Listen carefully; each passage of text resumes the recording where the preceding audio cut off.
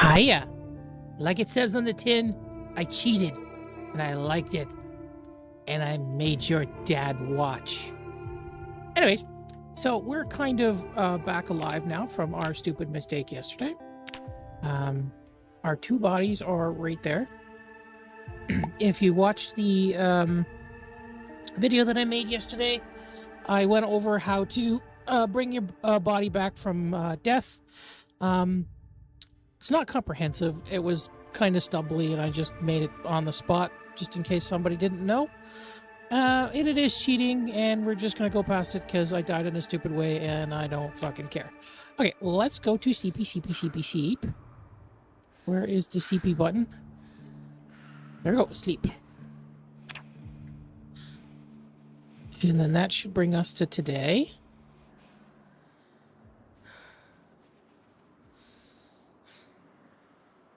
A little bit of ASMR from our character there.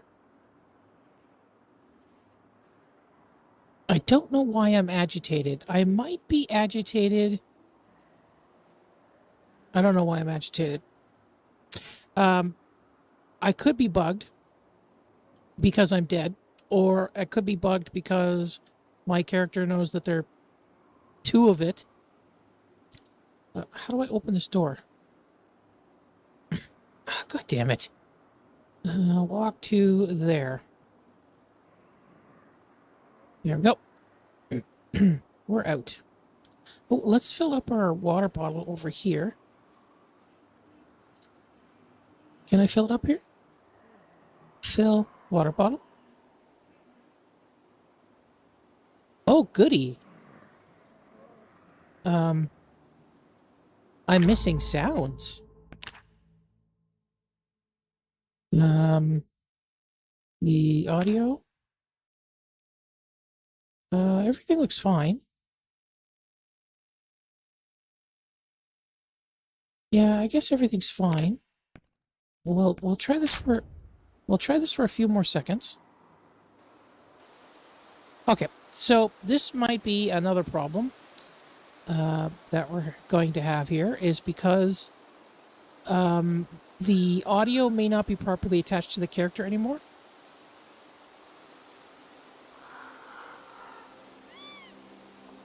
Oh, I think I am stressed out because I died. Okay, this may not... Oh, shit. Did I properly... I didn't properly turn off invisible. So, we're going to have to go back to where we were, over here. Okay. Over here, like this. And then, we're going to... we're going to put our stream into safe mode here, so I don't accidentally reveal nothing. We're going to exit. This is great. I love debugging on the fly. Doesn't everybody love debugging on the fly? Yes, debugging on the fly is always a fun thing to do. Everybody loves it, and it is a super professional way to do things.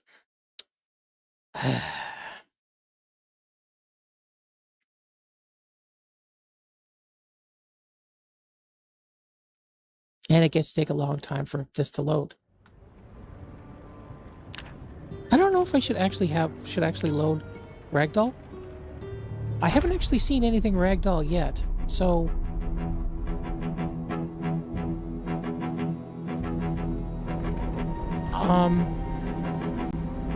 Okay, a bunch of things aren't working here.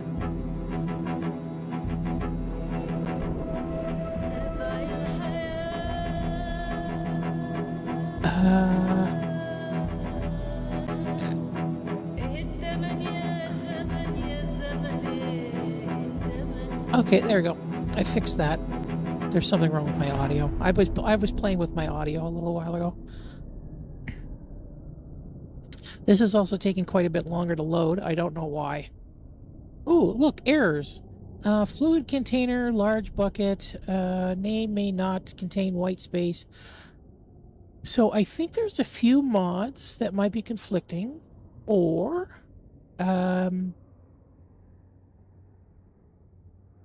it's possible that when they recoded the game. Okay, here's a piano missing UI config script. Okay, I don't think that's a mod. I think that may be an error when with the actual base code of the game. Okay, so let's turn this on. We can actually see what we're doing, or we can actually see where we are. Doesn't matter what we're doing. And then we'll go into debug mode, and we will go into my body, and we will turn off ghost and invisible so that zombies will attack us, and we'll be able to hear shit. And I had to do all of that. I wish there was a console command, but there isn't. Now to hide my screen again and close the screen. I couldn't have done this before. No, because I'm dumb. Oh, and good. My PC's overheating too. I thought something was going to work out, but it's great that everything is failing. Oh, that's amazing. It's amazing when everything goes wrong, huh? You can't just have one thing go wrong. You have to have everything go wrong. Because it's not, what's today? It's not a Tuesday. Is it Tuesday or is it Monday? It's not a Monday if everything is not going wrong. Look at that. Okay, now we get back in the game. Project Zomboid. Project Zomboid. There we go. That's kind of interesting that you can't hear things when you're in invisible mode. I guess when you're in invisible mode, you don't generate sound, so the zombies can't hear you. So it makes sense that maybe your opening doors and stuff like that wouldn't make sounds, because the zombies can't hear that. Opening doors and stuff.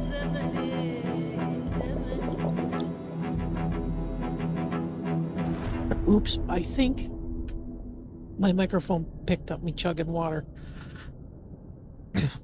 Which is gross. I don't like it when streamers do that, and I don't want to do that. I can't hear myself in my own ear. I've stopped using monitoring. I used to be really obsessive about that. 2016, when I was actually like, semi trying to go pro, which I'm absolutely not anymore. That's why I'm perfectly happy, not going by a schedule and changing my the games that I'm playing up so often and not being consistent so that nobody actually looks at me. And I just do this for fun and to,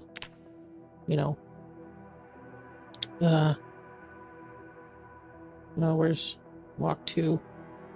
Walk 2.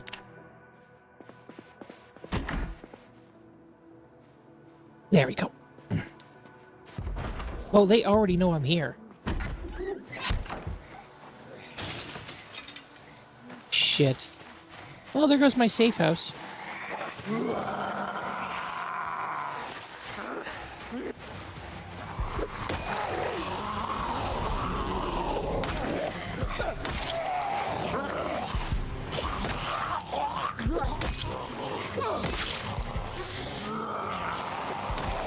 Oh, no wonder I died. Look at how many are here.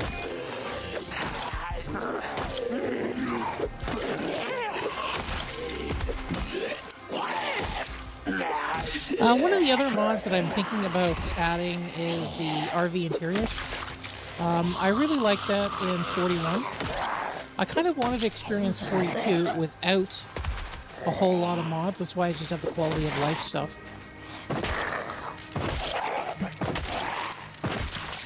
There we go.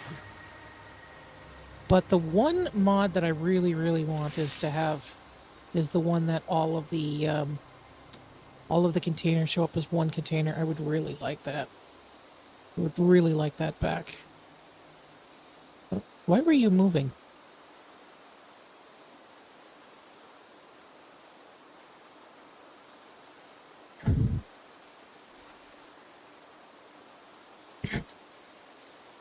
One of the reasons that I'm, collecting all the money is just so I can burn it for fun.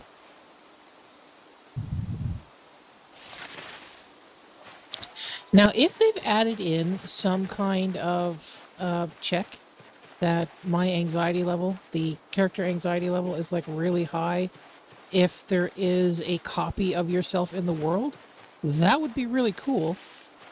But I just think it's a blood. I don't think I properly got rid of blood when I murdered myself.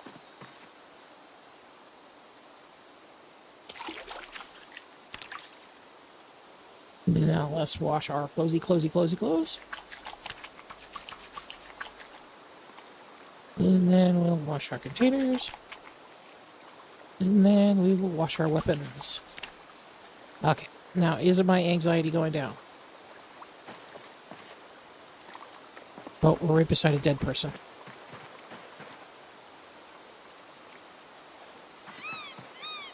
And my anxiety is not going down, so that might be bugged. There's a price you pay when you do stupid shit.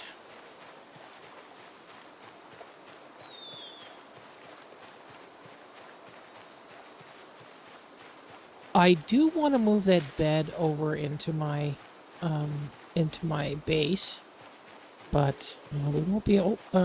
Stress went down a little bit. Okay. Now, because I died yesterday, I completely forgot what I was doing. I had some kind of plan. Probably, I know my plan was to find. Am I wearing an ankle monitor? Ooh, what's this? A dirty beret. I don't want a beret. I don't like hats in real life. My mom was sort of nice, or I don't mean sort of, she was actually nice, and got me a custom-made hat for my business, which was nice of her. But I never wore it because I don't really like hats.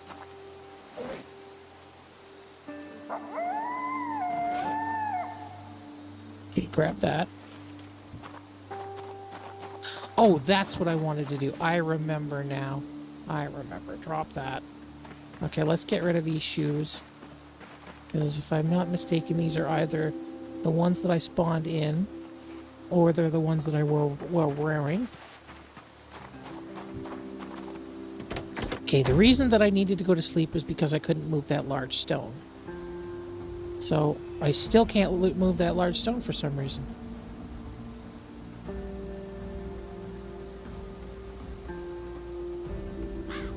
Okay, can I equip in both hands? I think this stone is stuck in the car now. Take all.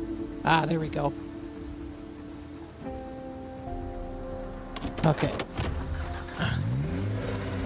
I didn't start the car, but that's fine. Now we're just going to drop it right here.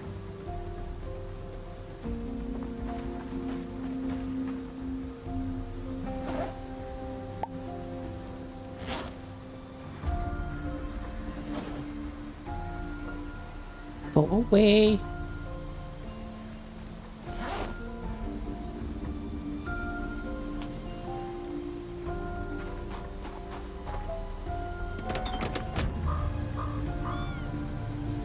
Okay, now we'll put this small inventory, we'll put the small backpack right here.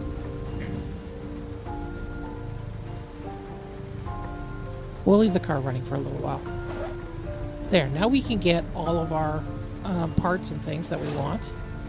Is everything else donezo? Not really. Let's grab this and we'll put this on the passenger seat as well. Oh, I just thought about what I want here. I will put rags in the car because now the car is going to be with me a lot.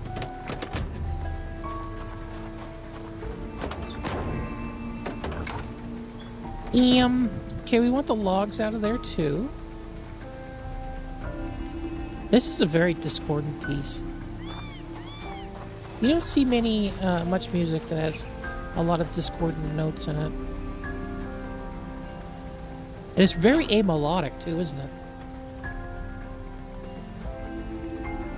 Like, at least we can say, like, for Army of Me, which is pretty discordant,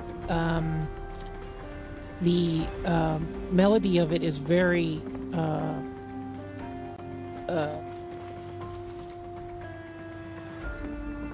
melodic.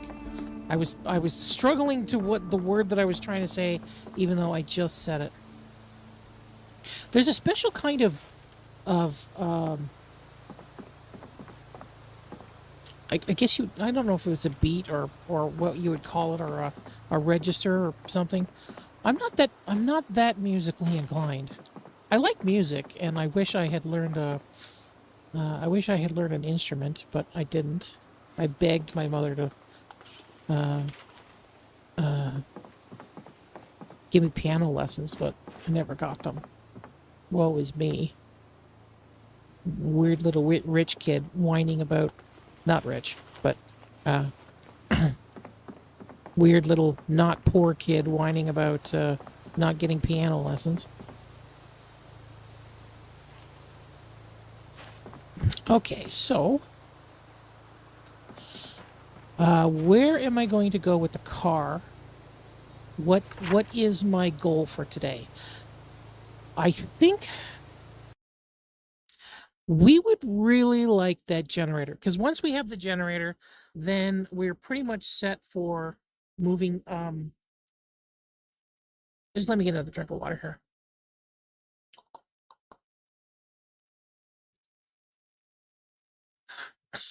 Would really like I really like cold water right now, but I don't have any cold water. Well, if we get the generator, that's going to enable us to get the fuel pump up and running, and that means basically unlimited gasoline.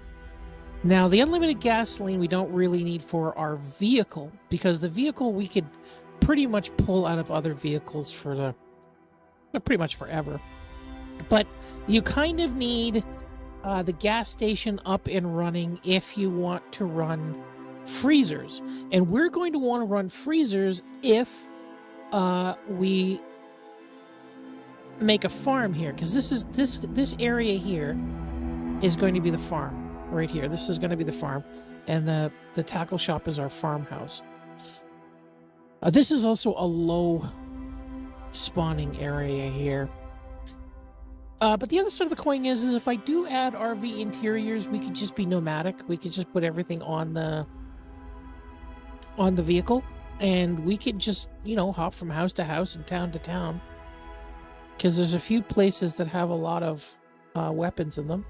I think over here... Oh, this is a new city. Oh!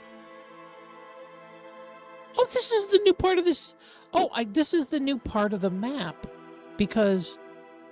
I think down here... I can't 100% remember. This was here, but I don't think this was here the last time I played.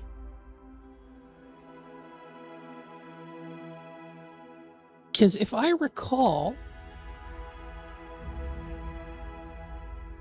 along this route somewhere, maybe it was here, there's a guns and ammo store. And I kind of recall getting there by coming down this way, then going this way, I think. Yeah, right here. So this is the guns and ammo store. This didn't exist the last time I played. This might have. I'm not 100% sure. Like, I mean, you could walk across the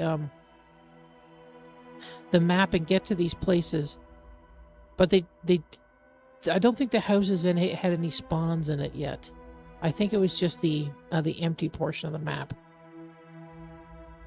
And if I recall, over here somewhere, although it's not on this map right now, there was it may be actually over here, but I thought there was a gated off area right here. That's where I first died, because I decided that I wanted to go to the edge of the map somewhere and act like I walked in, like pretend that I walked in. And I guess that's not on here. Oh well, whatever. Okay. So I could go. Why isn't my mouse working?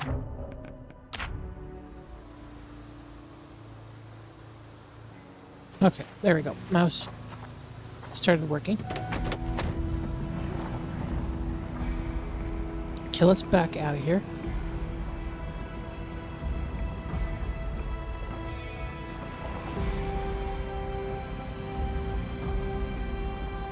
Yeah, there's a lot of zombies that migrated in here. This is gonna fuck up our tires. I really need to clean this area, but I'd also like a better source of food before I really start cleaning up zombie shit.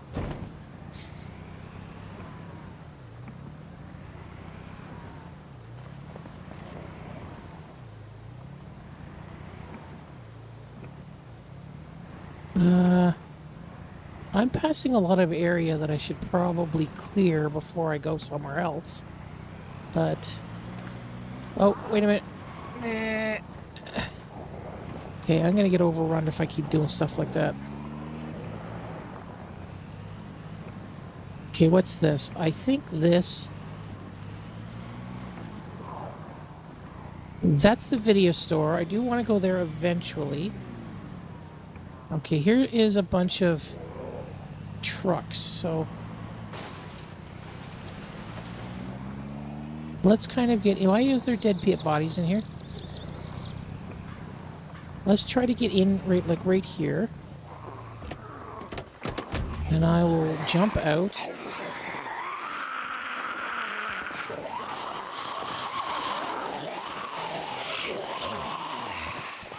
We're also near the school.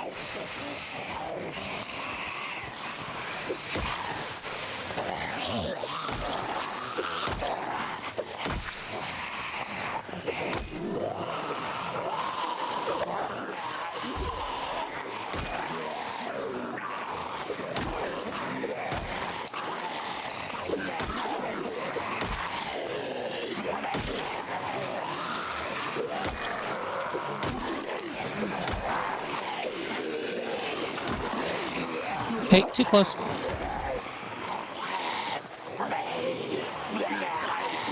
Shit, I'm not playing this well. Like, this is okay to get them to go somewhere with you, but this big conga lines like this are not safe. Let's see if we can't get them to catch on something. That was a big smash. Ooh, that's a convenience store now. Was that always a convenience store?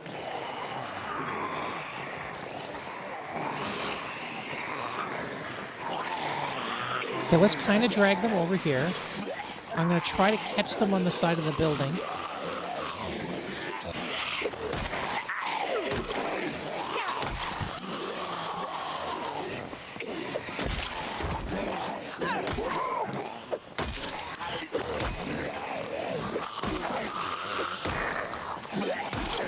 It would be nice if they trampled each other.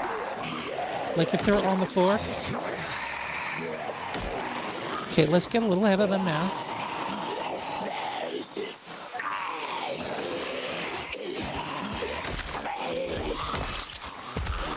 Okay, hopefully there's nobody here to surprise me.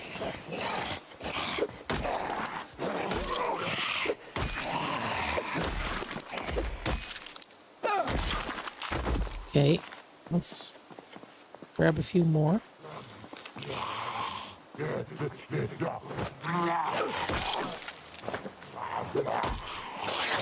You dickhead, you...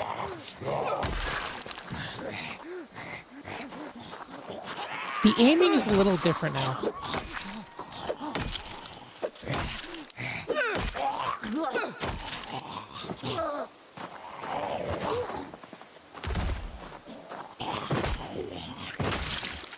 You scratched my pants. You shithead. I hate all of you. Not equally.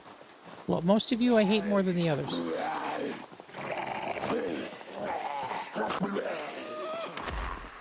Charging into them to try to push them over is not a safe bet anymore. It's actually very risky. Oh, did they migrate over there when I pulled them in? Oh no, I lost them at my car. Okay. That's fine. I don't mind if they split up. That's okay by me. Though I need them away from my car, kind of.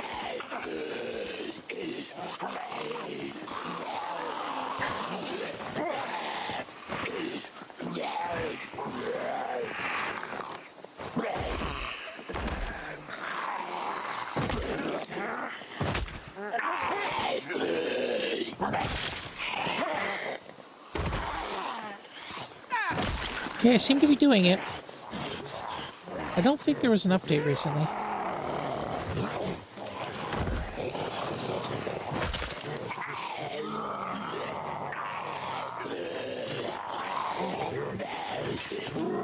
Oh! Okay, I think I'm going to try to lead them away from my car. Just so I can get another wrench. Okay, let's run back.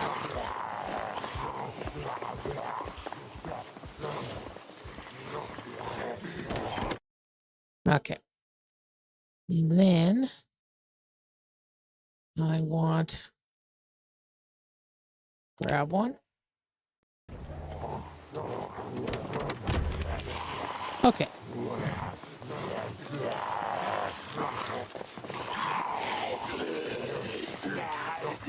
Attach to belt.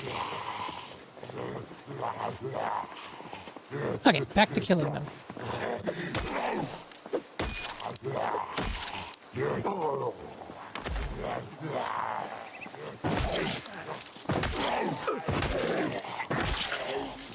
It seems like your stomp, push, and all of that stuff is much stronger when you're unarmed.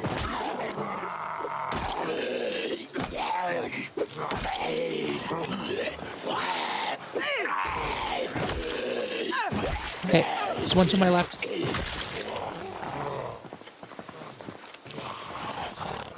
Just gotta manage beating the shit out of them.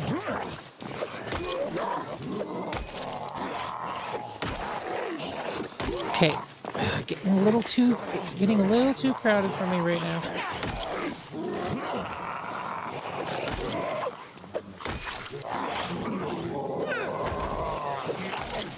Oh, he almost went in for a bite. Okay, what did I get up? I wish those things would display a little longer. No.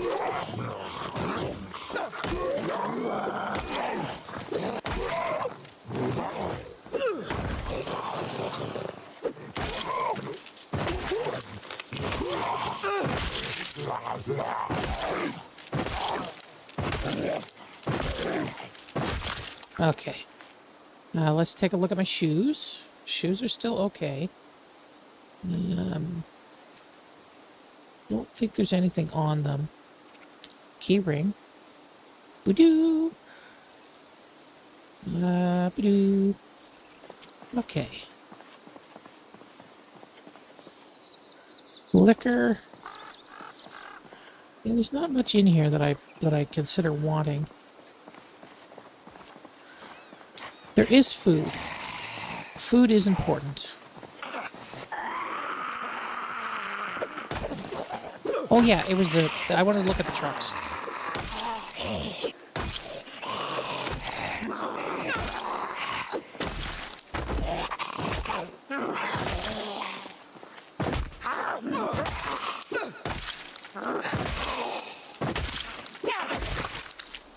Okay. So, I am hungry and I need to relax a bit. Let's see if I can't get something that's energetic and nice. Is this a booze store? I think this might be alcohol. Yeah, this is all alcohol. It might relax me a bit, but it'll also make me sloppy. Was that gummies or something? No, just more beer.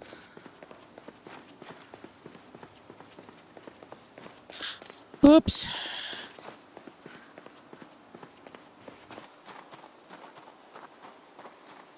Anything to eat in here? No. Anything to eat in here? No. Anything to eat in here? Maybe. Nah, this looks pretty dead. Although that, I don't know if that's food or not. What is this place? Is it a drugstore? That is a... I think that's a hair salon. Oh no, it's a travel place. Yeah. There's no food in there.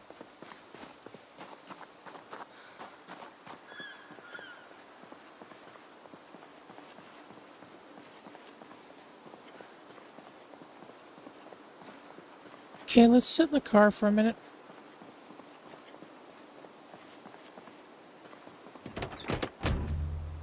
Relax, chill out.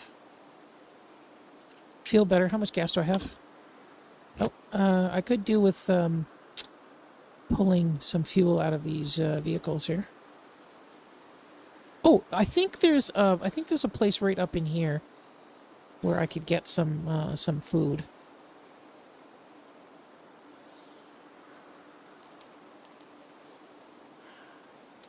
Just relaxing. Just chilling out. Okay, I almost never go to this store because I always forget it's there. Let's go up there, and we're just going to grab just a little snackies. Okay, I think all of these idiots are alive. Or, unalive?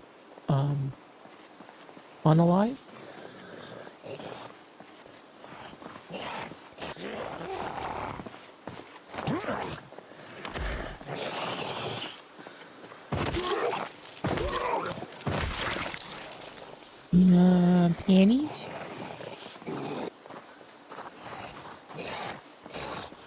Come on, douchebag Baggins.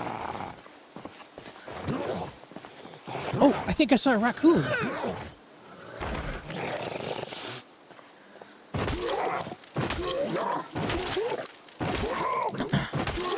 Okay, die. Thank you.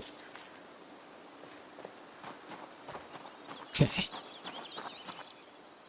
Don't see any zombies. That's good, that's good, that's good. Oh, there's somebody behind me. Oh no, he's in front of me. He's right there.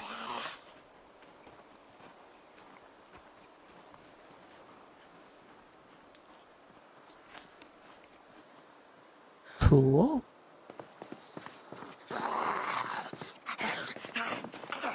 Did you hear me eating? Do you not like hearing other people eat? Does it make you mad? Where are you? Oh. Oh, what the hell? What the hell? Oh, I am so glad I didn't get bit. I did. Did I? What the hell just happened?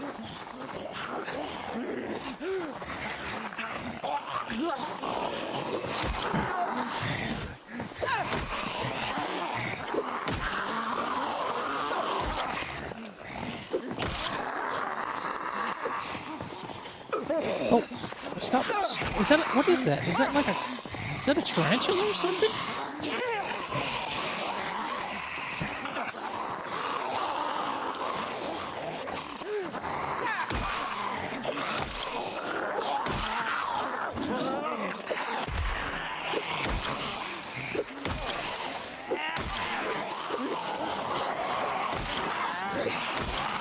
I think... Okay, that was too close. No.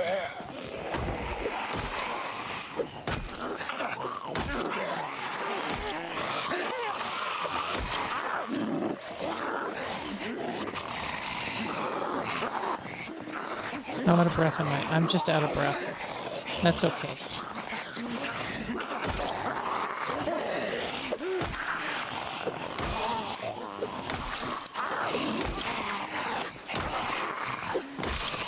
Nope, no, no, no. I think I'm getting the timings back again.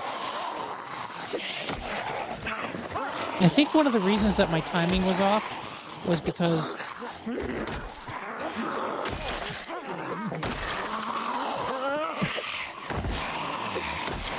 Okay.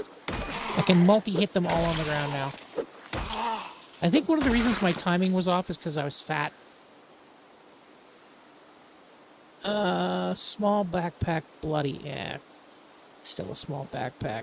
It's not really worth that much. ID card. Because I'm continuing to do this weird thing about stealing all of their shit. Ooh, handheld game magazine. Yeah, I'll keep all that. Okay, so I want to see if I actually got scratched or something. No, I didn't. Did I?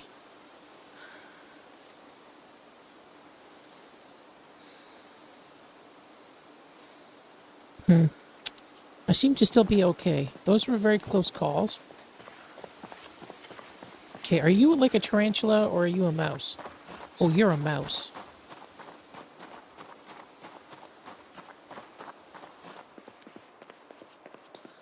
Let's eat. Let's eat a ginger ale. A sody pop. Open and drink all. Now, if a soda can is open and it's in your main inventory, do you just drink it like a normal drink? So, let's try that out, actually, because I'm pretty sure you don't drink from water bottles if they're in a sub inventory. So let's see if we can't find.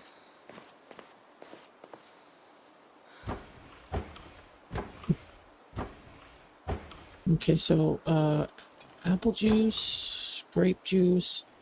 I would rather a pop because a pop has more calories. Actually, that's not true. Ooh, marmalade and vinegar. Those are. It's always good to have stuff to put on stuff. I think the whetstone is still pretty much stupid, but whatever.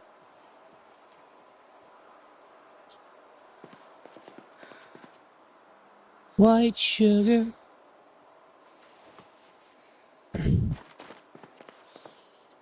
White sugar was my name in my nickname in high school. No, it wasn't. My honest to God nickname in high school was like Ace, but that was for stupid reasons. And sometimes people called me Moose, which is very unflattering when you find out what mooses were in the Vietnamese War.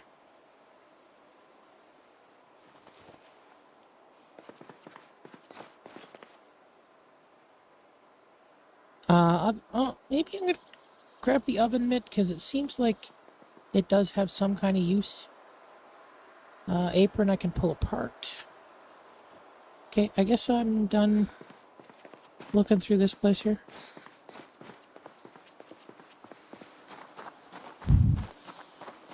You people suck.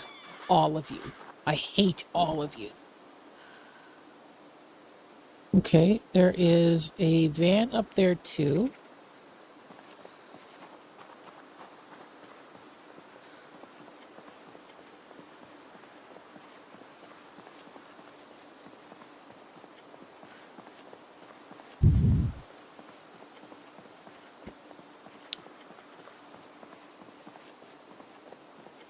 Da da da da da da.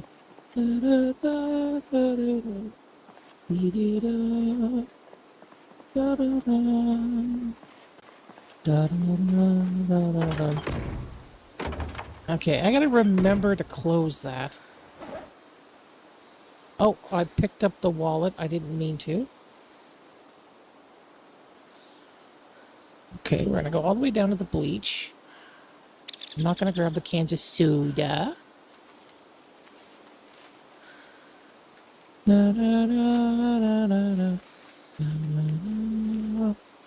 don't know why I'm grabbing the crayons. Maybe I'll have fun with the crayons.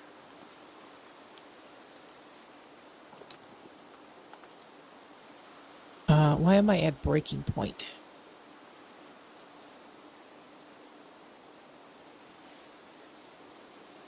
Okay, and then I will open one.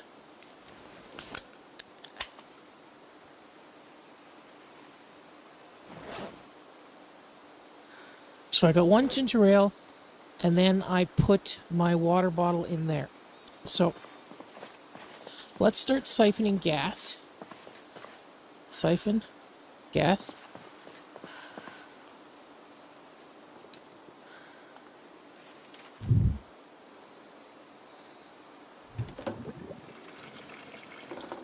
Cool.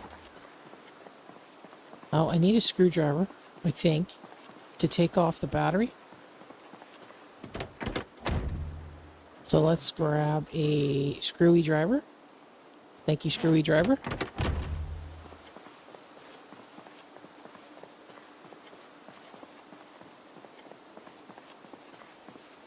First we will... Nope. Okay, this one has no gasoline.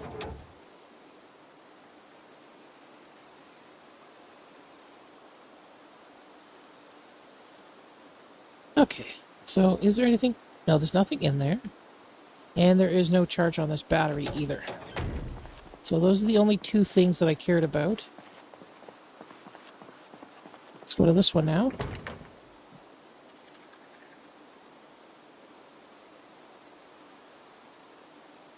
And... any gasoline? No gasoline. And no charge. I am kind of thinking that maybe all commercial vehicles aren't going to have a charge on them.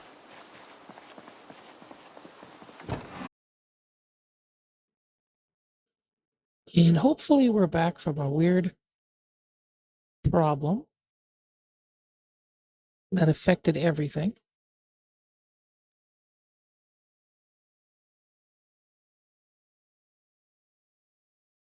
Yeah, my internet went down for like a second or two for some weird reason.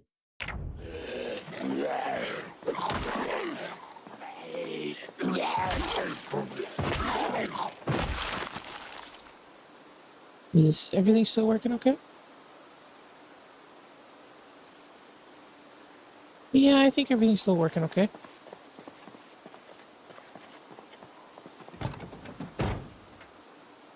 Oh, God, can you zombies like fuck off for a little while? Just a few minutes.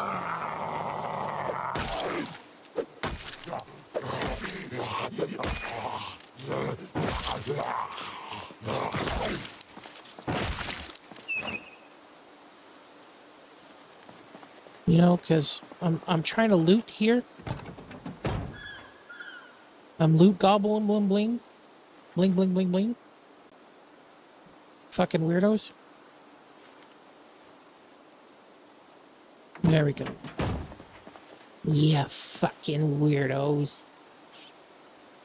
Oh, my mouse froze for a sec.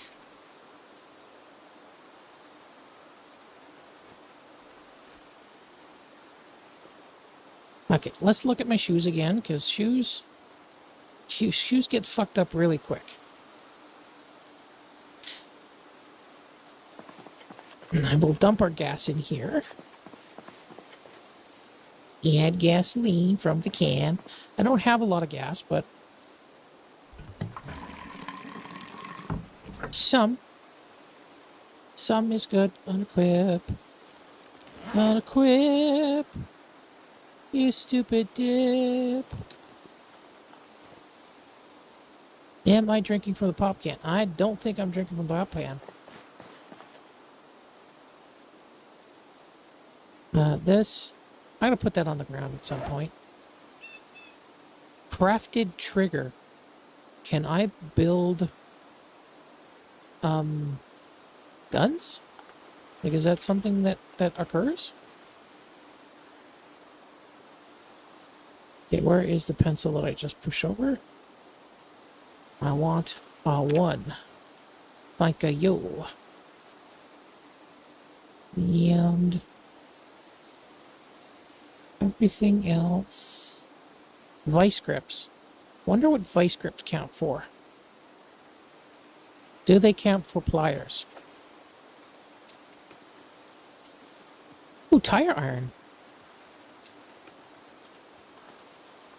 That's good, that's good, that's good. Get back in the vehicle.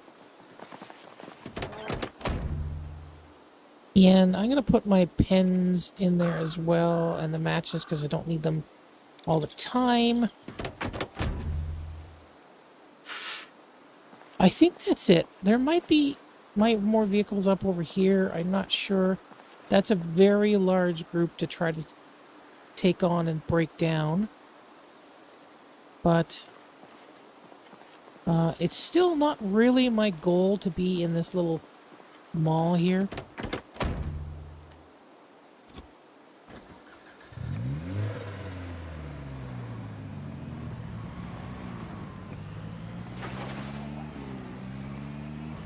Okay. I think there is one shed in this neighborhood I want to look at. Yeah, right there. That shed right there.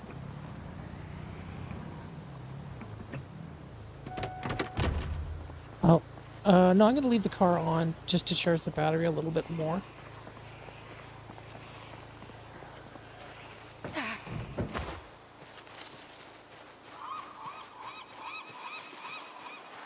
Why would there be seagulls? Okay. I'm pretty sure I can take this guy on.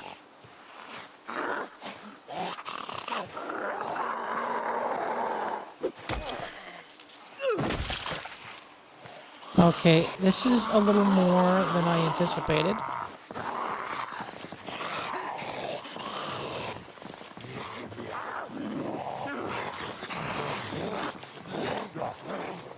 I might gather them up a little bit. I really do want... Oh yeah, this is not going well.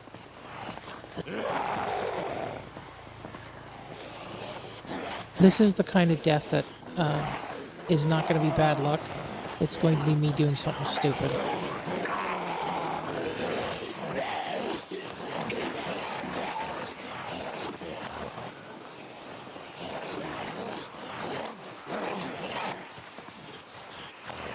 The car is still making noise because I left it on.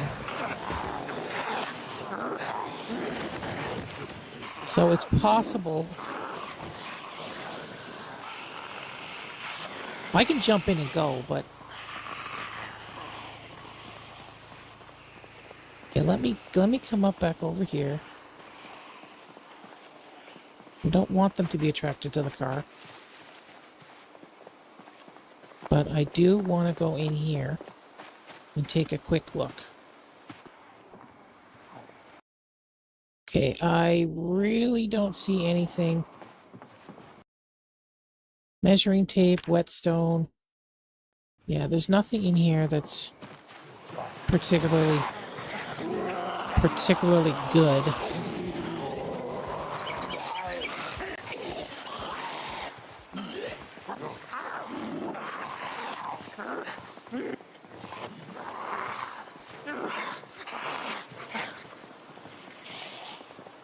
Okay, I am going to rebind, keybind. Let's see. Where is shout? Shout, sneak, move, reload, floor attack, rack weapon. Q is shout, right? I'll just look for Q. There it is. No. That's Warren. Oh, that's vehicle. Nah. Maybe I changed it to Tilda, right? Zoom out. Hotkeys. NPC. Okay, shot. There we go. I'm going to change that to the minus key. Here. Except resume. This way, I can go chow chow chow chow chow chow chow. Chow chow chow chow chow chow chow chow chow chow chow chow. Chow chow chow chow chow chow chow chow chow chow. Come and get me, you stupid zombies. Eat my bum hole. Eat it whole. Eat the whole. Eat it. Eat it. Eat my bum bum. Eat it raw.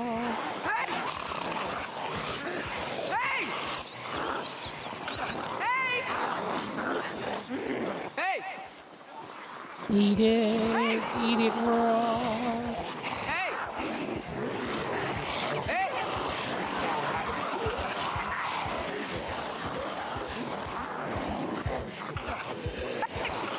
Okay. Now to GTFO.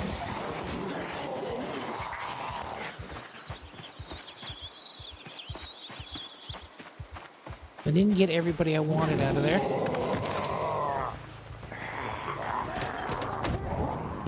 But I got enough that I could get out without too much of a problem. So I am... Am I hot? I'm pleasantly hot, yeah. Oh, look at the kitty cat. I think I almost ran over the kitty cat.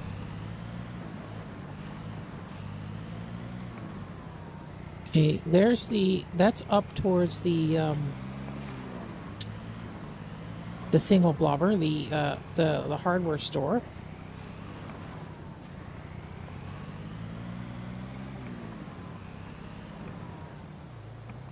This is also where the grocery store is. There's the grocery store there, the Gigamart.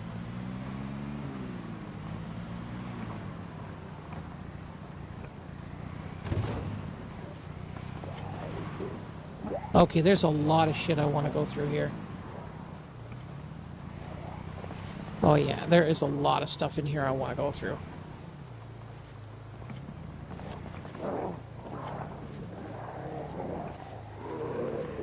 I think I might want to do some more planning, though. Okay, I'm going to do some more planning here, because I think I'm going to want to do a walk-around burn, like a gather burn.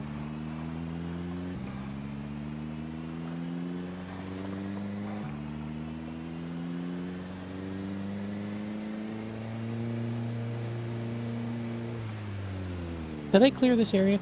No, I didn't.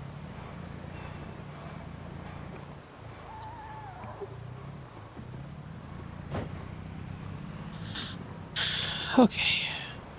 Times it is 8 o'clock, so I'm probably going to want to go to sleep at some point. And I seem to be only using one... Okay, you don't shut off the car automatically. Thank you. You're being stupid. Oh, let's put... Let's do it! Let's put our hose and screwdriver and everything away. Okay, that settles it. You do not drink pop even if it's in your inventory. I was hoping that it worked that way now that you can open it up, but I guess not. I guess that's beyond the pale. Get it? Because we're talking about bodies of water. Look, these are the jokes. I don't know what to tell you.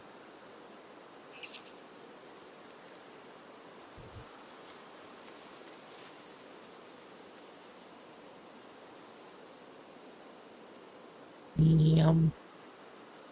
Yum. Yum. Okay, tire iron is going to stay there.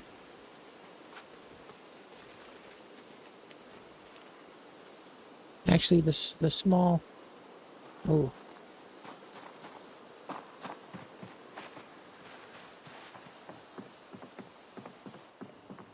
Okay, let's sort through our shit now.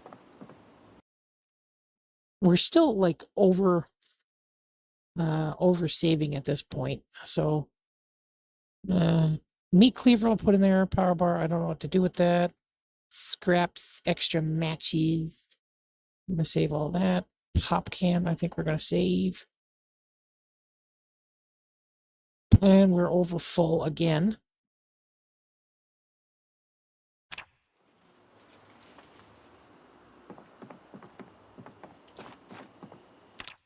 This is not.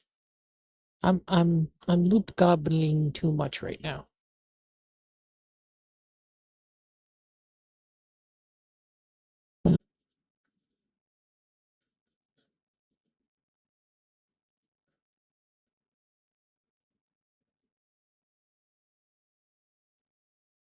Am I online? I think I'm online. So as you may or may not recall, about an hour ago, I said, "Oop, my computer is overheating." But then, as you also may recall, I did nothing about it and completely forgot about it and continued to play my game. Well, in the intervening minutes, the reservoir got really, really warm, and I think it's up to like the reservoir itself is up to now at least 30 degrees Celsius again. It's hot to the touch. So if I lay my cheek against the reservoir, it's like a warm bath. That's the temperature it's at. So warm bath temperature. Which is not precisely conducive to video gaming. You know, when you're trying to cool down a CPU. So my reservoir, without any kind of heat sink or anything, if it's just the reservoir just sitting there, has about an hour's worth of buffer. So I can forget about my computer for about an hour. And it's not like it spikes. Like that's pretty damaging when your CPU damage, when your CPU temperature spikes, but it does gradually get up to 90 degrees, and then the CPU will go, "Oh my god, I'm dying," and then it'll reset. Where is Steam? I forgot where Steam is. There it is. The way that Linux lays out all of the files is weird. Like you have accessories, which is just a bunch of crap, and then you have development, which is like more crap. Games, okay, I guess games is in Steam, but Q Joypad is in there too, is in games. But games is all, but Steam is also under internet. Like it's just weirdly, like my the program that I downloaded to be able to run my my LLM off my computer is in Office for some reason, instead of development. Okay, let's launch Project Zomboid again. Come on, Project Zomboid. Launch for me. Launch for me. I have a thermometer in the reservoir, but the thermometer no longer reads the proper temperature. It's way too high. And I know for a fact it's not that high, because like if it was 40 degrees, that's not what it said today, but it said 40 degrees in the past. And if it was actually that hot, I don't think the CPU would be very happy, because you have to have for the flow rate that's going through the CPU right now, and how well it's thermally bonded, you need about a 20 degrees delta for it to be very good, to be very effective. And that's not on high operation. When it's in high operation, it can be even more. So I think the reservoir only got up to like 40, maybe 30 something degrees Celsius at most. But the CPU got up to 90 degrees Celsius. So you're looking at a 50 degree delta there. So Oh, there we go. The game is now on again. So let's switch over to the game.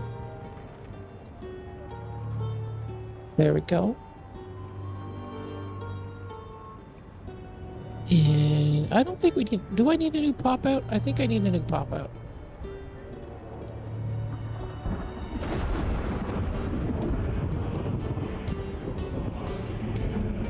Uh-oh.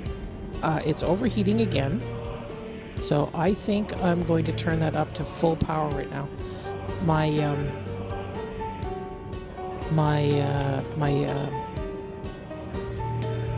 Once through part of the thing. I'll load the game first. And I'll also deal with a few things here. Oh, I need my graphic card temperature monitor as well.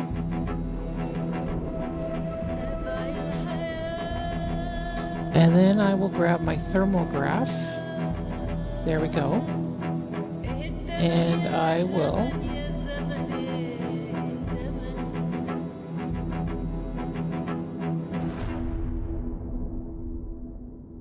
put the thermograph on there. Doo-doo. So you can see that the thermograph is rising, and I'm going to quickly run, and I'm going to turn the dump water on.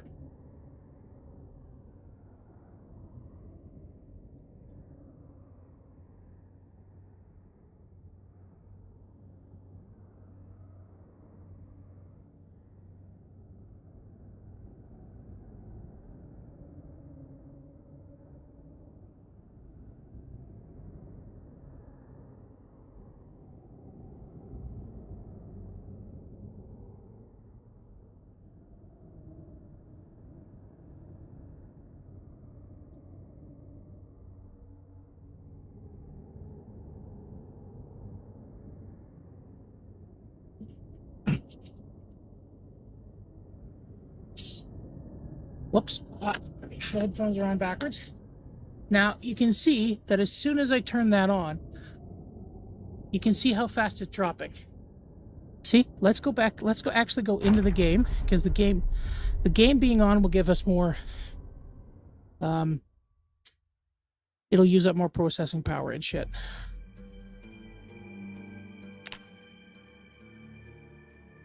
Okay, there we go. Where am I? Oh, that was where I was. Okay, so if we go back to the thermal sensor right over here, so black is the average temperature on the CPU right now, so that's 70 degrees, and the red one, I can't remember what the red one is. Oh, the red one is the I think the CPU is coupled to a Peltier. I think the CPU has a Peltier built onto it. And sometimes this number can be negative. Like when it's really weird, it can be a negative number.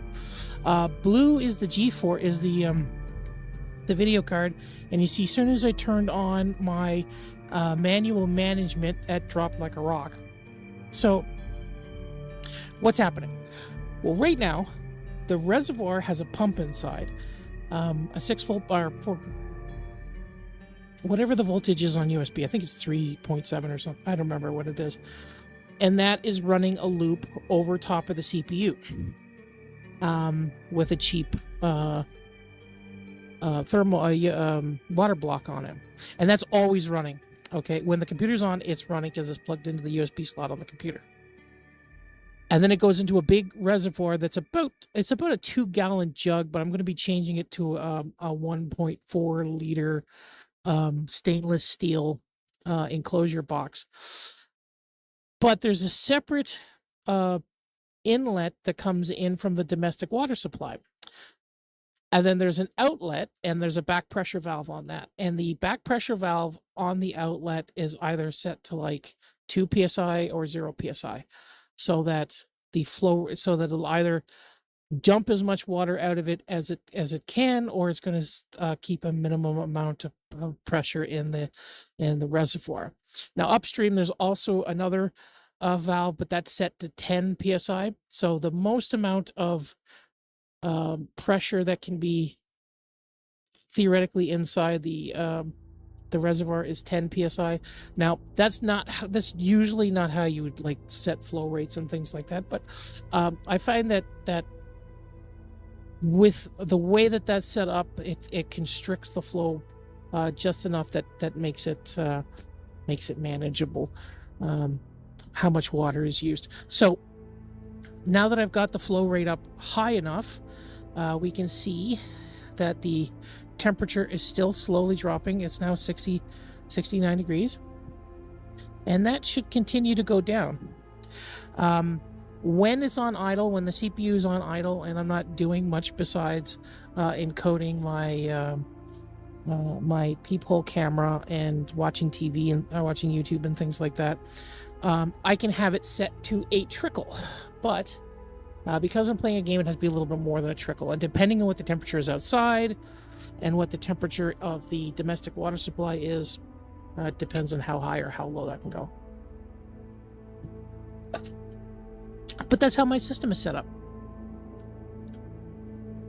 I'm going to automate it. I'm actually going to put like a thermometer to it and have it respond properly, but I'm lazy.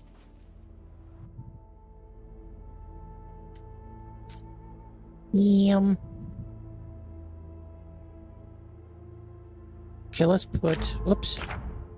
put these away here. Where's our burn box?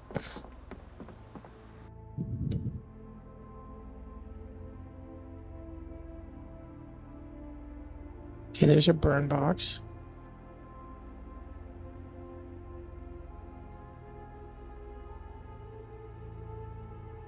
To that. And we have our box of IDs.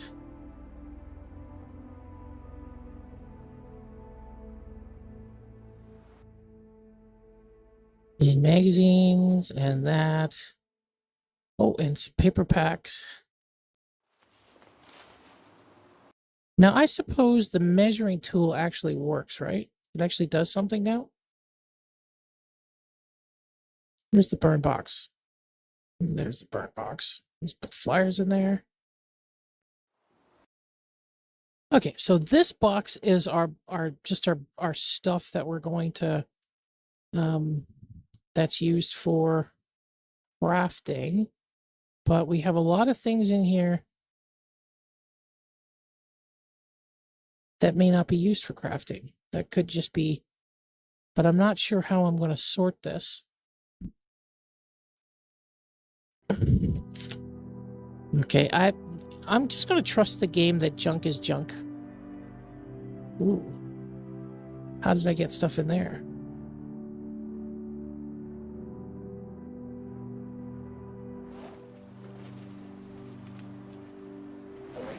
Okay.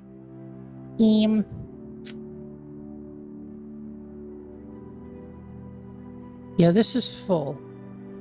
And I'm not sure what I'm going to do here. What I'm going to pull out of here. You can't sort by weight anymore. You used to be able to. Okay, 3 bottles of bleach is kind of heavy.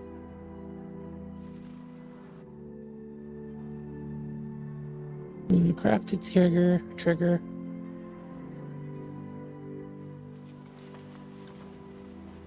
There we go. Barbecue fluid starter. Pencils. I don't know if that's if I need that pen light out, but let's keep it out. Okay.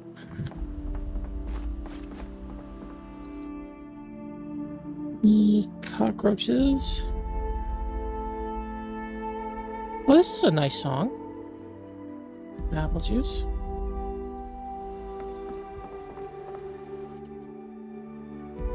Okay, let's transfer our food over now. We're going to need chips.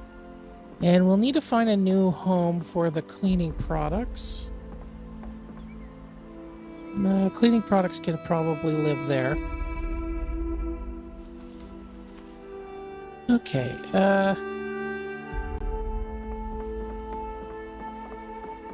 small bag is probably going to become something at some point.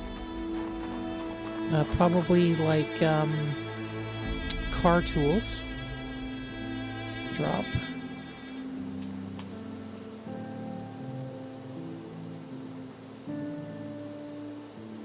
So is that all of the... Is there another small bag in here? I don't know. Tire iron, and that will go into that small bag. We'll, of course, need to rename them.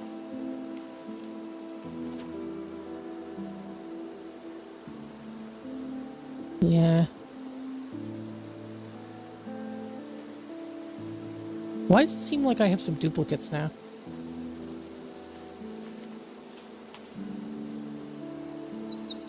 I think I have some duplicates.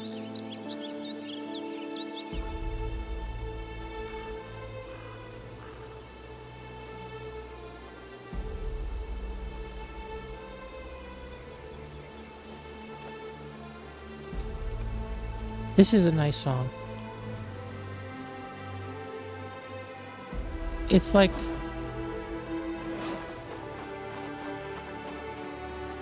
gentle hopefulness, I guess.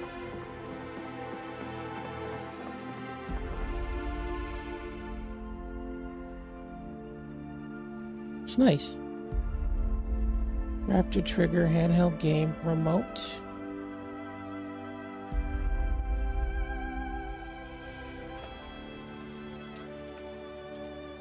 Okay, there's even more stuff we gotta pull out of here. So bath towel is cleaning supplies. Box of garbage bags is gonna be cleaning supplies. Broom, I don't know what to do with the broom. Cleaning liquid.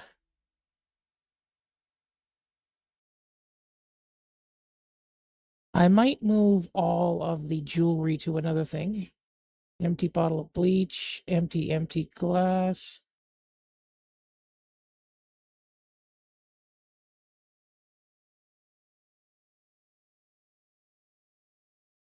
Yeah, I'm really not sure how I'm going to organize everything, because I just don't know what is useful at this point. I'm kind of taking everything because I can.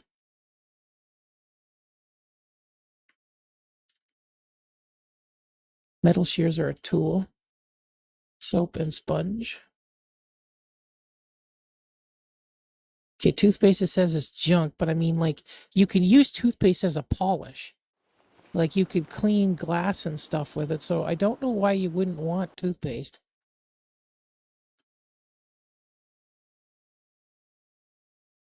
Pasta. Barbecue starter. Pencil. I guess crayons are considered junk now.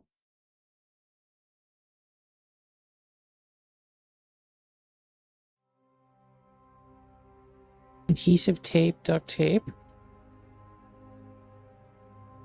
Measuring tape I'm gonna put there even though it's a tool. Okay. Literature. And skill book. Oh, is there a check mark? I think I did read that, right? Makeshift ham radio, already read, okay.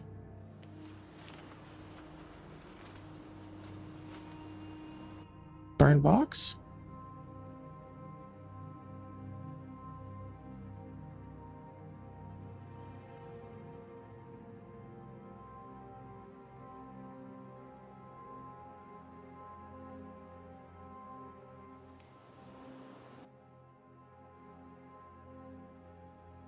I am probably going to give up on the level of loop gobbling that I'm doing right now.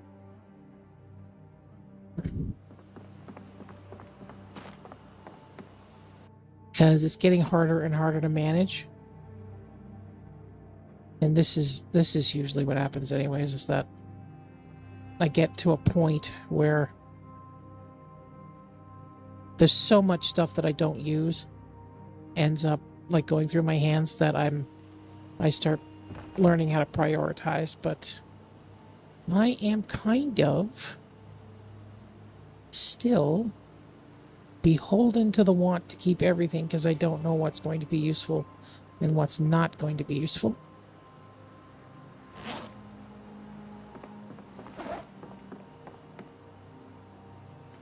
Because, of course, everything has changed, and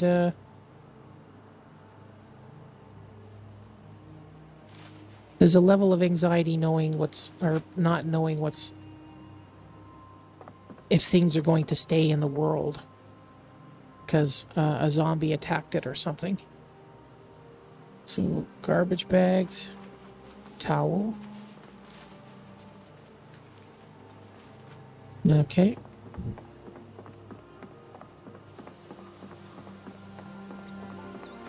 Oh, I have garbage bags in there. So, crayon. And that goes in there.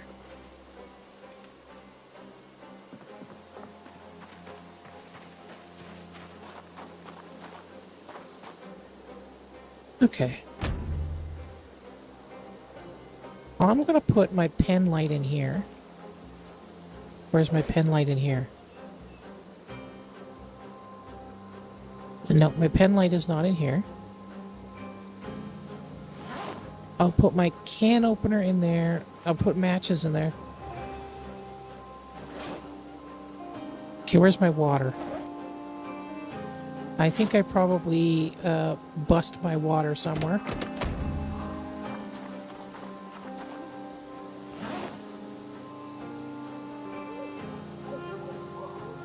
There it is.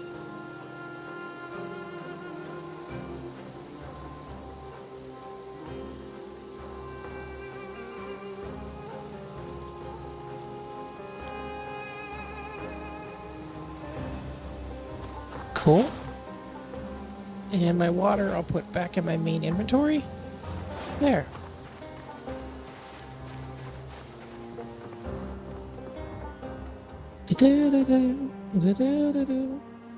Soy sauce.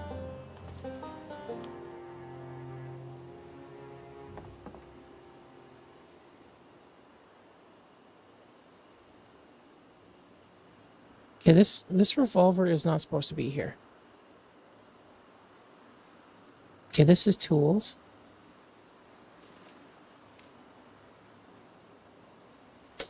The ammunition is the second one from the bottom, or weapons are one from the bottom.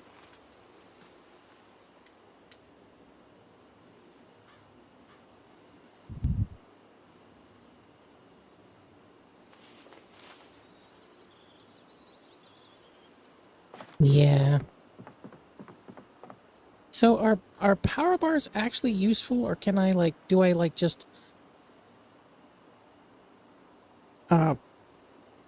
break them down? Like, what am I supposed to do with some of this stuff?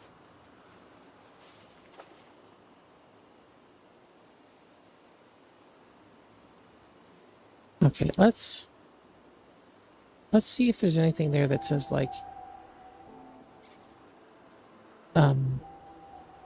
research. There we go. Research a carving fork? Okay.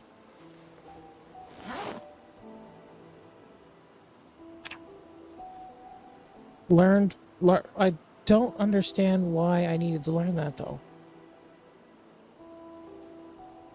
Okay, making a trigger seems like a good thing to learn how to use, but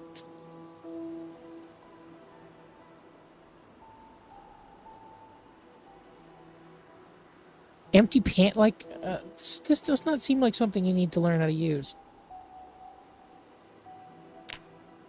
If you've ever seen a flat rock, you've seen a baking tray.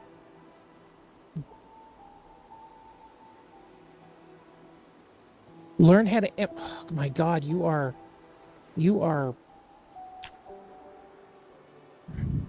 If this means I can craft tin cans and preserve things in tin cans, that makes a lot of sense, but... Oh, requires light.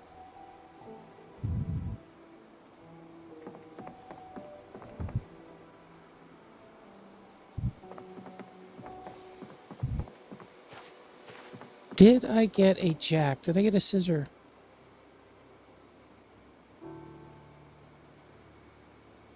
Okay, ratchet, I guess it's going to go in something. Yeah.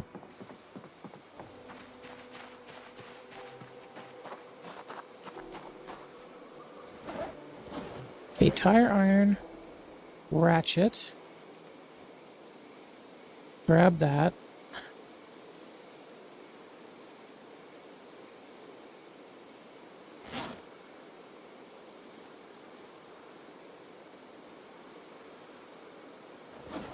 Did I grab it?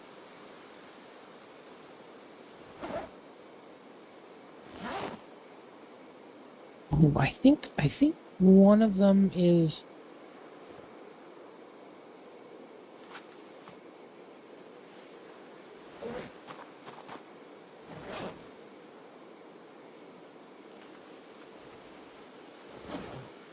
Okay, this one has nothing in it, I think. So we're going to put it in the drink dispenser, where I put everything that's I don't know what to do with. Get rid of the wallet. Don't need the wallet. Go away, wallet.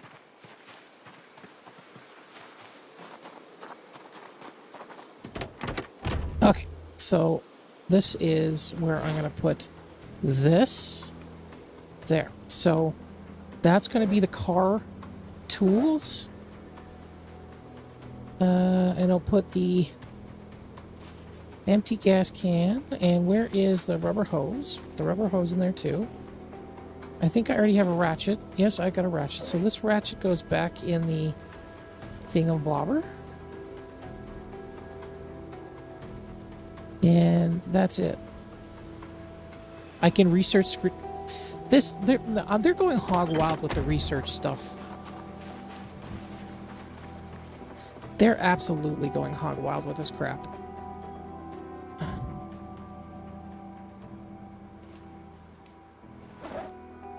Okay, let's go clean ourselves. Or first, let's eat. We will eat something, and I need my can opener.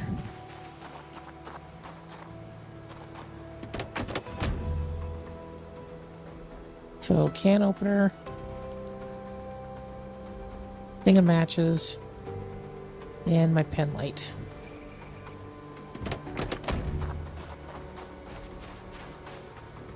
And I will soon be out of wrenches. So what am I going to eat? I am going to eat can of mushroom soup.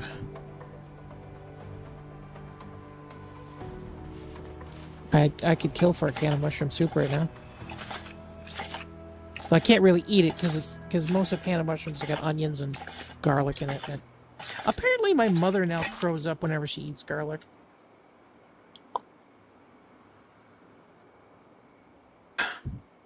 So we could have like a genuine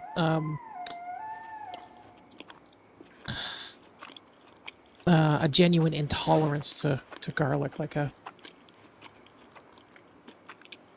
genetic intolerance to it. So I'm just peckish now.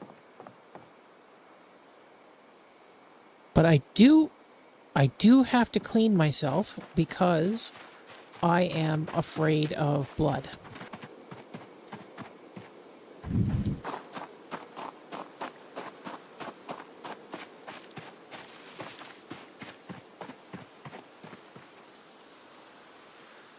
And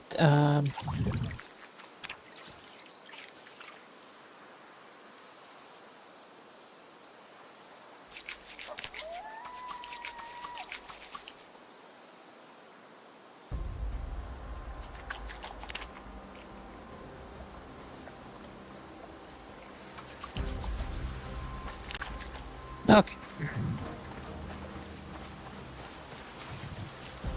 Now I am going to avoid using the walk to command because that has not turned out well for me.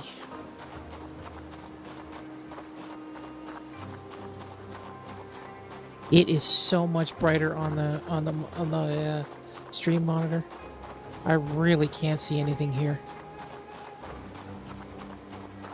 I see these bodies. And I see the road.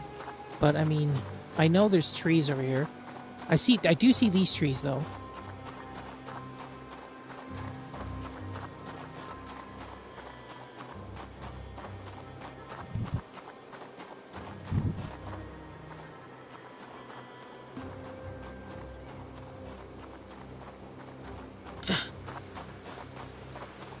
No, it's pretty difficult to see.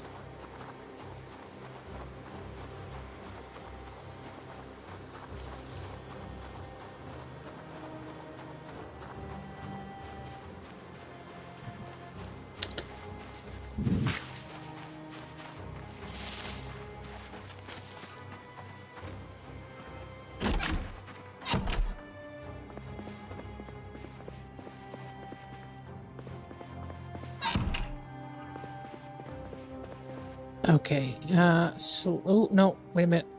I am not going to sleep just yet. I am going to set the alarm, I think, for 8 o'clock. Now, I do not think my quick sleeper is actually functioning. I think that's bugged. Where is the bed?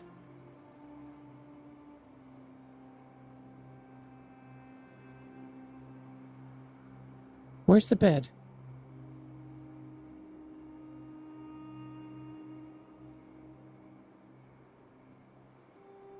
Okay. That's outside. That's the simple bed. Oh, sleep. There we go. There. Does my stress reduce at all?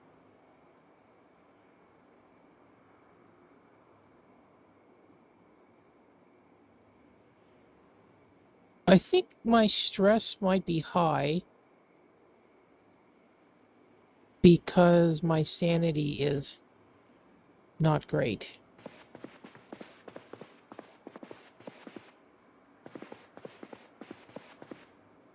Ah, fuck.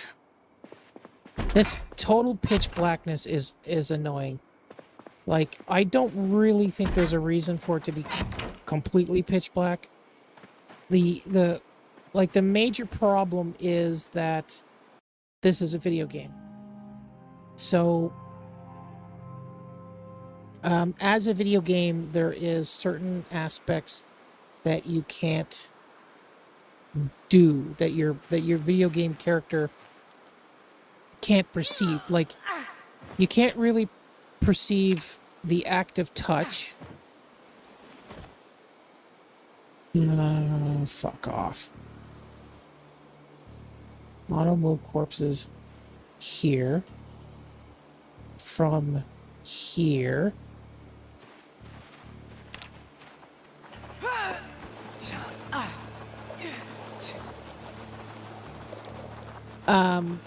So you compensate with that by doing other things, by allowing your character to have extrasensory perception. Like, as a person, you have directional hearing. You can sort of tell where things are coming from in the environment. But because that might be a little difficult, unless you're wearing earphones, you know, games will give you like directional arrows where attacks are coming from or sounds are coming from to let you know if you've heard something, that's the direction the thing is coming from.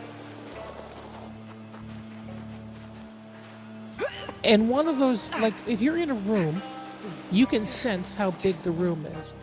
If it's a small room, if it's a big room, you can sense how close to a wall you are. Things like that, because your voice will bounce off the wall, or you'll feel heat coming off the wall, or, you know, stupid shit like that. But that kind of perception is just not available in a computer game, so...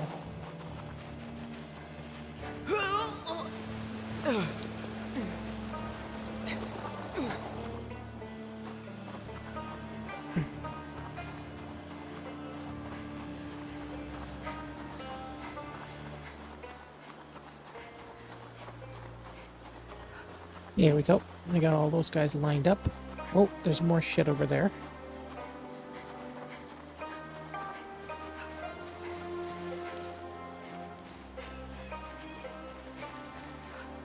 One, two, two, two, two.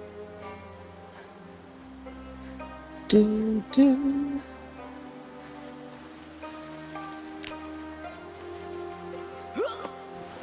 We gotta keep our environment clean.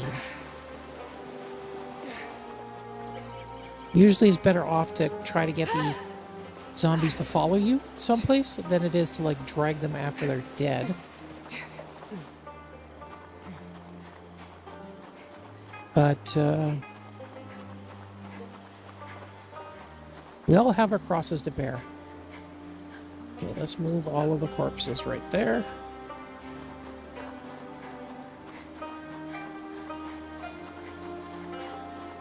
And we will move all of these ones.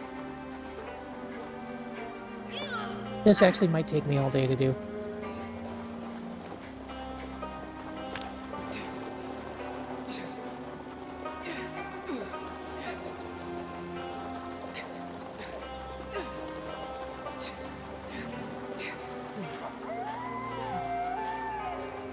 If I had a good radio, I could listen to music while this is playing and while this is doing it and cheer up my character.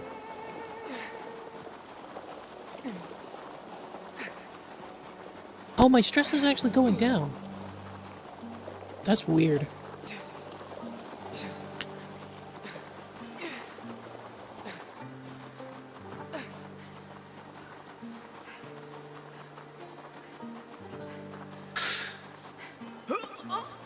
Now, I'm not sure how the character chooses which zombies to drag. If I go into super fast mode, no. If I go into super fast mode, it just cancels.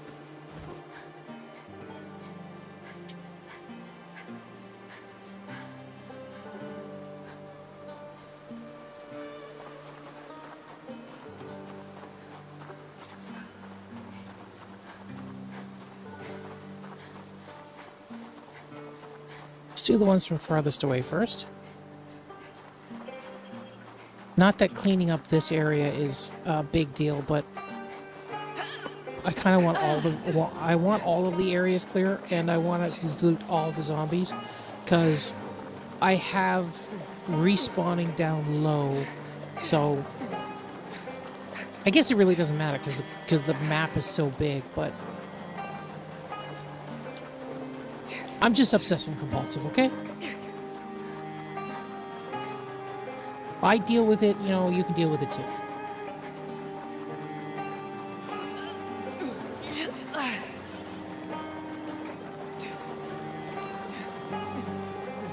Plus, it's giving me fitness and shit, so.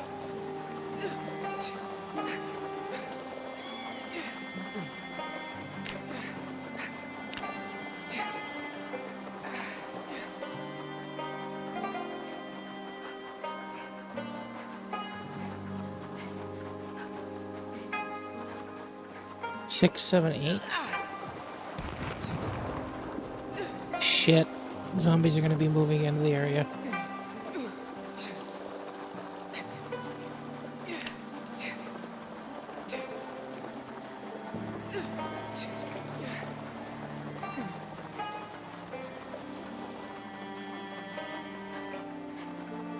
Shockingly, this is bringing my stress down. This would actually bring my stress down in real life too, is organizing bodies.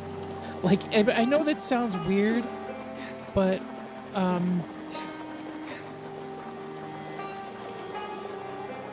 organizing my environment is something that appeals to me greatly.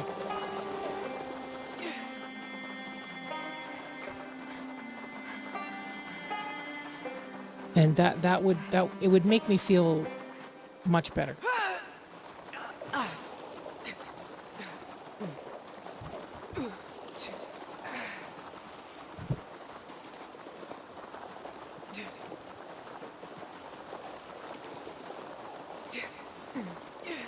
It doesn't look like any of the zombies are migrating into this area.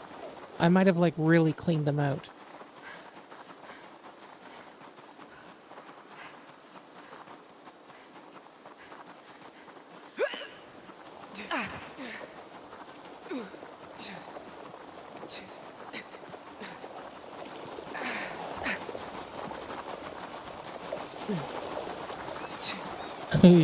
I don't...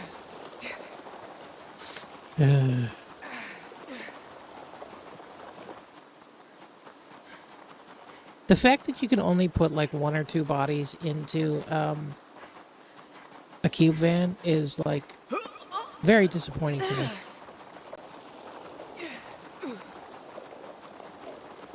I'm sort of half wanting to change my strategy and actually install RV interiors, because that's a little more fun, I think. Although it does look like they really want to push the base aspect of this game because of all the farming they're adding. Like, if they didn't want you to settle down in a certain area, why would they give you such an opportunity to farm? And why would farming be so labor intensive? You know, like, farming is labor intensive to begin with, but why would they make it labor intensive in a game? Farm Simulator is not totally labor intensive, you know what I mean?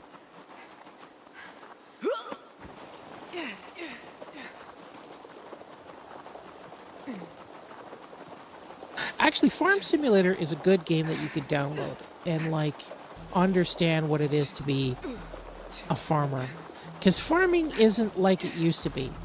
A lot of individuals want to make you think that it's this super hard, super backbreaking job. And it is labor intensive. But it's not as time as intensive as it used to be. It used to be that you had to do everything manually.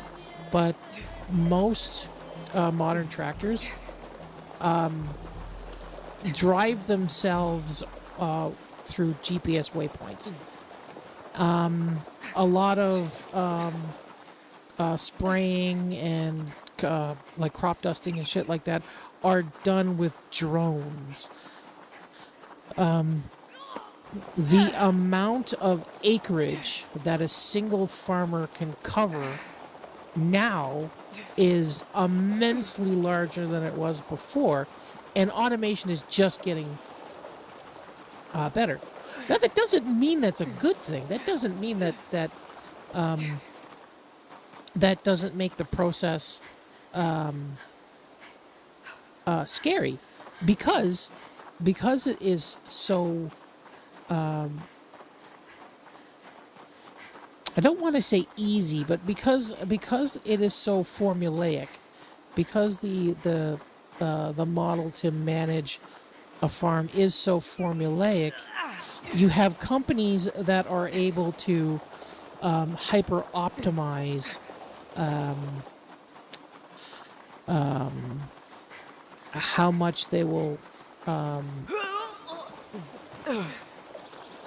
compensate for certain things that a farmer will do, like say you're a chicken farmer, and chicken farming is like one of the most intensive farming you can do. It's way more intensive than crop farming. Crop farming there have been massive advancements in the past like 80 years or whatever, but taking care of livestock, it still really comes down to you looking at the animals and looking after the animals, because, like, unless you just don't care about the individual animal's health or well-being or anything like that, to a large extent they don't. But I mean, like, if you don't visually inspect each animal and fairly closely, you won't know if there's something like a tick infestation or some kind of disease that's sprouting out or something like that. Whereas when you come down to crops, if it's just one plant, even if you were visually inspecting every single plant, it would be easy to miss. And if there is some sort of disease running through your crops, you are going to see it within, a day or something like that. And for the most part, it's easier to visually discern that thing. Whereas if you have chickens fighting or something like that,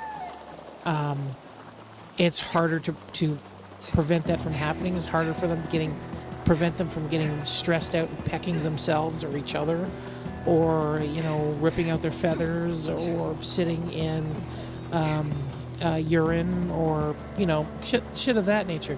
Whereas crops, if there's a certain disease that is spreading the area,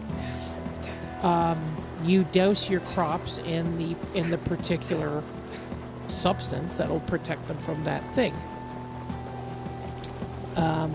When it comes to animals, it's a little harder, because you can inoculate them, you can give them antibiotics, but the rate of adaptation is so much higher. And there's much more hands-on care. And I'm over-explaining. But I forgot where I was going with this. Oh, yes. It allows a corporation that's like, paying for corn or paying for wheat or something to pay a lot less than would otherwise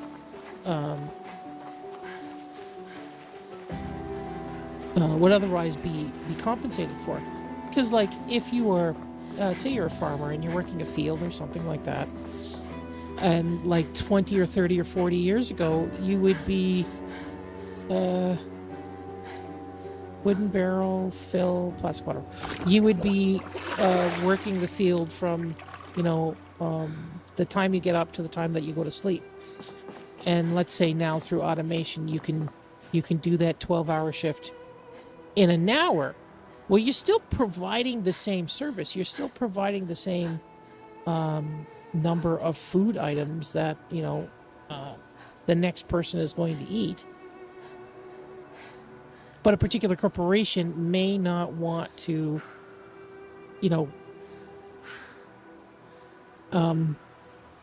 pay you for that. May not want to pay you for a 12-hour day when, they say, oh, you're only working an hour, even though you've already invested a lot of time and effort into it, and you have expertise and shit like that.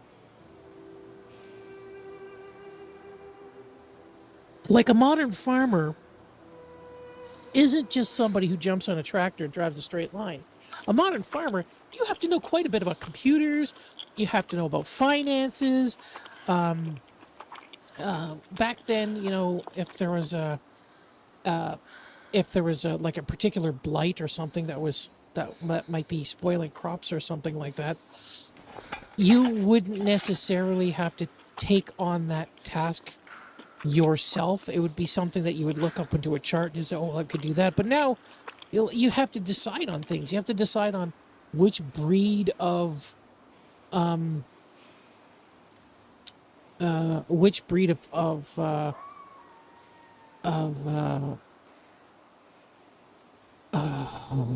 I can't eat. Okay, you can't eat black beans anymore.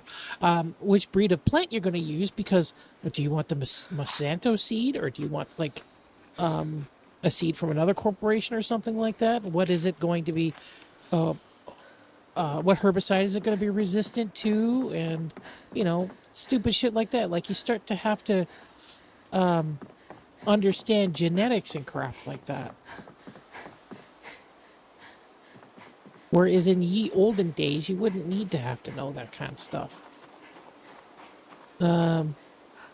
It wouldn't be common, like if you were a farmer in, like, say 1890,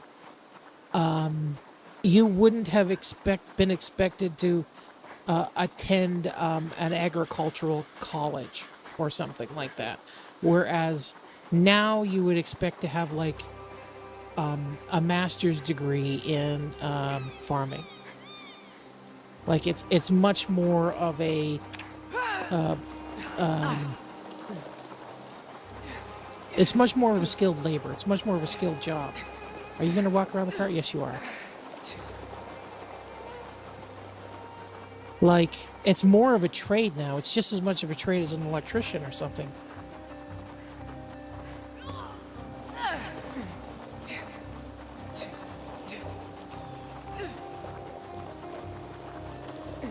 And corporations are the fucking worst. Like, okay, so this is obviously going to piss people off me saying this, but if you really wanted to protect farmers, you would pass a law saying that corporations couldn't own farms. They couldn't own land. They couldn't own crops. A corporation is not allowed to own a live chicken and then rent that chicken's care out to another farmer. You would pass laws that basically say that farms are owned by individuals or families, and that if you were to sell produce or animal livestock for slaughter, then you would have certain regulations saying that they'd be owned by an individual, not a corporation, and blah, blah, blah, blah, blah. So then you would have a pile of small farms instead of super large farms managed by individuals, and then they would be selling their product off to probably a corporation. And then you would make regulations about how much those crops and those animals and those products would all be worth then. If you didn't really care about protecting farmers, you would do exactly what is occurring now. You would say that there is basically no rules to ownership, and that you don't sell your product at a fixed rate. You can sell the concept of the product, futures market. You can sell the your fucking words. You would sell your projected yield now that wouldn't be come to be harvested, until some point in the future. And the thing that makes that particularly egregious is that, for the most part, anybody who is selling futures for anything, like not just farming, but like oil and mining and all that kind of shit, they don't ever pick up the product. They don't ever use the product. They're buying the share, the paper stake of the corn or soy or whatever the fuck it is, and then they sell it before it comes to harvest. They sell the rights to that product. So they're buying the product before the product becomes available, and then they sell it off to, like, say, fucking Del Monte or something like that, so they can make canned corn or some shit. Which is a particularly egregious thing that allows wealth extraction from waiting. That's it. It's just wealth extraction from waiting.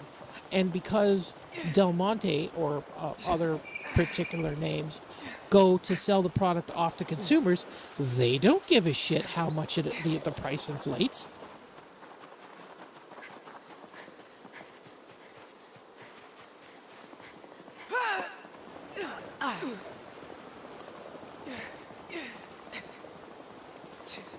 Like, if you were, let's say you were delivering a product to a person, okay? Let's say oxygen. You were packaging oxygen to somebody, and somebody really needed that oxygen. They're not going to survive without the oxygen. It's something that they require to live. So you know that they're going to purchase the oxygen at some point. Would you really care how expensive it was? Like, it's not like they're going to go somewhere else. It's not like they have a choice. Even if you're one of a million oxygen producers, they are eventually going to come down to you. They're eventually going to buy their product from you. And the same thing happens with food. It happens with clothing. It happens with everything. That's why the futures market is always stuff that people need. It's not anything that's like particularly abstract. It's like corn and soy and oil and copper. It's copper. Yeah, copper's on the futures market. No, is copper on the futures market? I may be confusing myself here.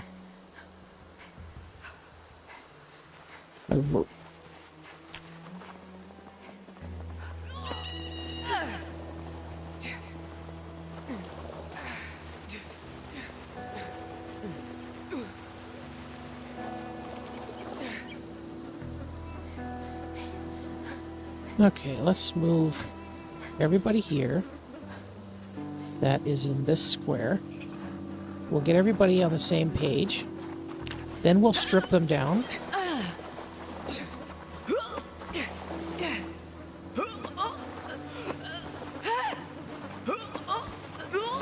Okay, what the fuck is this?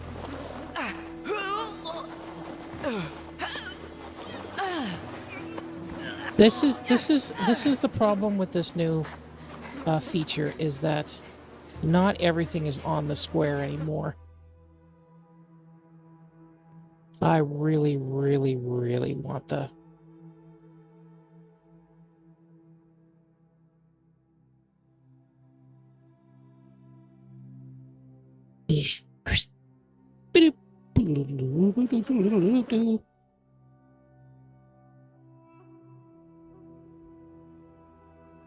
I'm gonna clear out all these bodies.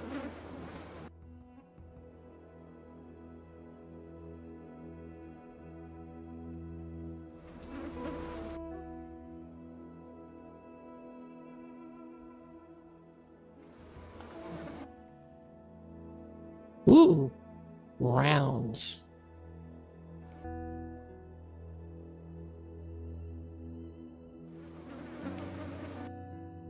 Okay, they're starting to stink. Yep, I'm starting to get a little bit of sickness here.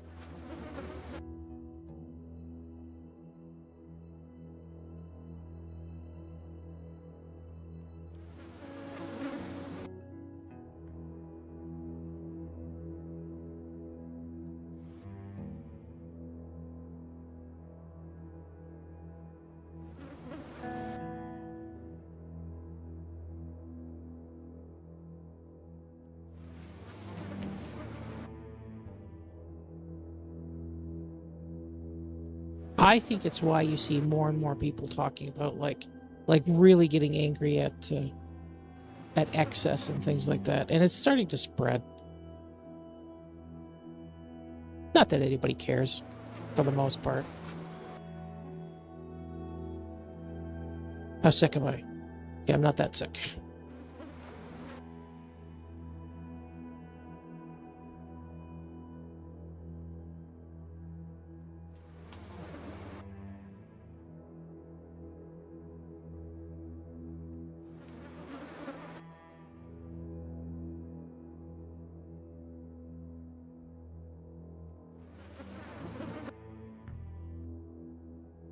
And I mean, like, for the people who like sell on the futures, or like you really don't have a choice to whether or not you want to sell in the futures market. But for the people who do, the people who have these contracts, it's not like you can get out of it. It's not like if you hold on to the to your crop or something like that, you're going to have like a buyer's market at the end of the season, remember, because the entire institution is built around these futures contracts. It's built around these buying and selling. So if you are somebody who's just, you know, who's just producing, and you are not using the same market as everybody else, it's kind of impossible to sell. Like, you can go to a farmer's market or something like that. And futures is kind of different. Well, it's not kind of different. It is different than like Oh, there is an improvised screwdriver. It's different than, like, you know, actually growing a crop. Like, it's kind of impenetrable how it really works. And I mean, I went to school to learn this shit, and I don't really understand it to the full extent. You know what I mean? Like, I mean, the futures market is different than the actual product that's produced, but it's not different from the actual product produced. Like, it's intertwined, irrevocably intertwined, but also completely separate. Like, quite frankly, a lot of the things that I learned just sounded like fucking double talk. And when you ask questions, like, how does this work? And I mean, the teacher that I had that taught me this stuff, and like, I would ask, like, that doesn't make any sense. His answer wasn't like apologetics or platitude. He was like, you're absolutely right. It doesn't make sense. And it's like, there's no explanation. He's like, nope, there's no explanation. That's just the way things are. It was a very unsatisfying answers. Very unsatisfying answers.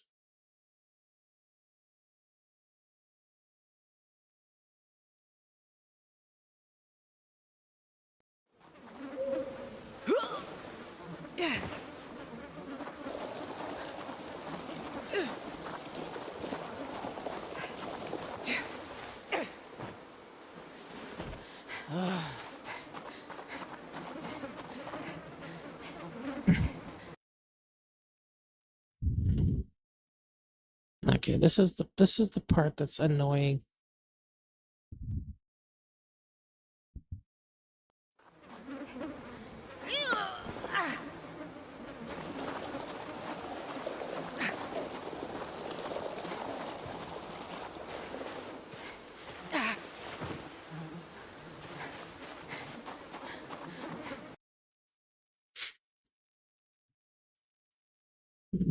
No corpse.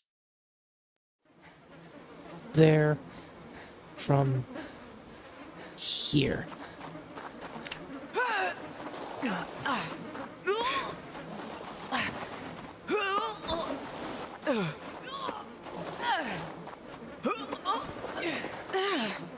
See, the problem is here that they're not all on the square.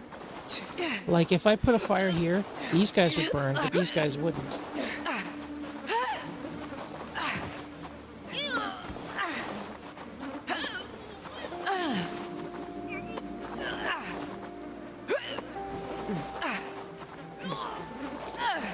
Okay, I think I'm going to need to take a bath now. And then I'll need to sleep. What's my weight at? My weight is at 90 kilograms. So that's not bad. Like, I think it's 70 kilograms or 81, or I don't know what optimum is. But it's not, well, it's still the green, so I don't know.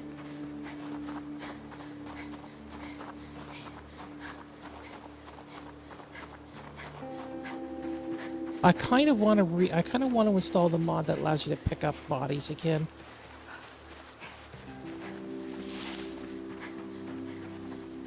Because it's easier to aim them. Let's sit on ground. Why can't I wash myself?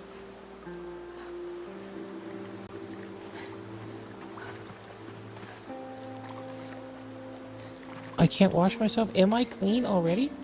How can I be clean? I guess I'm clean.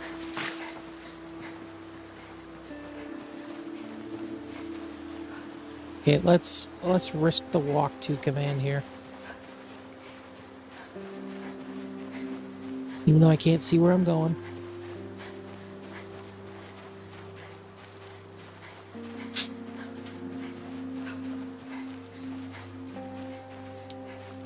And I mean the amount of inflation that goes on between how much they pay producers and how much you pay at the at the checkout is obscene. I don't know the numbers anymore. There was like a time that I would be able to tell you exactly what the numbers were, but like say you go to a, by far, like buying direct gives farmers the most amount of money by far. So if you go to a corner stall and you buy all of your corn at a corner stall, the farmer that you're buying that from gets the most amount of money for that by far. On the order of magnitude, on the order of like 30, 40, 50 times. Because if they, like, say they sell you an ear of corn for $1, the corporation that's buying, that's committed to buying the field, is paying like 10 cents or less. Like 10 cents is probably a massive overestimation on the differential. Like that would be like the 10% of the product's final sale price is the production price. It's more like 1%, even in farms. And I mean, like, let's take something much more simpler example that you can actually look up online yourself without much effort. Pick any product whatsoever, and go to a local store and look for a brand whose brand name you have never heard before. Like be it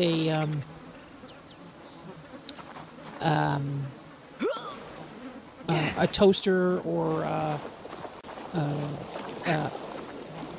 what you call it? Oh God, coffee maker. Let's say you look for a coffee maker. Just look for a no-name brand. Just a brand that you do not know the name of. Look at the price, and then go on Alibaba and look at the price again. Look at the price there. And you will find that something that you would pay $80 for in store, you can get factory direct from Alibaba for like $35 for almost nothing.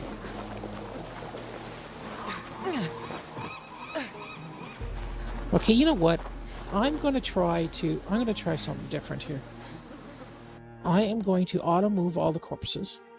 Move all corpses here from here.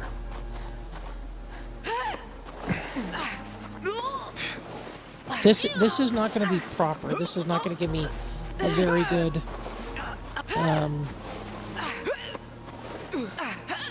burn rate,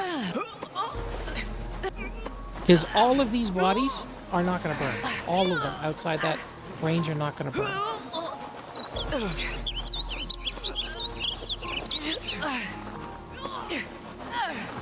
Like say you want to buy a cheap air fryer, a cheap mini oven, like an easy bake oven, but for adults, and you price it at $180. And this is a no-name brand that you've never heard of before. If you go on Alibaba or AliExpress or something like that, without shipping, it's going to cost you $35. That's how much it costs, $35. Okay. Now shipping does add a cost to that, but it's not as big as you think. Like if you're just getting one unit, you're probably looking at a fairly high markup because you're dealing with one unit. But if you're dealing with tens of thousands of units that you're bringing over, you have an economy of scale where the cost of shipping disappears. And the weight of the product doesn't matter. because when it comes to shipping by light fire. Okay, no lighting material. Let's grab a sock. When you are shipping by boat, the only thing that matters is the size of the thing. That's why a garden hose that's just extruded rubber and plastic pretty much costs the same as an extension cord of the same size. It's because they are taking up the same volume in a sea can. Okay, let's light this. There we go.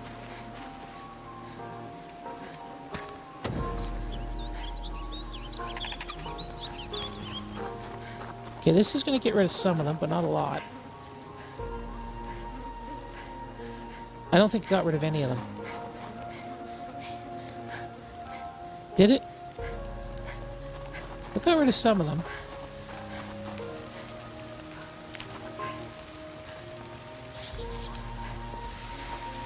Okay, let's try something else.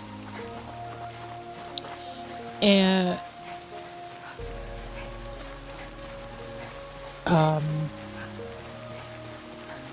so those shipping the shipping costs are inflated. They are not realistic. So like the reason the reason that you can get like pretty much anything from China for nothing is because the Chinese government swallows a lot of the shipping costs for the corporations. And that's to increase competitiveness on the global market. Okay, and it is kind of, well, not kind of, it is an artificial thing, which our governments can be doing too, but for some reason we don't want to pay taxes to keep our post offices, our postal services alive, but whatever. But if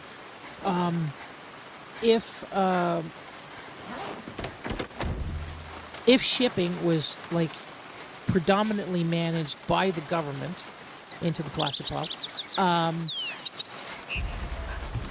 and it was like a tokenary amount, like say $1 or something like that, you would find that like shipping within a particular country would be much lower too. Like if you've ever tried to buy something from the U.S. and ship it into Canada, within the continental United States, it's a little different. But like, say you're in the continental U.S., you're shipping to Canada. You're probably, for a lot of different products, or a lot of different products, you're looking at shipping costs in like the $30, $40, $50 range. What am I doing here? Okay. I don't know what I'm doing. Oh, I'm looking for containers.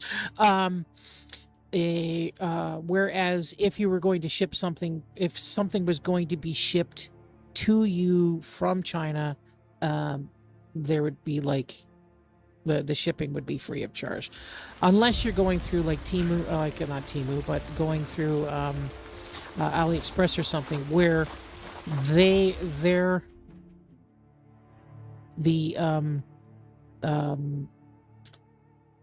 companies that they deal with deal predominantly with high volume freight. Okay, so can I burn the... Yeah, okay, burn corpse.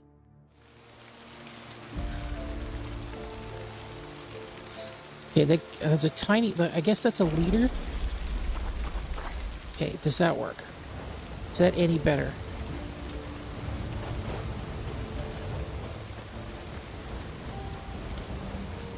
I guess it's a little better. Like, that burned a lot more bodies, but...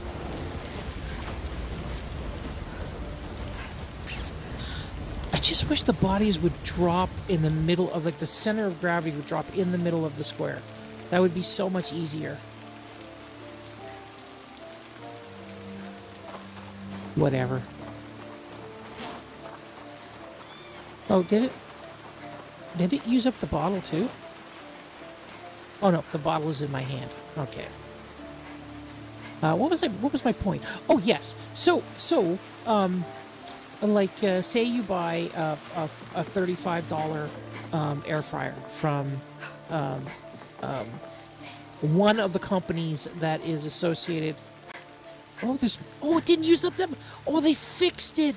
It used to be that you'd have to use the entire bottle, but it used a tiny amount. Okay, that is so much better. That is spectacular. Oh, that is spectacular. This is going into the tools bin here, because that is spectacular. You might find that your shipping rate is like over $100, and the reason it's over $100 is because, again, the people that they're using to move that they've contracted to move the product is optimized for moving huge amounts of product. They're expecting an entire pallet. So let's say you then order an entire pallet of these things. You order 1,000 of these units, and it comes out to like $35,000, because $35 each to buy 1,000 of them. The per unit price for all of your belongings for transportation gets swallowed up. It is so small that it's no longer calculable. Like, it's in the cents, because like 1,000 units of that would be like a whole sea can, and a whole sea can has a certain cost association, because that's what you're paying for. You're paying for the sea can. And then, unless there is no, well, you have to pay for the sea can too. But unless there is no declared good on it, like anything that's a dangerous good or something that has a trade restriction on it or something like that, you're looking at the bottom price bracket for that. I don't remember what it is, but you do have to pay for the sea can, and the sea can is something like $10,000. And your so that adds like $10 to the price of your thing, and then to load it onto the thing is another $10,000. So that's another $10 on top of that, and that is a massive oversimplification. Okay, so we're dealing with a number of units, 10,000 units, and I think that you could probably put more than 10,000 units in one sea can. And we're dealing with an inflated price. I don't think those sea cans are $10,000. I think they're actually closer to like $3,000 for the can, and you get a rebate on the other side when you fucking sell the can, or you bring it back, or whatever the fuck you're going to do with it. Because it's like those jugs of water. You're paying a deposit for the can. You basically have to buy it to go back and forth, but you're not really buying it. You know what I mean? It's actually just a rental cost, and then to have it aboard the ship it's the square footage of whatever it is, and depending on what port you're going into. Again, I don't think it's $10,000. I think it's a whole lot less than that. And I mean, those prices aren't hard to find. You could just Google it and it'll tell you. You can ask ChatGPT and it'll tell you, because it's stuff that's discussed all the time. So if you had a particular broker that was really good at, filling up empty trucks and empty sea cans and stuff like that, you'd have a bottom dollar price. And there are people that do that. There are brokers that do that get shit on empty vehicles going to places. Like, I knew a person, this was like 20 years ago or something, and his whole business model was finding vehicles that were moving okay, recover stones, were moving people's belongings from one city to another or whatever, and like you would have somebody who would charter the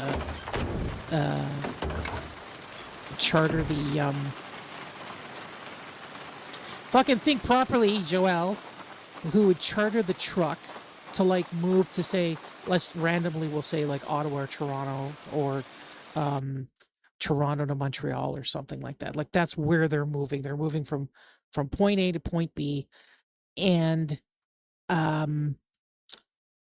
they didn't fill the truck. It was only half full, or it was only a quarter full. Well, they made their money by selling the empty space on these trucks.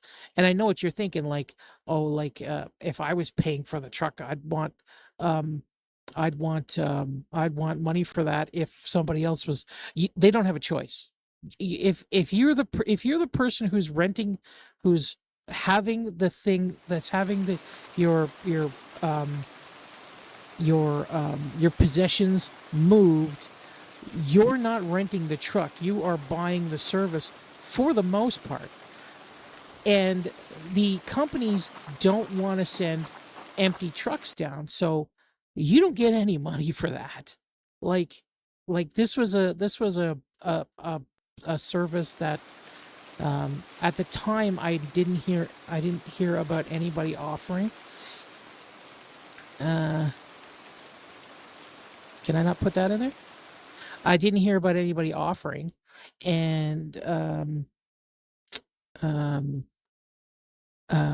like one of the questions that I asked specifically was like, do the clients get any kind of compensation for that? No, they don't. The clients that originally booked the truck or whatever, they were paying full price, and then you got the hangers on that were paying far less. And the point to that is that like, if they were being brokered much more efficiently, or if they were using a fucking train car, it would be a lot less, and you could share the costs across multiple clients to make it much less. But nobody fucking does that. That's the way it used to be. It used to be that if you needed something to be transported across the continent or from just one area to another, that boat, that train, that whatever would sit there until it was filled, because it was the common wisdom of the time that they didn't waste money on that kind of shit. And then you got like modern corporations that went on the scene, and the calculus completely changed on how things went. And you have and Walmart is the biggest contributor to this, like the just in time service that they have, that they're getting things the day that they're going to be sold, or within a day or two of when it was supposed to be sold. Walmart is the biggest contributor to that. They're the ones that basically invented the whole idea of the thing and changed trucking in its entirety. Before Walmart came on the market, you also had a lot more products being shipped by freight. They're the ones, like, so I know I'm paused. I know I'm being annoying right now, but this is why I got into economics. Like, you can't make money in economics. If anybody talks to you about economics, just know that 80% that's coming out of their mouth is bullshit. Like, I'm making statements now that sound like I know what I'm talking about, but there is no way that I can know all aspects of a certain system. Like, you're looking at a multi-system thing that has more moving parts than anybody can keep in their head. Maybe an AI can figure it out if you like feed it all into it. Anyways, what I was going to say was, so before Walmart, most freight was moved on train. And Walmart is not the only contributor to this, but they were a big reformer. So if you have product that's coming from Ottawa that's going to be moved to Toronto, okay, and it's like just a bunch of shit, a bunch of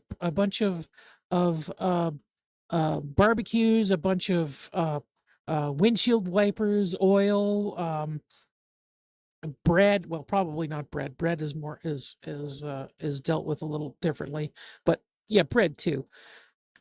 Um, you would have all of those things ordered way in advance, months and months and months in advance, and then delivered to the store through a hub and spoke network. So they would wait until there was a certain number of orders filled to fill up a sea can, because the train cars are the size of sea cans too. A lot of times you could just drop the sea can onto a truck.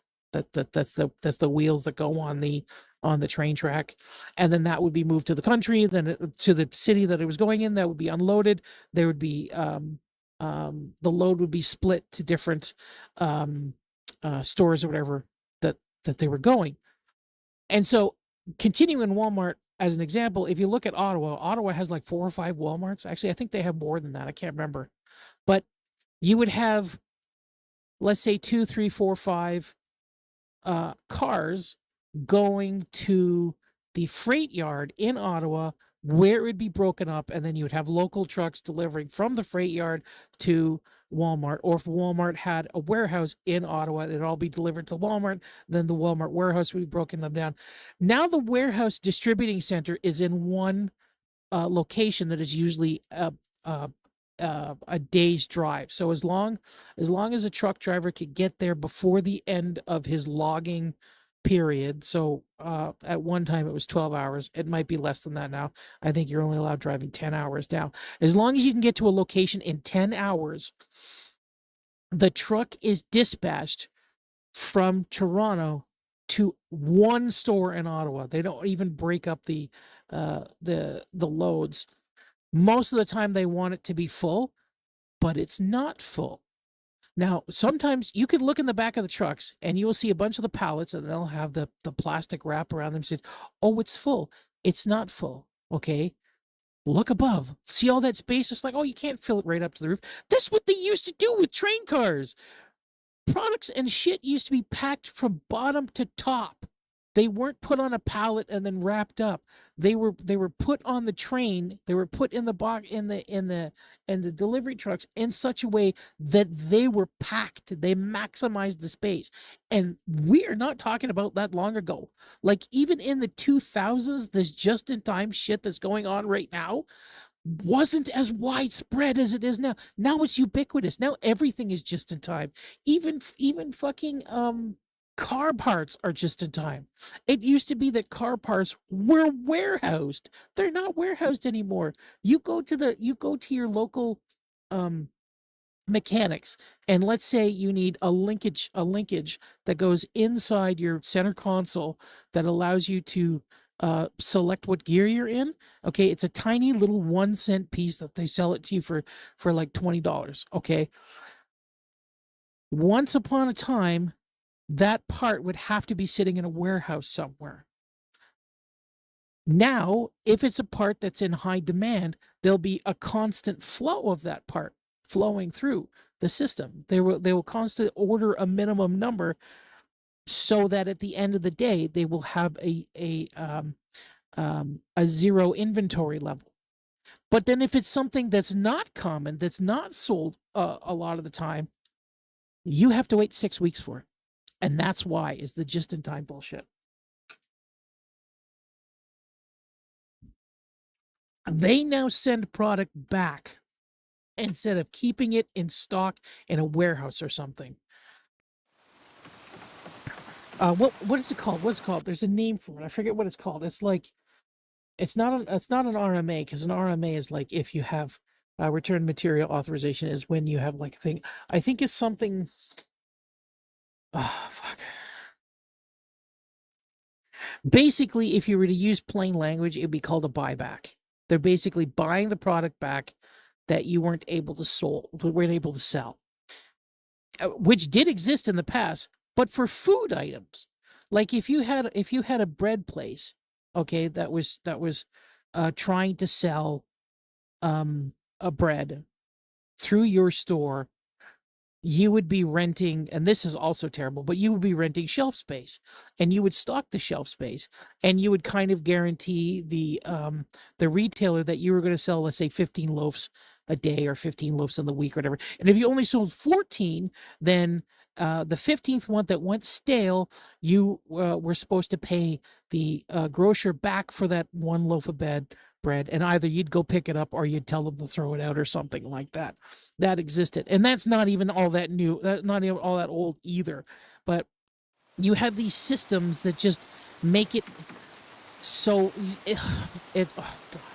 You can tell that I'm pissed off about this because it's just so stupid. It's just so stupid, and it makes everything more expensive. And it means that there are a lot of middlemen that are making a lot of money for no reason. Carpentry, here we go. I don't want to make a firewood bundle. What's this? Quicklime. I guess I could make that. Sawed down baseball bat. No. Okay, I'm going to saw down a log. So there's my log. I'm going to grab a saw. I'm not done talking about that, by the way. I'm just trying to get my blood pressure lower because it was so pissed me off so fucking much. Like, you can, everything bad that's going on in the world, you can pretty much trace to one corporation. Like, if you really hate the way copyright is being handled right now, the way that copyright exists right now, blame Disney. Disney's the one that did it.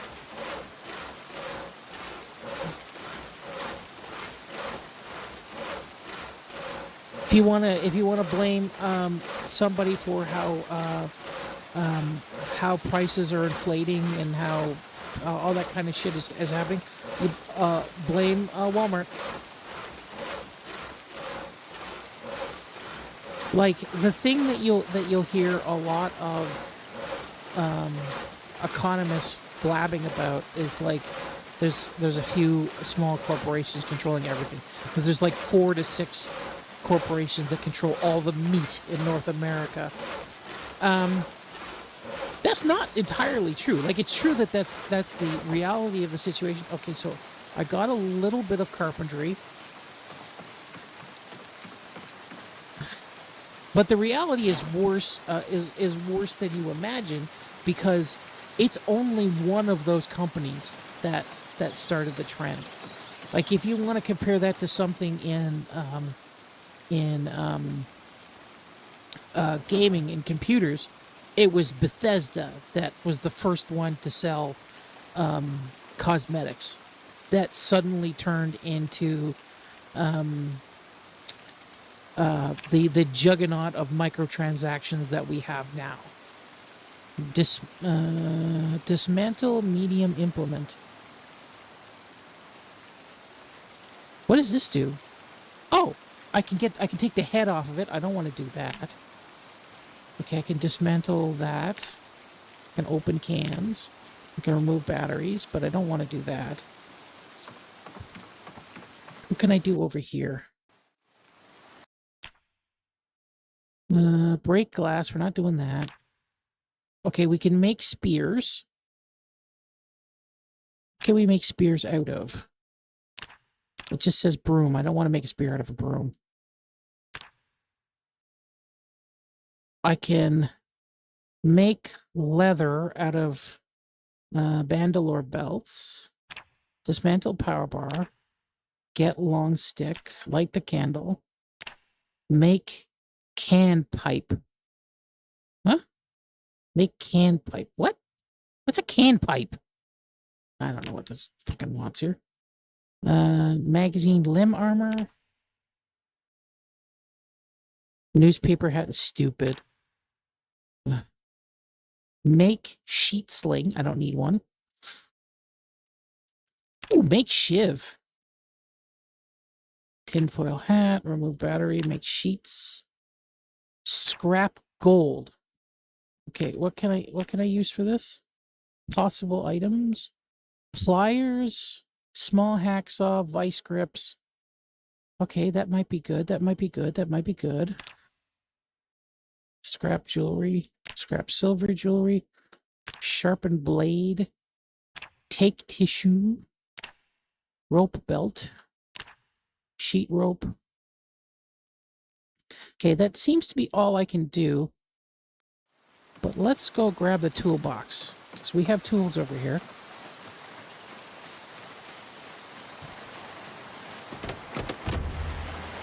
We will grab both of the toolboxes. Okay, oops.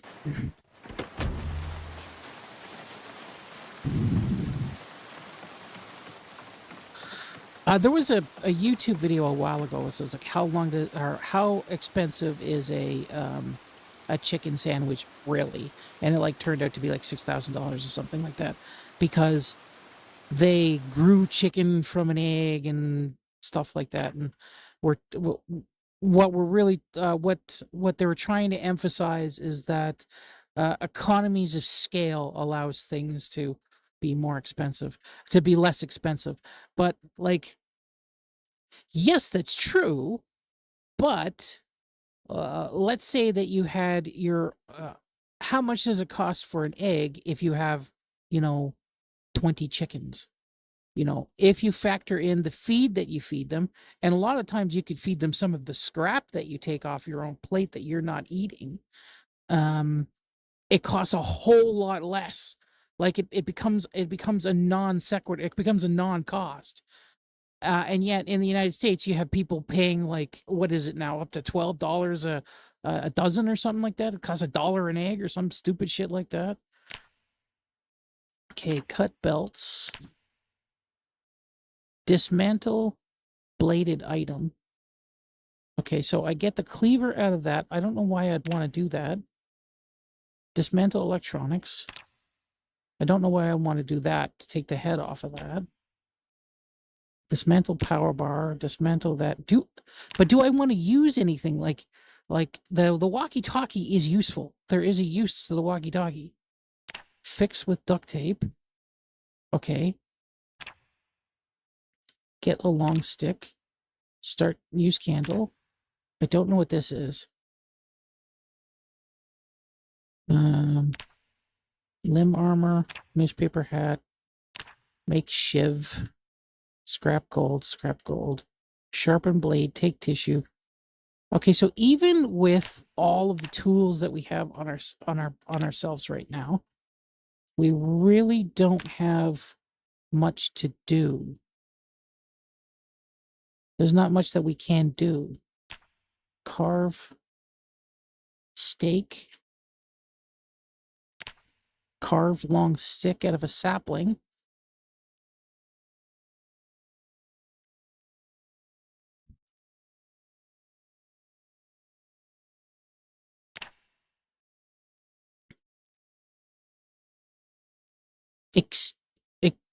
Turn off the hurricane lamp. Okay.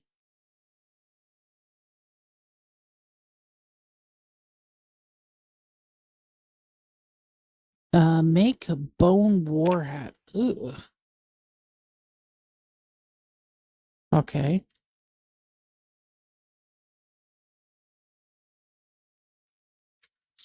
Can we make a handle then?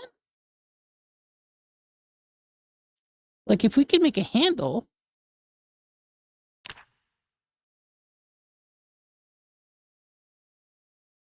So if we have a wooden rod, we can make a small handle. Okay, I guess that means we can actually manufacture a replacement. Like if the handle breaks. So, okay, I guess that's why we have whetstone now. So we can take care of the heads. And then we can just make new handles for the for our axes and things like that. Okay, that's good. But can we make a crowbar? We can make a scarecrow, but we can't make a crowbar. Okay, can I repair my crowbar? Where's my crowbar?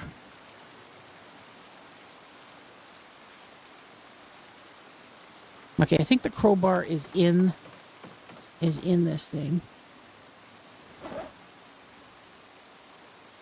Crowbar.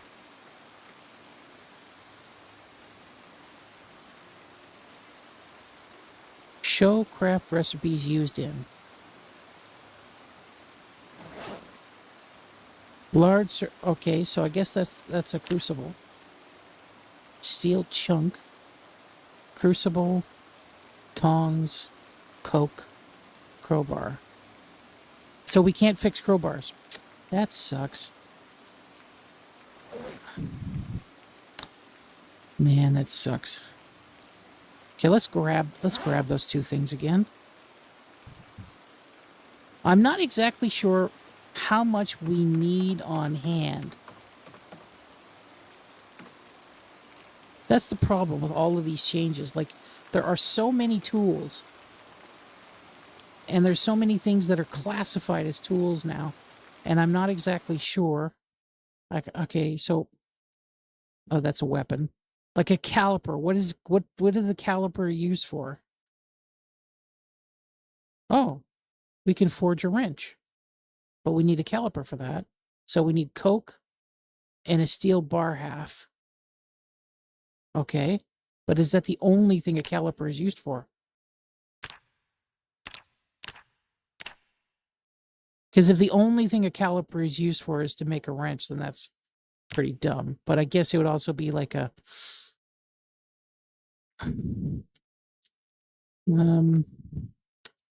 so a hacksaw, pliers. What are pliers used for? A lot of stuff. Oh, a plunger surrounded by barbed wire. Isn't that neato? Why do I want to forge a spoon? Copper sheets. Why do I want to make a ring? Gunpowder.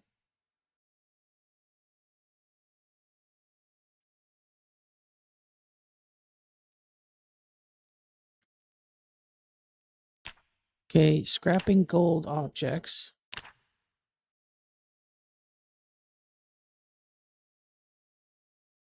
So why are you showing me hacksaw here? Oh, because I selected hacksaw. Yeah, stupid moron. Okay, no, I selected pliers. Show crafting recipe of pliers. And it's showing me hacksaw. Okay, pliers. Okay. Is there a difference?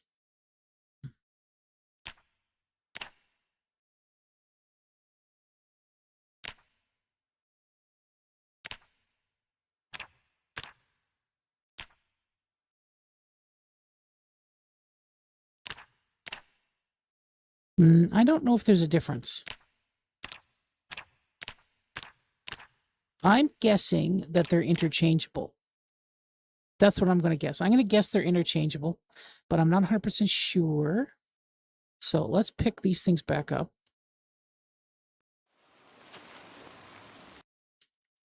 And then we will grab pliers. We'll put pliers in our main inventory like that. Yeah, we'll just put these back in the car right away.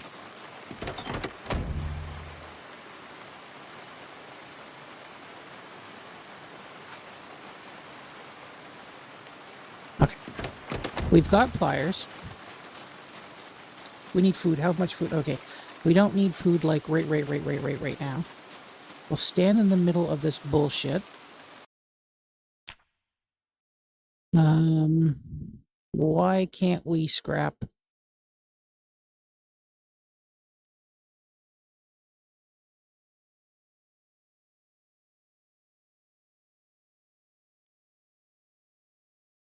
We've got pliers. We got this. Can't create requires surface. What counts as a surface?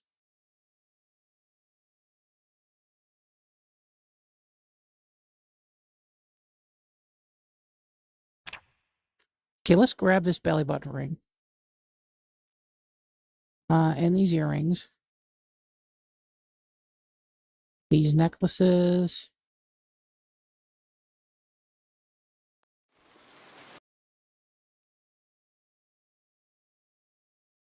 Boots, bra. Okay, is there a recipe for the bra? Like, no, there's no recipes for the bra. I think the rest are clothing, right? Butter knife.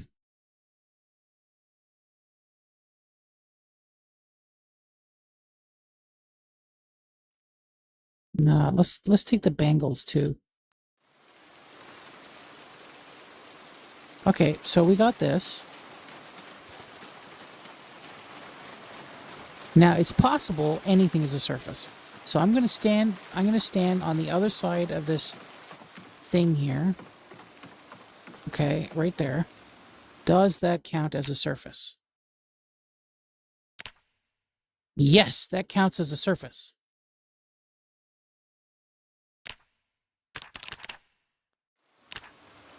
But again, I need to do one at a time or something?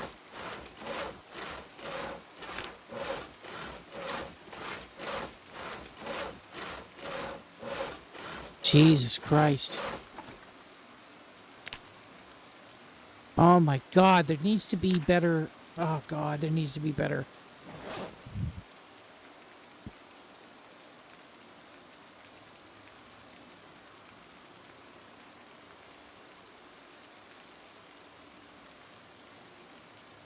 Oh God, this needs to be fixed. You need to be able to.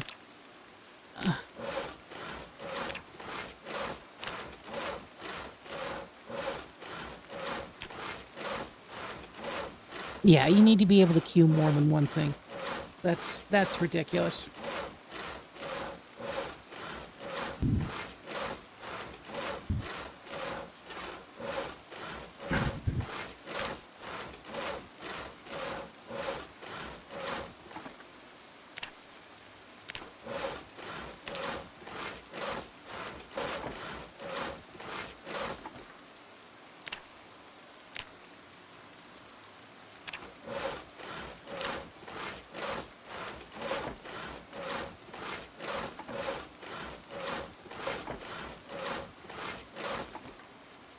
Like, how many times have I queued this?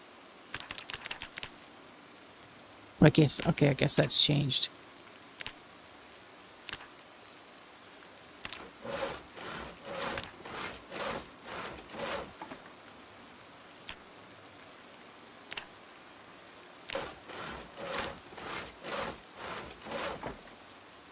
Like, I know it's the little things, but I mean, like, it's the little things that make games funner to play.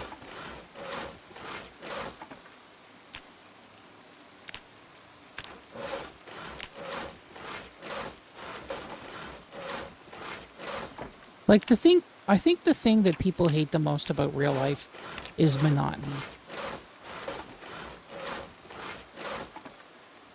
Okay, so I've gotten all the gold. Okay, I guess I can't rip up crucifixes. I guess crucifixes are special.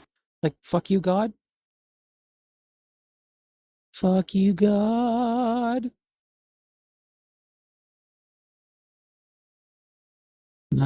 Oxygen tanks are still in there.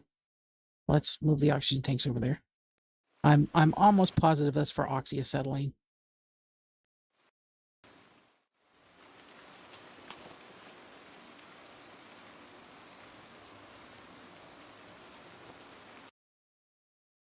Okay, I think that's everything.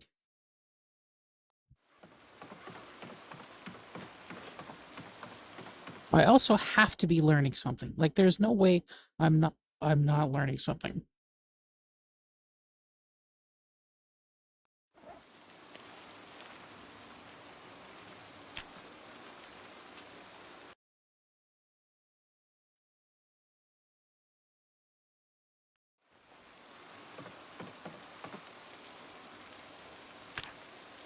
Okay.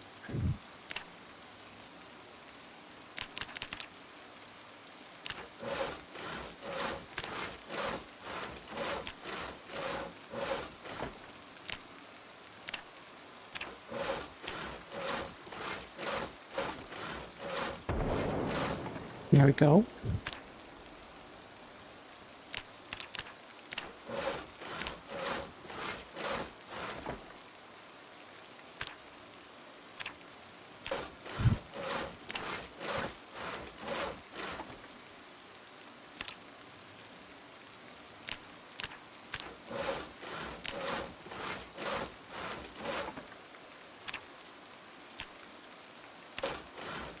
Like, this is why you have slaves in games like Pal World. It's so that you don't have to do the monotonous stuff.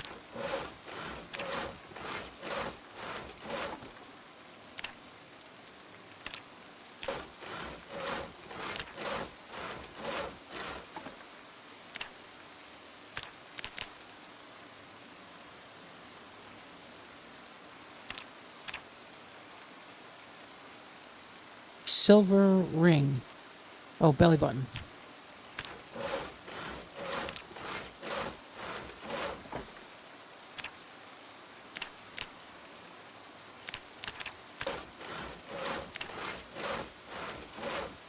Like, that's annoying too, where I kind of have to,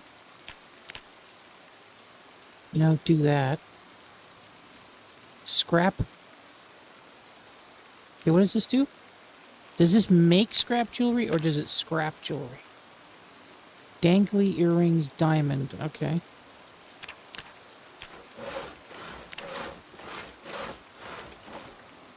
Okay, I've done that. I'm drowsy. Okay, whatever. Okay, what have I gotten out of it? So, the necklaces, it doesn't look like I can scrap. But I've gotten... Oh, I've gotten amethyst, diamond, and rubies. Am I going to make lasers someday? Like... But I can't scrap a crucifix.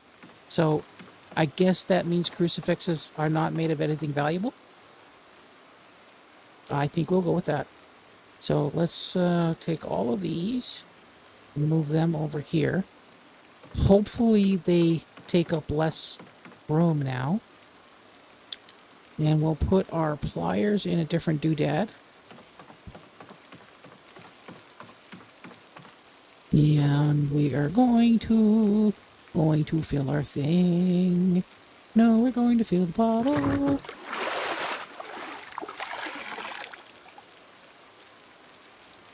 There. So let's figure out what we've gained skill in. Probably blacksmithing. Nope. Carpentry. Nope. Nope. Nope. Nope. Glassmaking, knapping, masonry, tailoring. We gained taking that stuff apart has gained us skill in nothing. Nothing. We have gained skill in nothing. That's fucking great.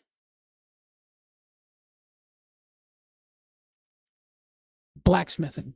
Nothing.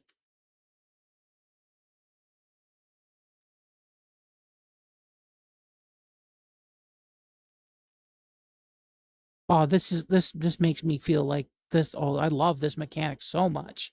This makes me feel like all of that work was worth it. Like, what the fuck am I going to, what am I going to melt gold into? Okay, gold is not a useful metal.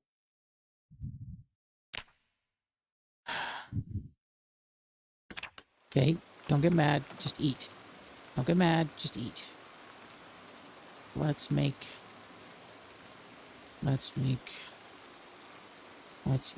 What am I going to eat? Okay, how do I make mac and cheese?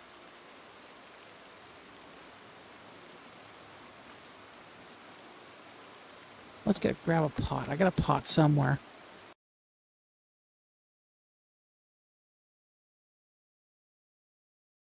That's not the right. It's not it. Okay. Pot. Okay, cooking. I don't see a pot. I know I grabbed a pot. This game makes me mad. It really does. It was one of the few games that didn't, before, because everything was just so straightforward. But like you can't rely on common sense being the thing that they're going to like expect you to have, that expect you to understand, because they can't really use common sense. So like let's take stationeers for instance. Okay, if you know anything about science, the common sense is that if you compress something enough, and really no matter how hot it is, because you can have a superheated fluid, that if you can compress a gas enough, it'll turn into a fluid. Why is my right foot damaged? Huh, where'd my shoes go? I accidentally took off my shoes.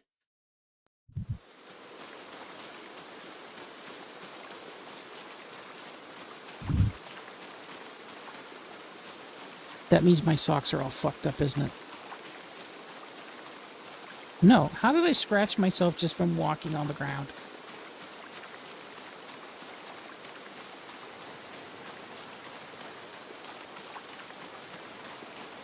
Okay, let's grab a pair of sneakers from here. Sneakers. Boots. What kind of boots are these?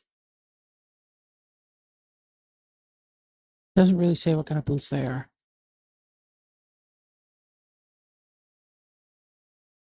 Sneakers.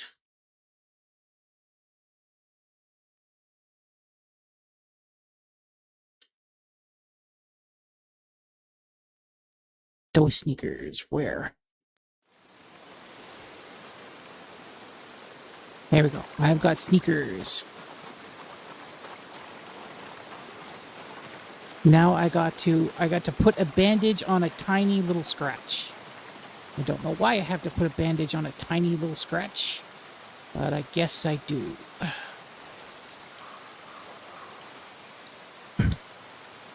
There, I have a great big rag on my tiny little scratch.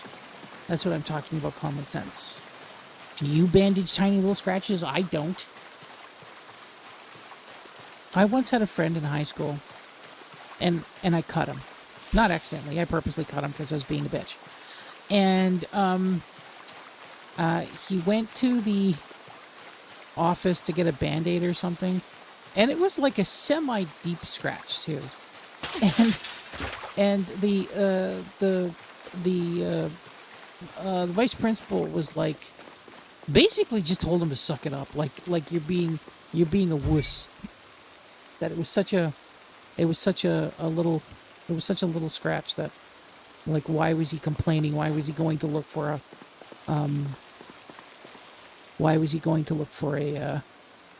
a bandage for such a little insignificant scratch? I thought that was funny. After I inflicted pain upon him.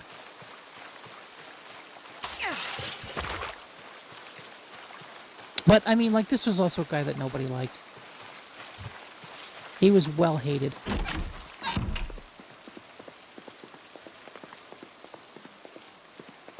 And, like, mostly because he was a Karen. We wouldn't have called him a Karen back then, but, like, he was a Karen. I am certain that I picked up pots and stuff like that. Did I accidentally,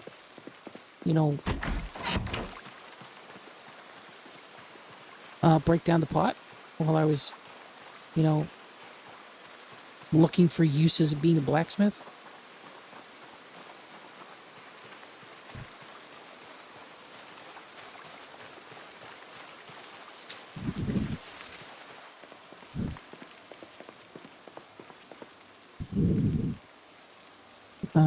Marinara sauce. Bowls. Tongs might be of use at some point. Let's just take everything. Like, that's the major problem of, like, picking and choosing what you want there. You're not exactly sure what's going to be, useful later on. Like, is a strainer useful? Like, are they actually going down to the point where you need to strain your stuff Is a basting brush of any use? Because if you really used video game logic, you wouldn't assume a basting brush is of any use. Okay, I think I might be able to eat this. Half. How sick this is going to make me.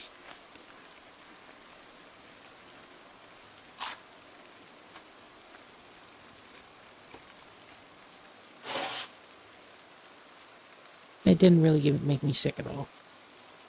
Because I've got the iron stomach trait.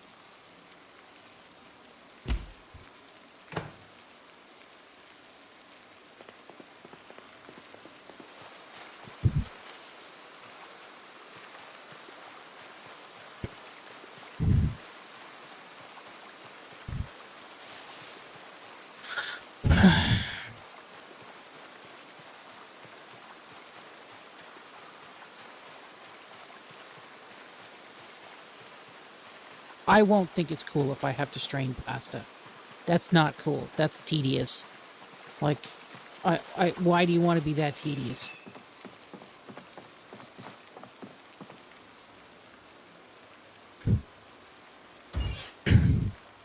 Even if it's automatic, that would be so fucking tedious. What does a cutting board do? Do I need the cutting board? I'm not taking the tea kettle. I've already got a tea kettle.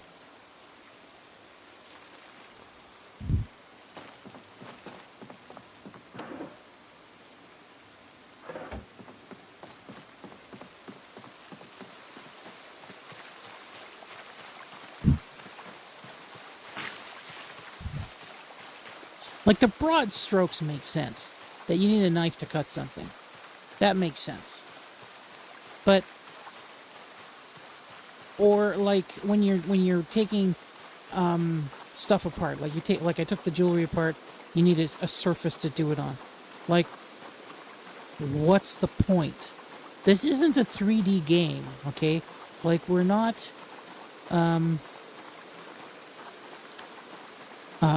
maneuvering in a 3D world. This is an isometric world, okay?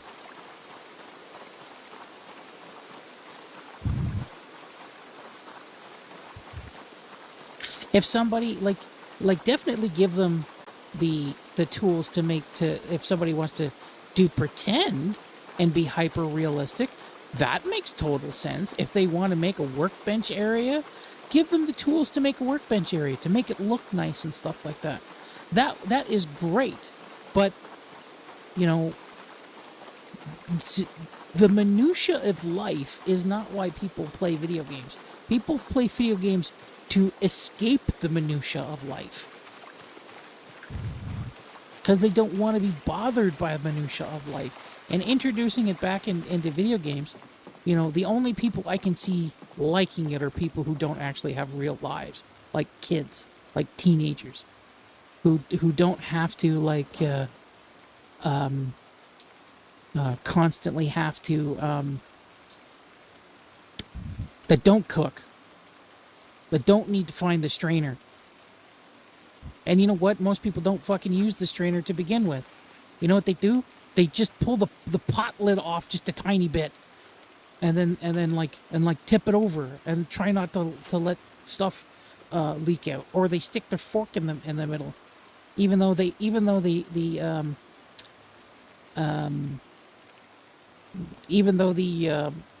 strainer is like 3 feet away. Or the reason they're not using it is because it happened to be dirty at that moment.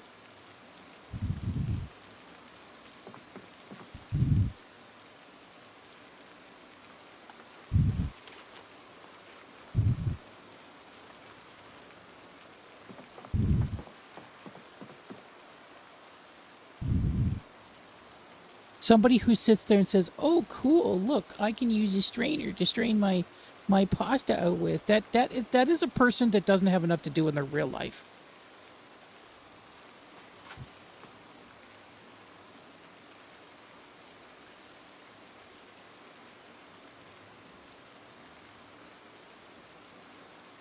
That's a person who has a wife at home that does everything for them, and they've never washed a dish.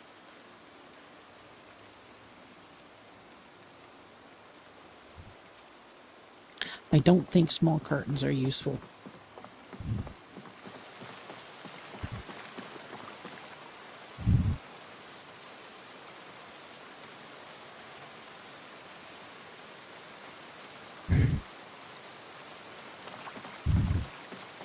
Okay, let's grab all the cooking crap out of here. Just so I can make sure that I didn't forget it. Like I don't actually have it. Which I don't think I do.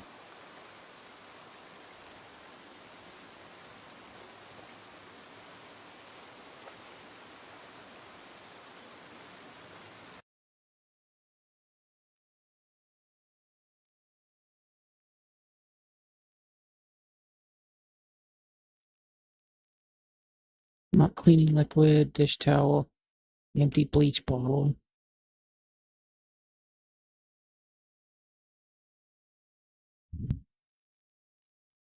I was going to throw some of that out. I forgot.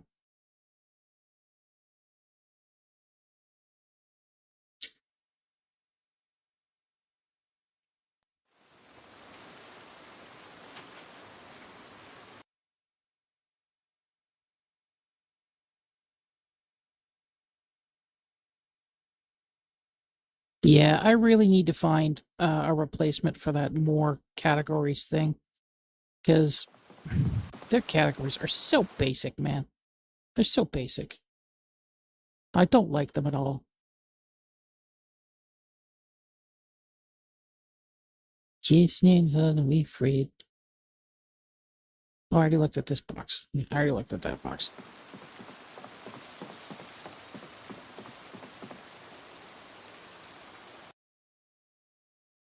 Okay, so this is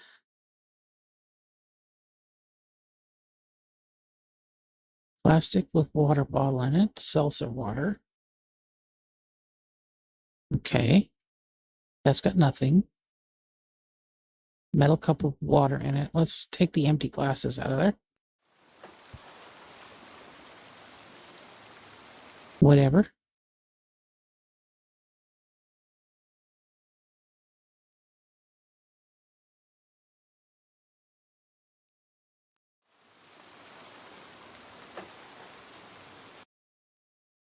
One of the other reasons why I grab so much shit is because this world is finite. They don't create more stuff.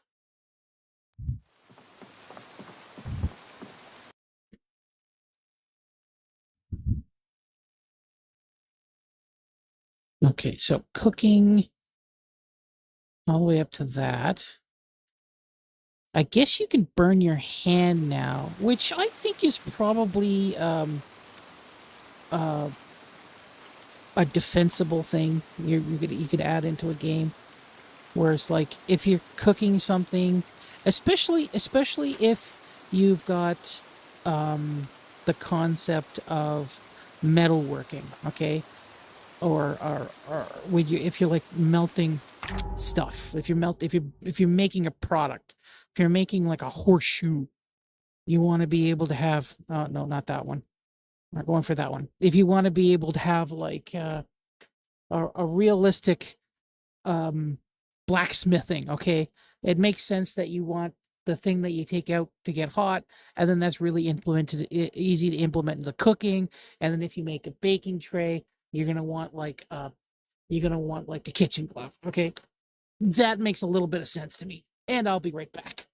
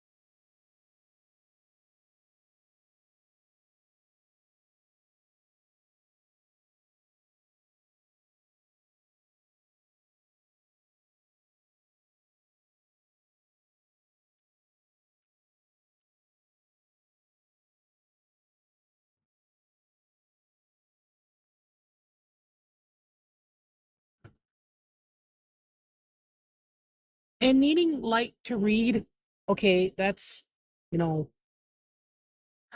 that's annoying. But it's also realistic. It's also like defensible. Even like needing light to do a lot of the little worky stuff that you do in the game. That makes sense. But, you know, I'm just hung up on this fucking needing a surface to do shit with. Like, it's just so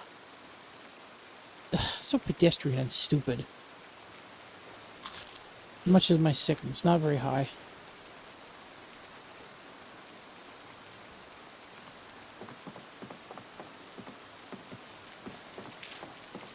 And like this pitch blackness is it's dumb. Like, I can see that they want to hide zombies. Okay, and that's laudable. But you can hide zombies, but I can still be able to see where shit is. Like, if I'm looking this way, I still know that car's there. I don't need to light up the car. You know what I mean? Like, they already have mechanics to make zombies scary.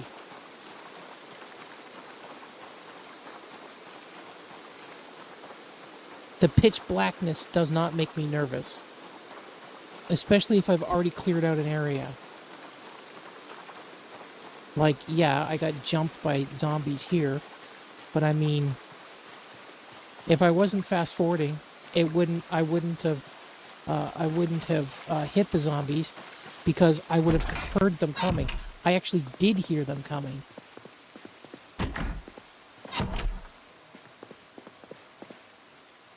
Oh, let's turn the alarm on so we wake up. I don't know why I'm so hot. I guess it's getting hotter. It's in the middle of the summer.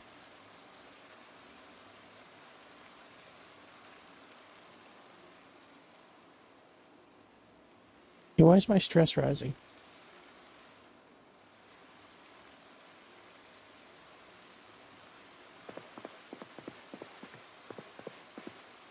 Like, I can't see that I'm not beside the door. Fucking annoying.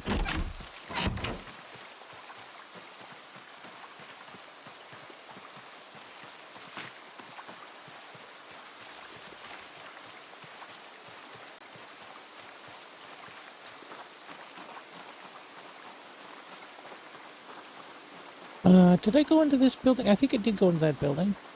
I'm just looking for pots and pans now. I thought for sure that I had scavenged some, but I guess I didn't.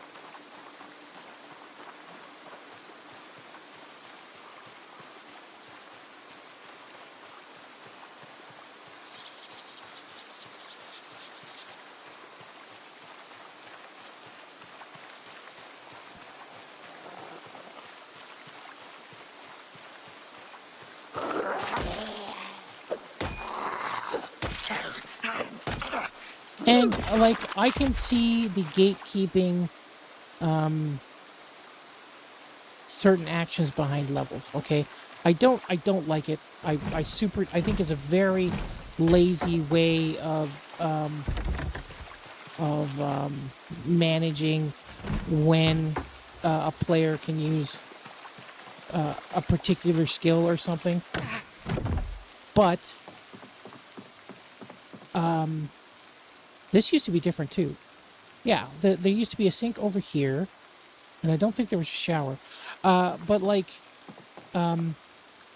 taking away the ability to grind out your levels by dismantling stuff, that's just nitpicky. Like, there's no reason to do that. That's like making it harder for harder's sake, because if you're following a recipe, if you're following step-by-step instructions, you can do pretty fucking hard things. Like, there's really no need to gain real life skill levels to do stuff. And you're gamifying it And I understand why you'd want to gamify it in a game. But you're going too far when you make it tedious.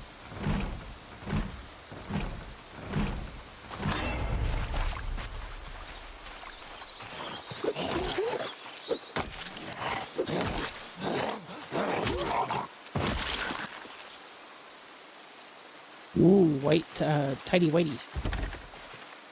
Like, there's a box right there. See that box right there?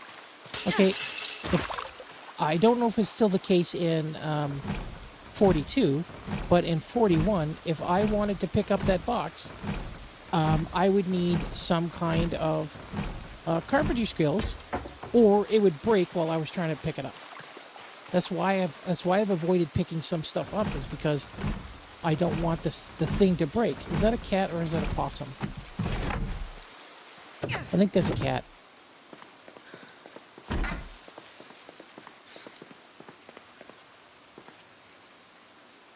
More pans. Pizza cutter, strainer. Oh, there we go, empty pot. I can make myself mac and cheese. I don't know what that howling was.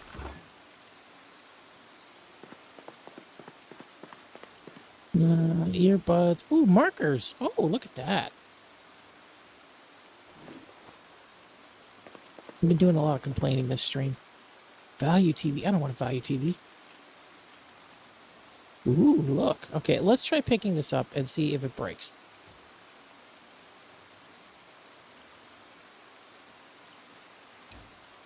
I'm fucking shocked. Okay, let's rush back.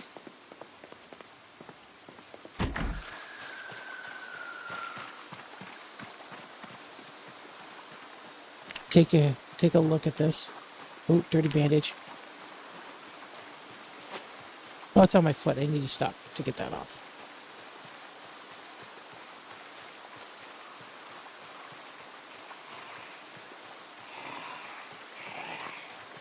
And like this moving shit damaging you is kind of dumb. Oh, it stopped it a little bit. Okay. That's not as bad. Like if carrying a heavy item brought you down to 0 health, that would be fucking stupid. But that makes sense. Like bringing your health down to 80%, that makes sense. And the muscle strain and stuff also makes sense. I know people were harping on it because of they didn't like it, but personally, I think that makes sense. If you're doing a lot of activity and you're trying to beat the shit out of somebody for a long period of time, you're going to get muscle strain.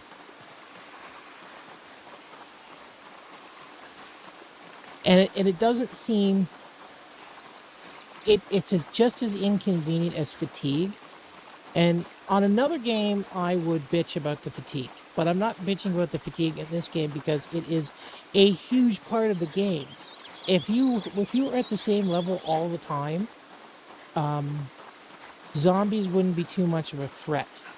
But if you're trying to get out of an area and there's a lot of zombies following you and you're being boxed in, that makes the whole concept of the game, that makes the whole threat of the zombies a much more severe.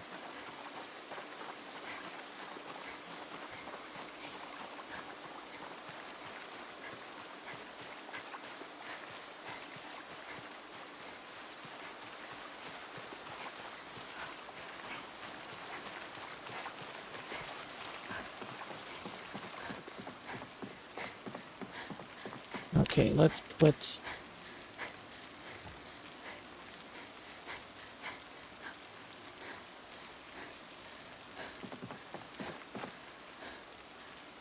No, let's not put that there. Let's not put that there. Let's not put that there. Let's put that... Let's put that on the shelf for now. Let's just hold it for the future. Because I want to move those rain barrels. But again, I'm afraid of moving the rain barrels in case they break.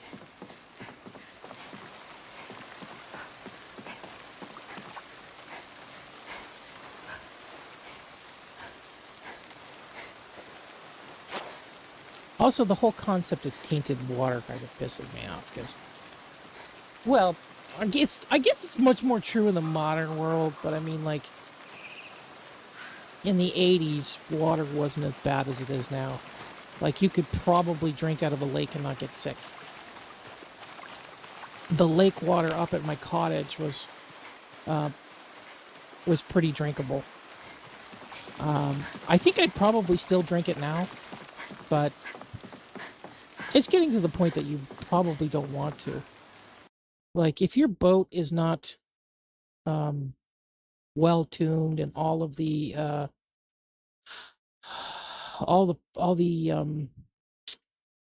um, rubber gaskets and everything aren't in perfect condition, you're basically spitting oil and gasoline into the water.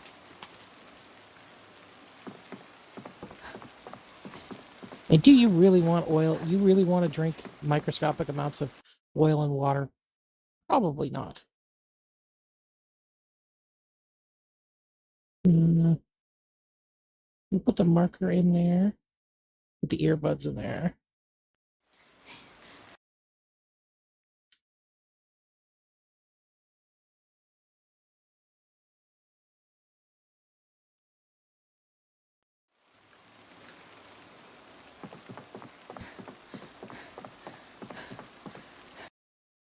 Can I have crackers and jam? Like, is that a thing? Cooking.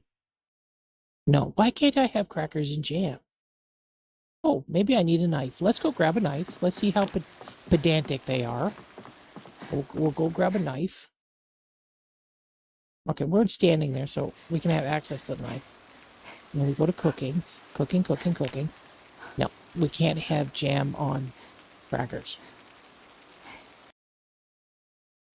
Like, that's a thing. Jam on crackers is a thing. Eat. No. Oh, they don't even go in a recipe. Is jam in a recipe? Do I have to learn a recipe? Like, how? You don't need to learn crackers with jam on it. That's so disappointing.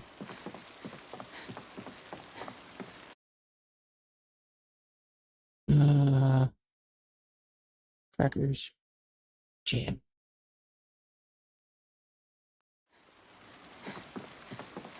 Oh yeah, I still wanted to go to that.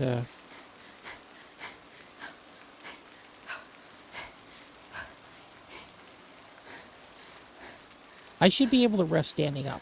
I should be resting right now. I don't know why I'm not.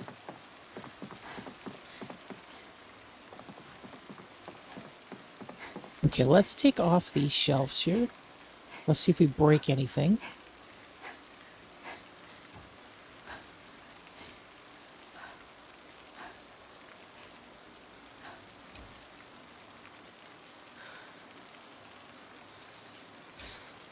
Okay, we didn't break any of those things. I'll store them in the soda machine because I really don't know. Okay, we'll store them on the ground.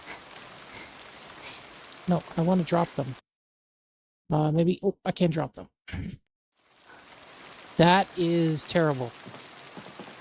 Oh well. Okay. This one have any water in it? Container info. No water. It is empty. So let's try lifting this one up.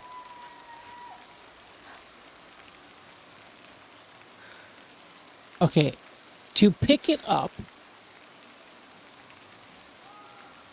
requires a carpentry skill. Just to pick it up. Like, that's annoying. And I need some level of hammer.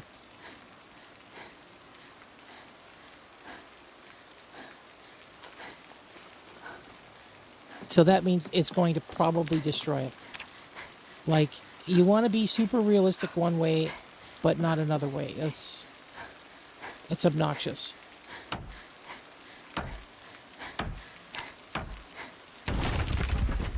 Okay, did I lose it? I lost it. Yep, I lost it. So I attempted to pick it up, and I lost one of my rain barrels. From picking it up, from picking up a barrel. Like this is why I complain. Like you go from you want hyper realism by wearing an oven mitt to take something out of the stove, but you don't have realism that somebody could wobble a barrel from one side of a room to another. Like you actually have to take it apart. Like that's fucking nuts. And did I even learn anything from that? Did I get a skill from losing something I wanted to keep? Did I gain anything from it? No, I didn't because I already had that 1.63. So not only did I lose something I wanted to keep, I didn't get any kind of skill points out of it. I got nothing out of it. Where is my water bottle? I am annoyed right now.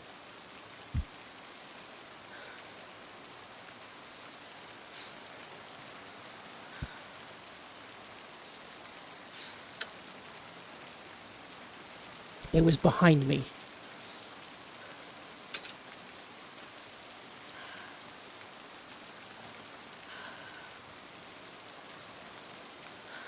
So it must have been just luck that I was able to pick up um the box without injuring it.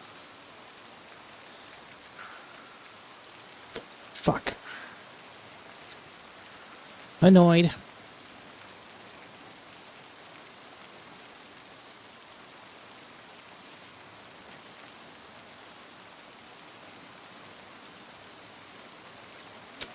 My dirtiness is 2.2%, but I have blood on me. I would really like that to give me my bloodiness too. This is one of the problems that I have in the game, and I'm not saying that I'm not actually complaining about this. It's just that I have poor management skills in this area. Is keeping on enough weight. It's difficult for me to in this game to keep up the weight because I don't eat this much in real life. Like, okay, so let's say that I ate all sandwiches in a single day.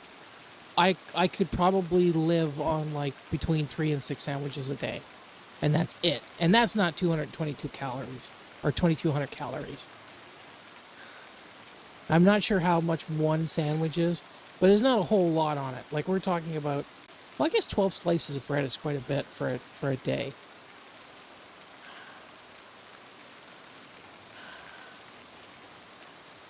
Let's look up how many calories a single slice of bread is. Calories in a slice of bread. Oh, I was typing in the thing, and she moved. Oh, there's only 32 calories in a slice of bread. Wow, that's how much do I eat a day? 32 times 12. So 384 in bread. I'm assuming tomatoes are probably not very much. And a little.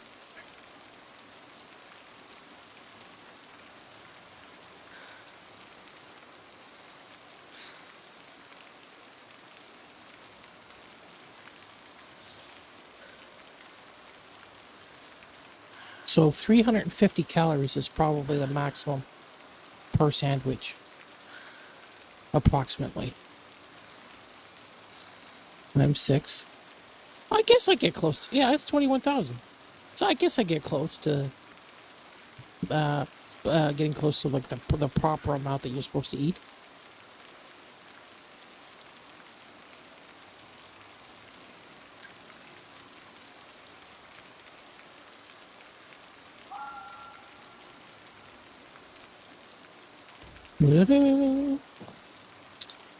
Okay, let's go back to planning how I'm gonna level my carpentry skills because this is fucking nuts. So I can make wood. So I might just chop down trees. When can I make a handle? Because as soon as I can start making handles, then I can start missing required items. Do I need a level? I guess I don't need a level for that. Need a wooden rod though. How do I get a rod? So a wooden rod I can get from a wooden rod. What?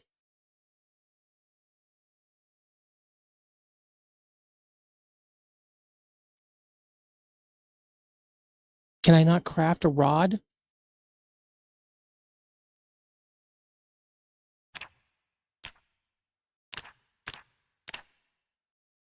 I have to find a rod.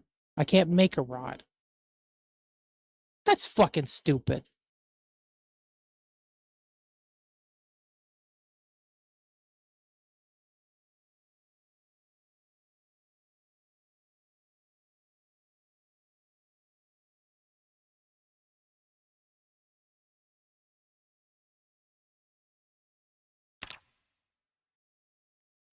Okay. Fuck. The search doesn't work properly. Oh. I have to change that. So I can make a wooden rod from a stick or a sapling. Hmm.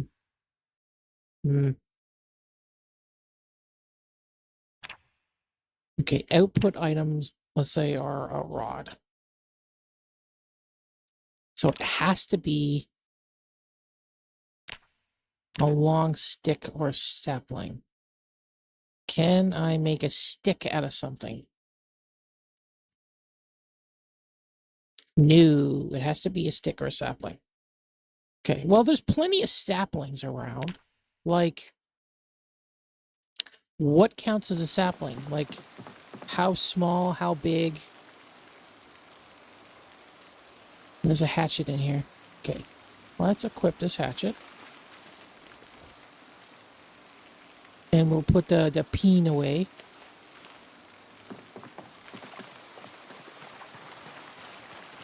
Now, is this a sapling? Because if this is a sapling, there are plenty in this world. Cut down. Okay.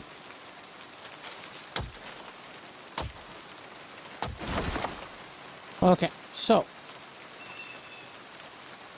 This, all I got is a tree branch. All I got is a tree branch. And wood splinters. Fucking amazing. So is that a is that a sapling then?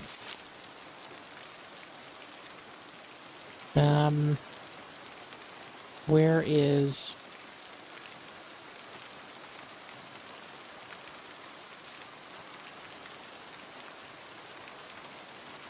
bush? That's not what I want. Where's chop tree? Chop down tree. I can't chop down that tree? Why can't I chop down that tree? That tree right there. Why can't I... That looks like a tree to me. That's considered a bush. I can't chop down a bush. Fuck you. What's this? Is this considered a sapling? Virgin pine. I think a virgin pine means sapling, right? What about this one? Solid. I don't see sapling in here. Has durability. Okay, no.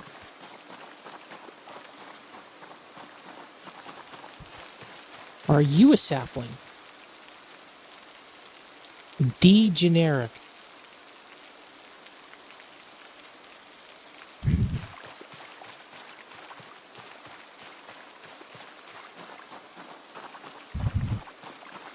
Well, this is technically like red maple.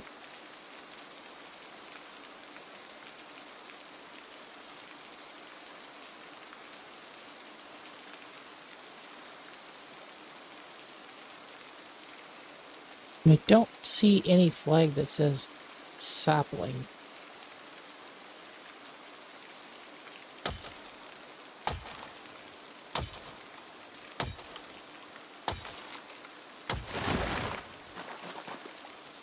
And I kind of got wood out of the whole thing. Oh, I got a sapling. Okay, I guess saplings kind of just fall out of trees. So it's stupid. It's gamified. Like, oh, let's be realistic, but that is not. So a sapling might fall out of a fully grown tree then. What the hell is this? Oh, shoes. I put shoes over there.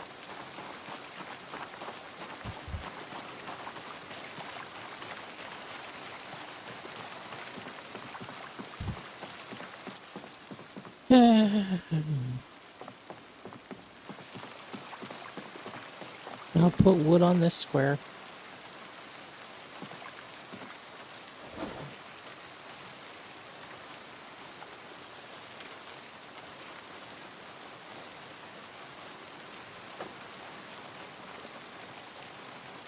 And I'll put tree branches here.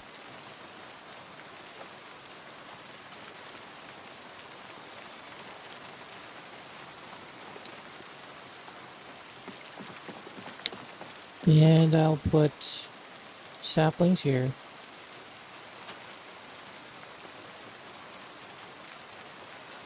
And because I don't know what splinters do, let's just put splinters over here. Okay.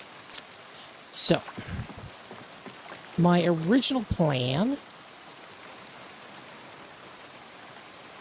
how much scrap wood am I going to take?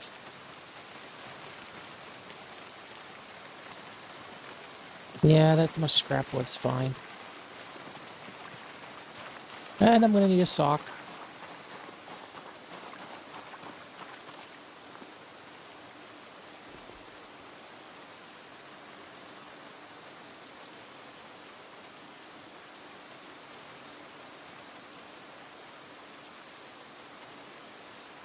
Yeah. I'll just take one of those. Okay, let's go back down to the grocery store. Oh, I don't want to take the axe with me. Because the axe is not my weapon of choice right now.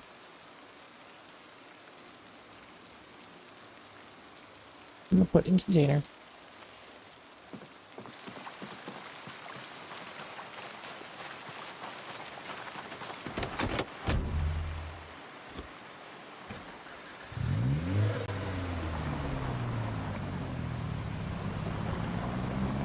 I wonder if driving over those clothes hurt them.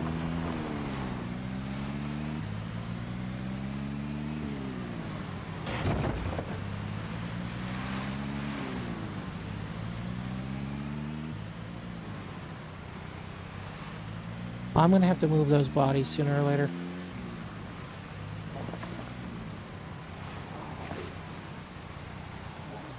Were you the ones that I left behind a little while ago?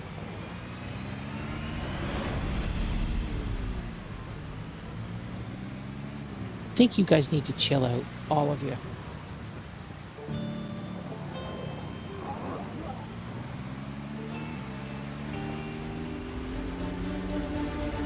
Oops.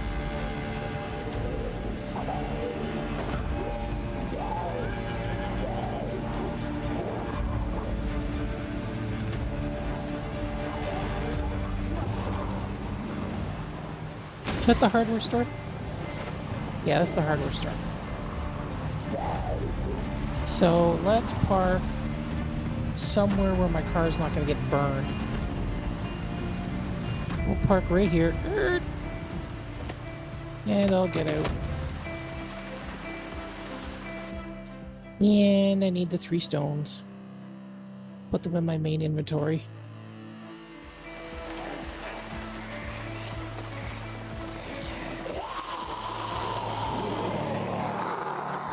Okay, where am I going to put my... I don't want any chance of the zombies running into somewhere and burning it to hell. Or at least nowhere that I'm going to care about.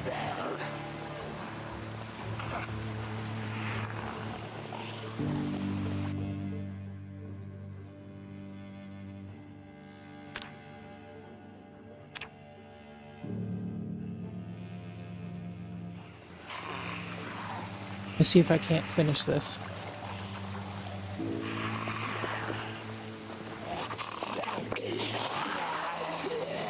Okay, good enough.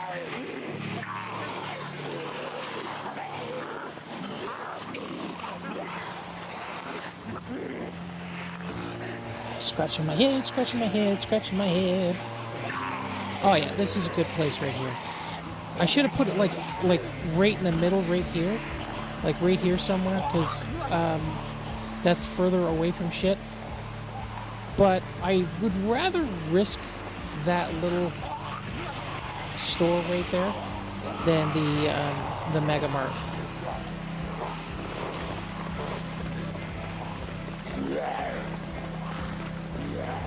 Oh. Stop.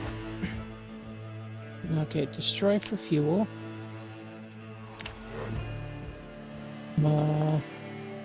Let's put as much in as we can.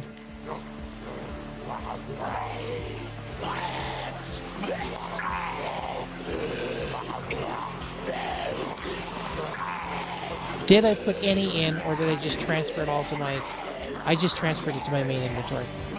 Great.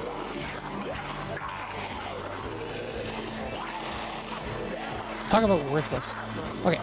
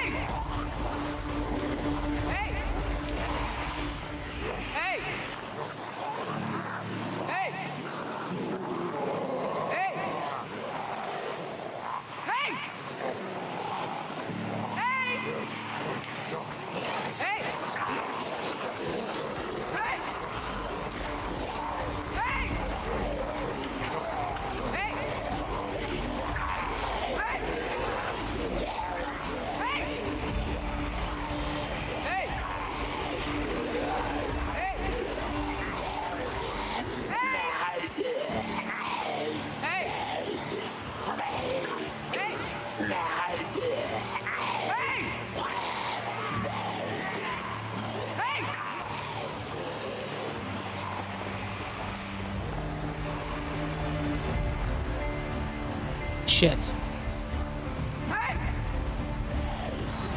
Come on, Chamblers, get over here. Yeah, you idiots, come on. Oh, I'm gonna lose that gun.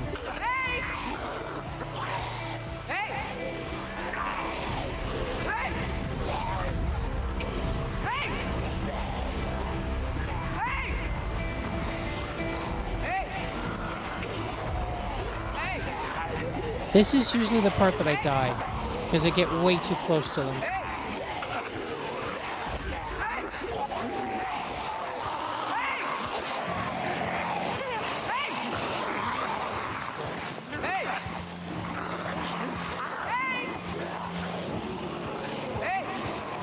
We just need to gather them up in a great big bait ball.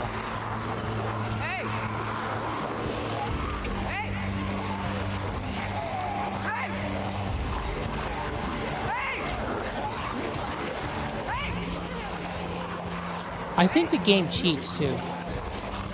Like sometimes, like I know my keyboard ignores my input sometimes, but there are times where I've played this game where the game has ignored my inputs, like at a critical time when there's a lot of zombies around me.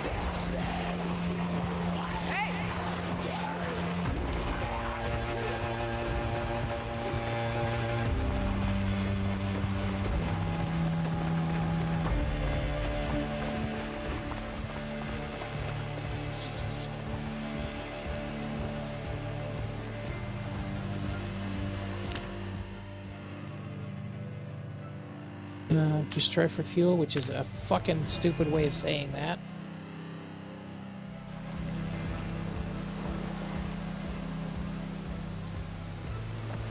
One,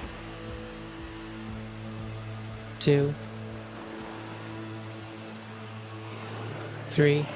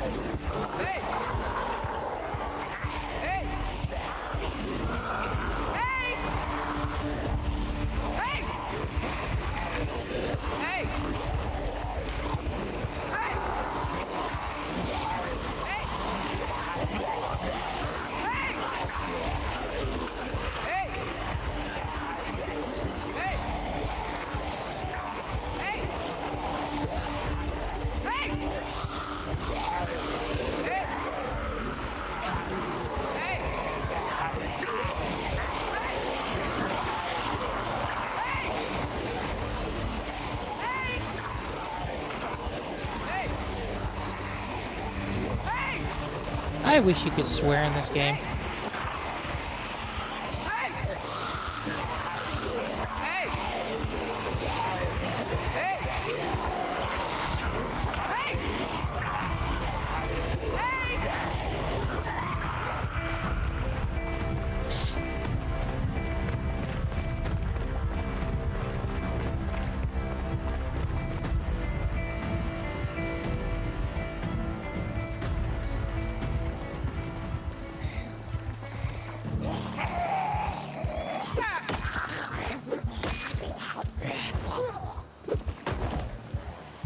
Okay, well, this is useless. Killing her was useless.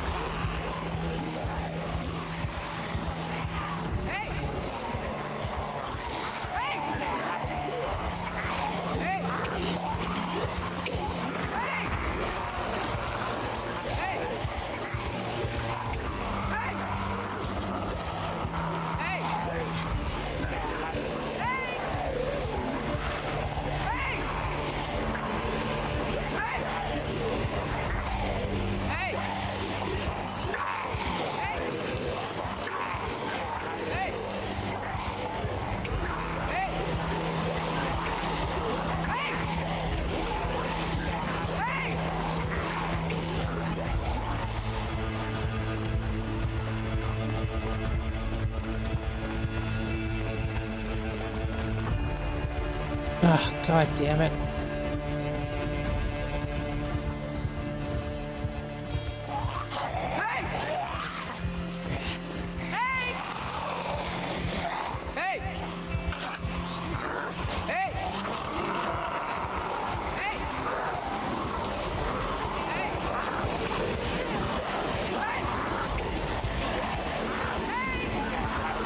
Oh, that was scary.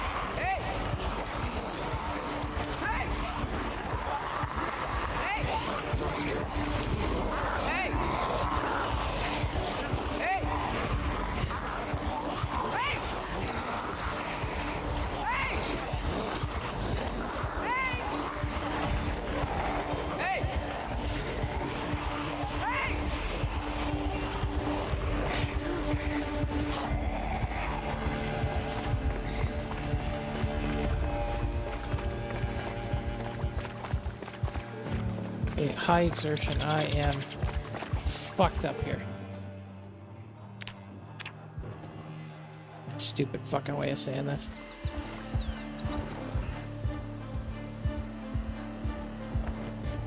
One, two, three.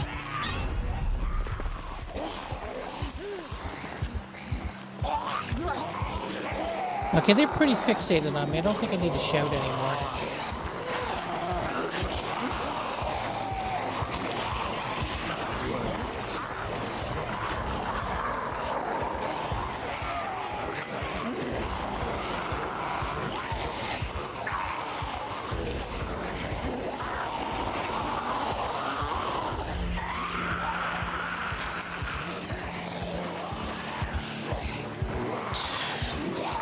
Okay, I really only have one more thing of scrap wood to put in there. So I'm not sure I really need to do that. I think I just might light it now.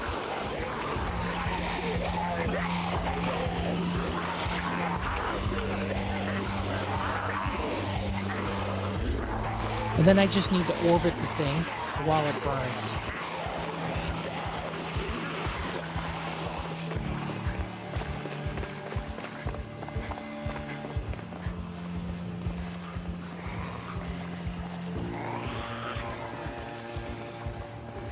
Fuck. Okay, let's get these fuckers out of here. Hey!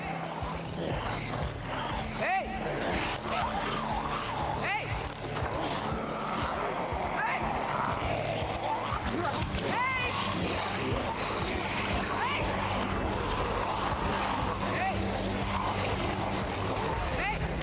Can I sneak past here? I think I can.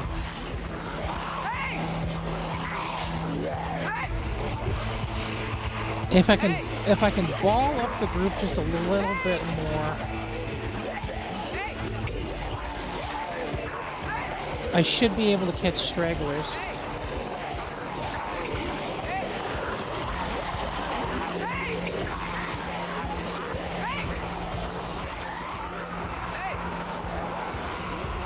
I would really like whatever's on his back.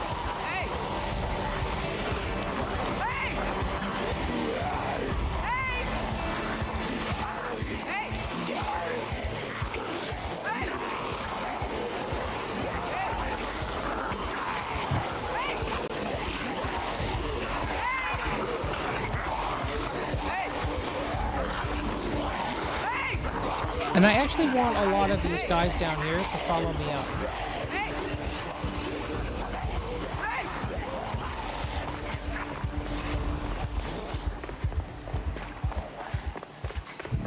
Because the whole point is to keep as many of them together as possible.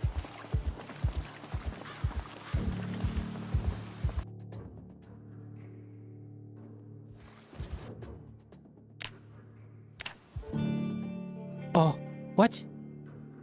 I've got lighting. I've got a dirty sock. What are you talking about? I don't have a light. I don't have a way to light it available. Oh, maybe because it's wet. Do you have a dry sock on you?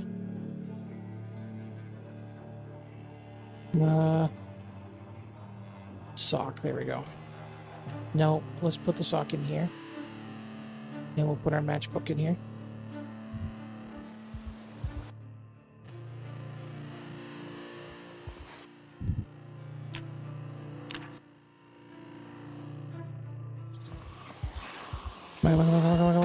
One, 2, 3, 4, 5, 6, 7, 8, 10, 11, 12, 13, 14.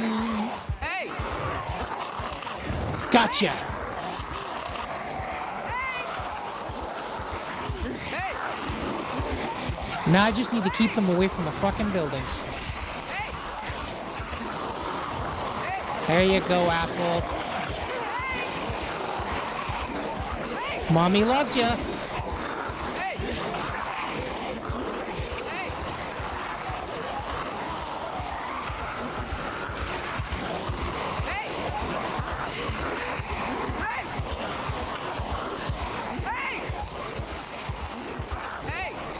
Oh. Have to be extra careful now that it's actually burning. I don't know if it'll cause flame damage to the vehicles. Okay, let's run through here.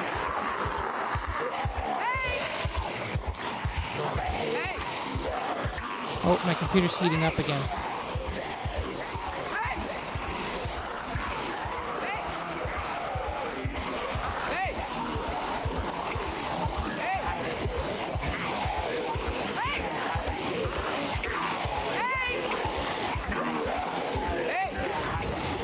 They should light each other on fire too.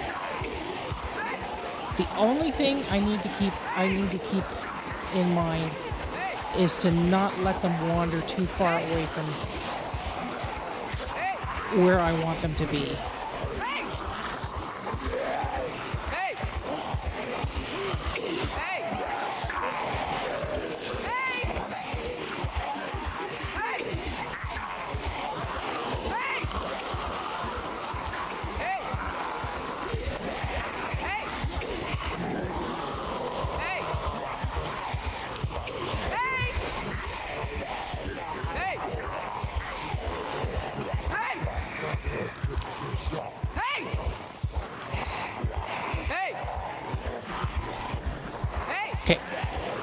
Oh, shit.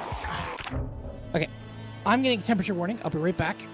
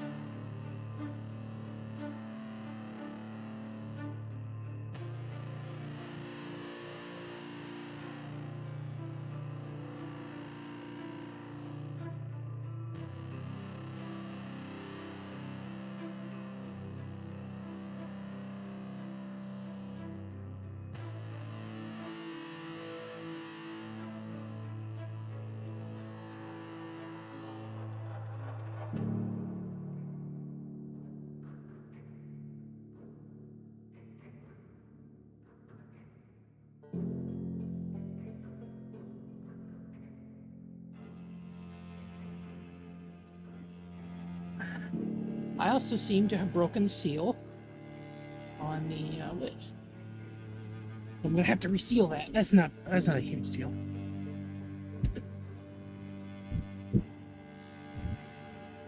Okay. I need to I need to unpause and keep going in one. There we go. Motion. Okay, they're already starting to die.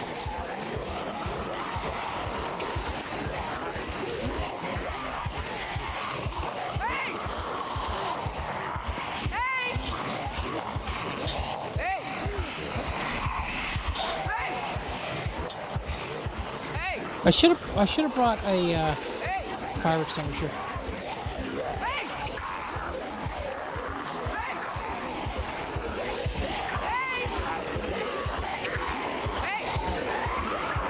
Now I just need to keep them from running into any of the stores,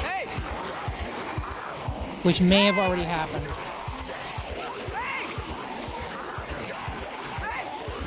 Because they seem to like to do that.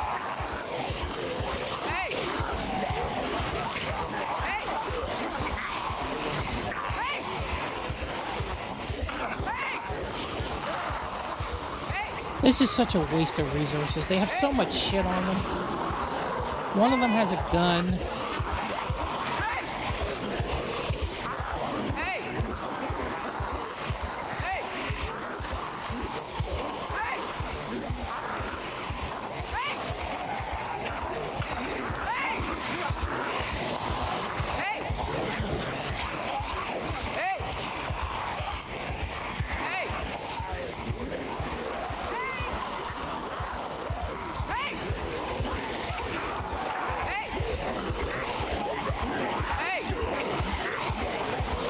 Works out a lot better if you have like an ambulance or something.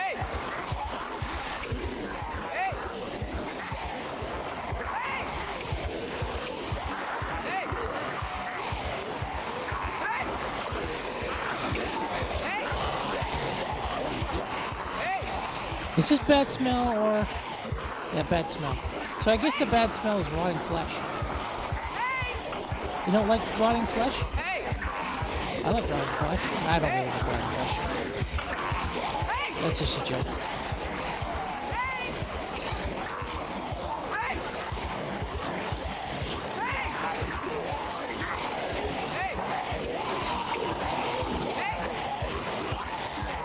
Some of them don't seem to be burning. They seem to be dropping and then just that's it.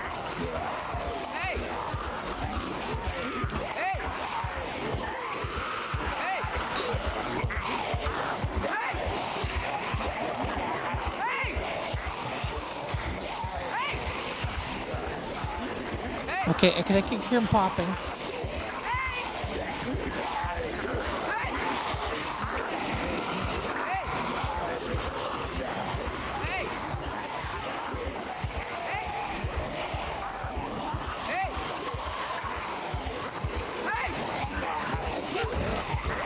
Oh, there's another one who fell.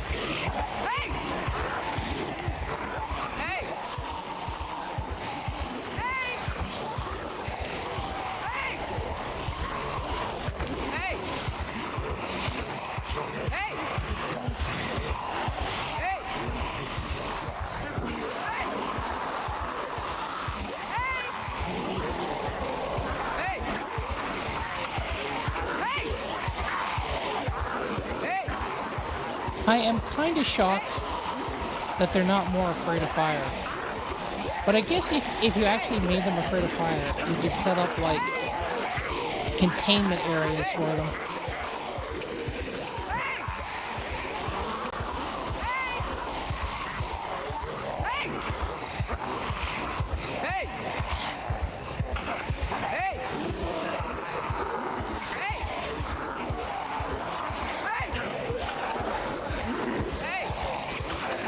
Okay, I'm so exhausted, I can't run anymore.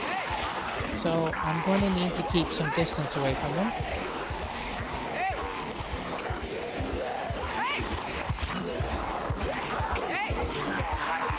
But I think we're at the point where they're all just dropping now.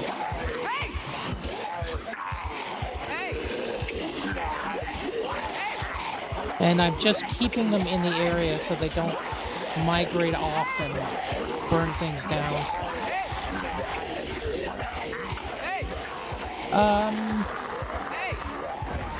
You mean the week before mod? Or, that's the one with the bomb in it, right? I think it's now called the week before or something like that. But yeah, I've seen it. I've played the week before mod, which is sort of the same, where you have to prepare before. And there's raiders, and everybody goes psychotic and stuff like that.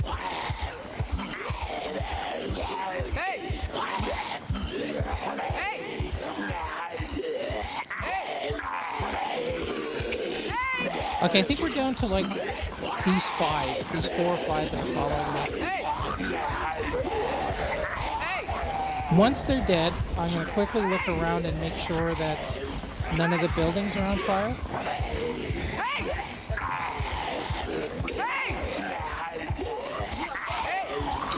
They could easily make this something that you can't really exploit by just making burned zombies stop following you and just, like, run off in different directions. No one would use this strategy if there was the possibility that a zombie would run into a burning building or whatever. That's a good mod. I think the day one mod, you couldn't survive past the bomb dropping, but the week before mod is really great. So I think there's a scripted event in that mod. So, like, I watched Ambiguous Amphibian play it, and he went to a school to prep himself in the basement of the school. Okay, so he had a bunch of food set out, everything. And then, like, the day of the zombie apocalypse, an aircraft flew into the building and just burned everything out. He was safe enough in the second basement, but it just fucking destroyed everything. It made the whole top part of the building uninhabitable, put holes in the floor between the ground floor and the first floor. Like, it was really an amazing job what they did to that what they did with that mod. And then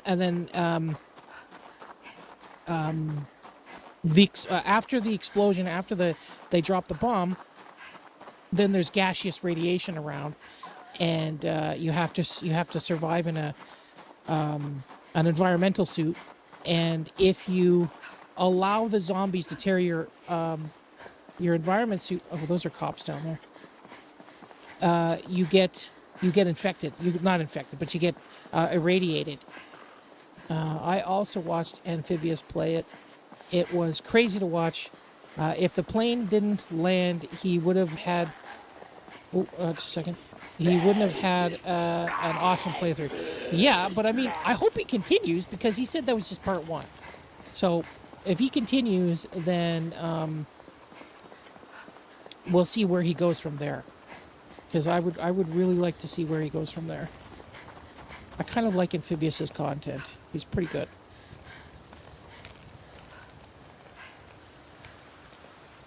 Okay, we need to take a breaky break.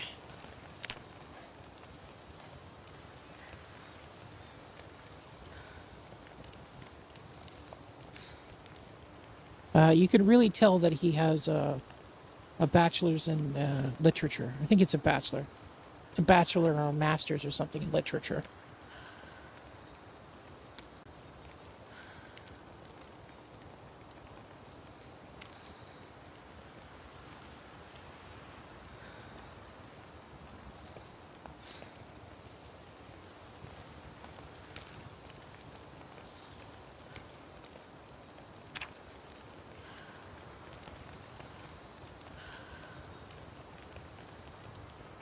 I figured the bomb was a scripted event, but do you think the plane? I think the plane might have been scripted. Now, okay, so it's at minimum it's a scripted event to hit the school, but I think it may be a scripted event to hit wherever you're based, wherever you're going, because that would really fuck up your stockpile. Like if you stockpiled a bunch of shit in a building and then the plane crashed into it, it would ruin your day. And the way that the plane goes down kind of suggests that because let me check my shoes. My shoes are still there's a hole in my shoes. It kind of suggests that because the way that they brought the building down was they just played a script to make a whole bunch of explosions within the area. So that tells me is that the script, that the event is modular. But do I know for sure? I don't know. I didn't get to that point in the game. I don't know enough about 42 to be playing something that's going to hunt the shit out of me for, the entire playthrough. I couldn't even really get past the point where the raiders are jumping on top of you. Okay. So we cleared out this little pocket of resistance here. And now we get the spoils. Is this a convenience store? I think this might... Or is that a... No, it's a laundromat. I knew it was a laundromat. Give me some good jeans. I fucking hate you. Give me jeans, you piece of shit. I don't need lint, motherfucker. I got enough lint in real life.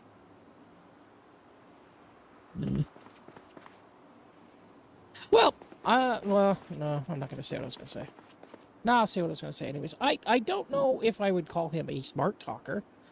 He certainly knows a lot of quotes, which is interesting to hear the quotes, and he delivers them very nicely.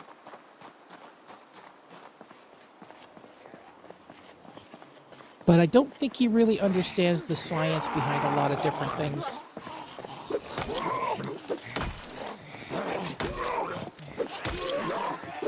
Like, I think he can give an entire thesis on what Shakespeare might have meant in some kind of aside or soliloquy or something. But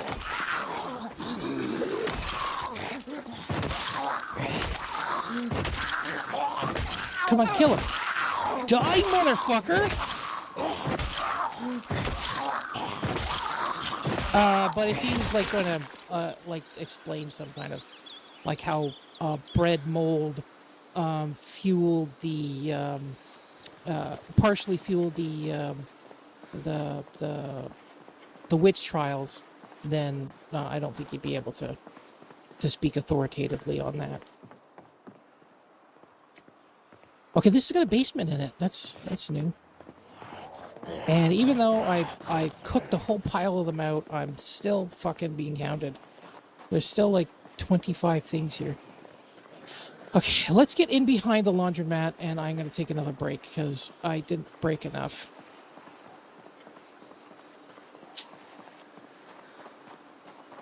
Because that was probably one of the aggravating factors behind the witch trials in the eastern United States was bread mold.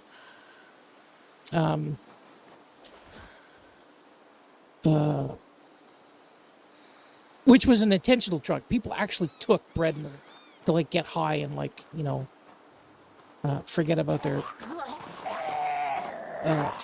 pathetic lives. But so like one of the aggravating factors of the witch trials was the fact that women were becoming more powerful in the Americas, and in an attempt to stifle this kind of alliance, people would the authorities would intentionally like call them a witch or say that they made livestock sick or cast a spell on something, or you know, but it also came down to petty bullshit like my husband had an affair on you, so you must have used a love potion spell on him and bullshit like that. But like the whole story behind riding a broomstick was because you would put this type of mold on the end of the broomstick, and you would put it up inside yourself to like get it far enough in to absorb. I don't really know why you wouldn't just snort it or eat it or something. Maybe because it like completely fucked up the mucus glands. But that is a belief, a modern belief of where that concept came from, because most households had a broom. The broom was thin, you know. Plus, broomsticks were historically used as like dildos. It's a smooth surface that you polished and shellacked and shit.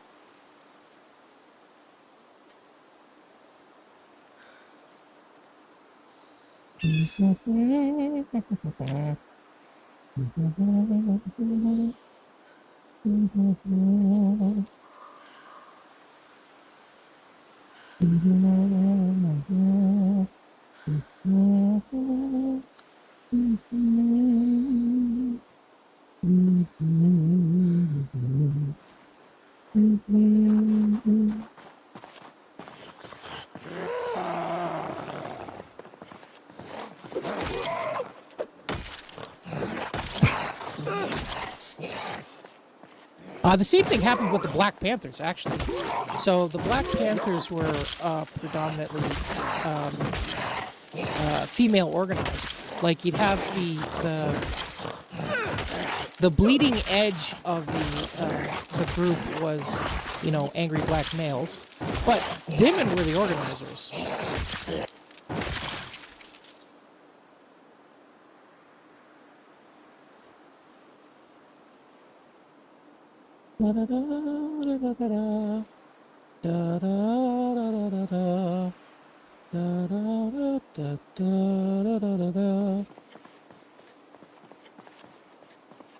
Plus, they were black people exercising their Second Amendment right, and you can't have that now, can you? I'm going to let them be over there. Where is my car? My car should be right there. Where is my car? There's my car.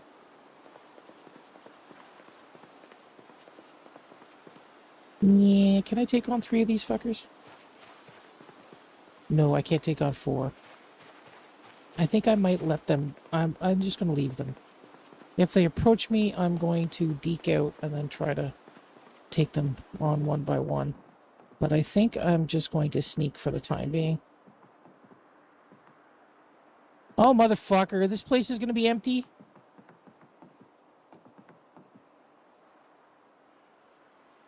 Bolt cutters.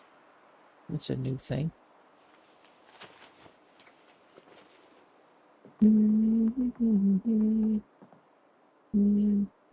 What do padlocks do? You know what? I don't think I need padlocks because I'm not playing with somebody. I don't need to lock my shit up. Ooh, handy knife. Like, can I use this as a screwdriver too? We will see. If I can, it might be my new tool. You're a tool.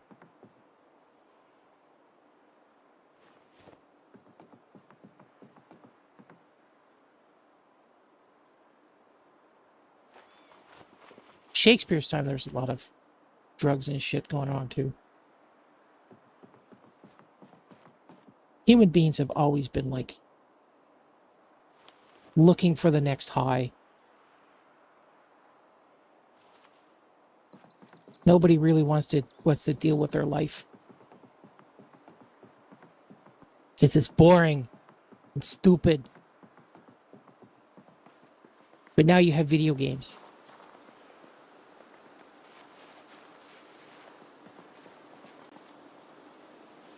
Oh yeah, I was gonna use those as fuel. I guess I didn't end up doing that. Okay, let's put everything in there.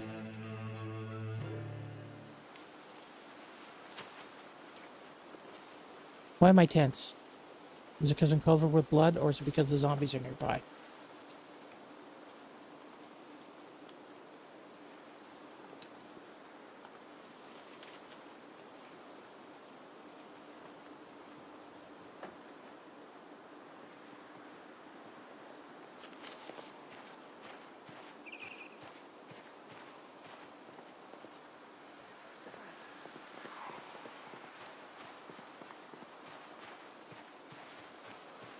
Okay, come on, Dodeca douchebag, get over here.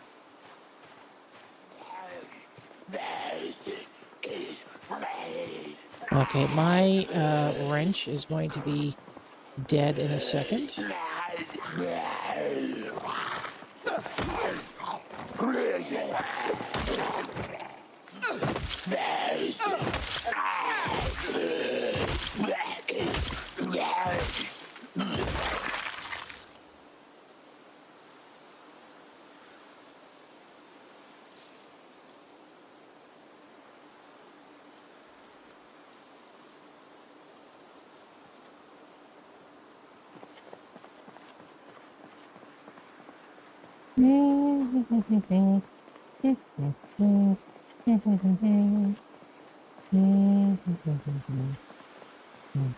I guess I'm not going to attract them because I am hungry. Are any of these places accountants? No. No, there is food down over there at the Mega Mart, but we will do that later. Cartoon of nails. Finally, a cartoon of nails. I have got nails.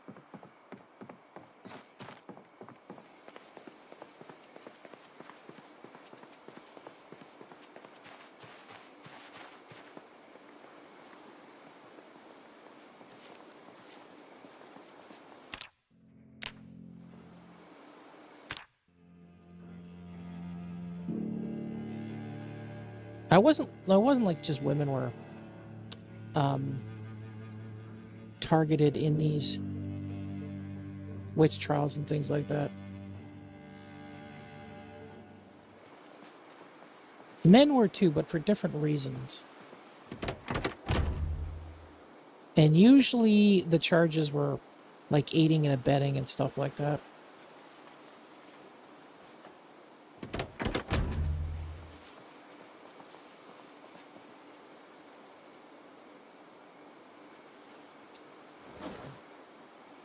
Box of batteries, that's pretty good.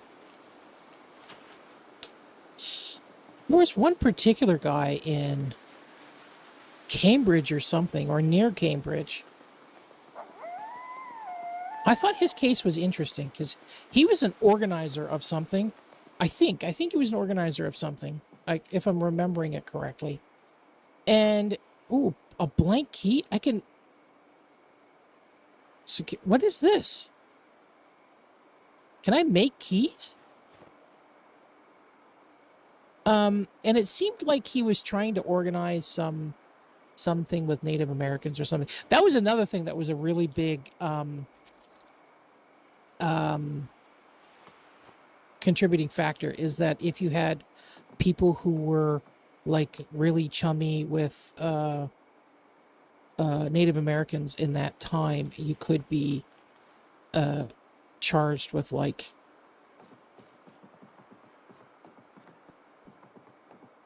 something similar to witchcraft because of their non-Catholic beliefs.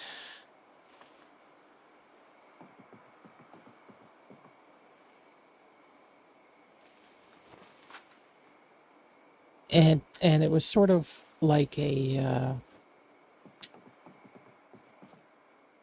sort of the same as now, kind of the rejection of the power structure of the day, of the people who were actually in power of the day, and like just doing your own thing kind of deal.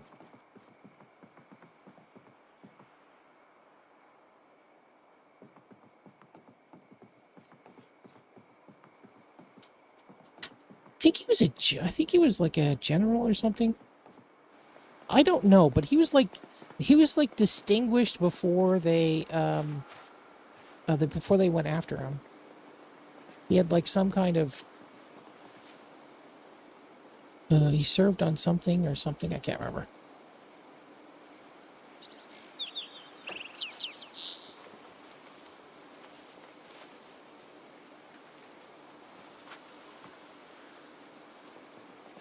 The whole concept behind it was like super fucked too. It was like if they burned you and you survived, that means you were a witch. If they burned you and you didn't survive, that meant you were like delivered into God's hands. Actually, a really good movie about witch trials and like the whole concept behind them, and how it could get really weird and like just makes no sense to people of the modern era, and probably people of that era didn't think it made much sense either, is Paranorman. Like, I don't want to give too much of the story away, but Paranorman's ancestor was a witch, and she was actually a witch, and like the kind of things that she wanted to do was like just commune with the dead and stuff and talk to her dead mom or something like that. So the elders of the village like tried her, convicted her, and then murdered her and buried her under a tree or some stupid bullshit like that. And like in the end, like you think her curse is to visit zombies upon the land that shunned her. But no, the curse was that the zombies were the villagers. And the curse was for their descendants to hate them and attack them and ridicule them and all that kind of bullshit. But she was just a little girl, and she acts like a little girl, and the thing that keeps her like calm is a lullaby, and it's a very interesting story, and that I just ruined.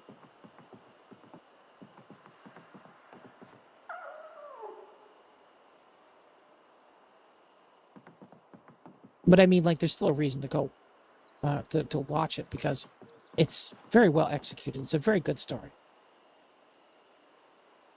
I don't want the doorknob or the hinges. I don't want anything from there.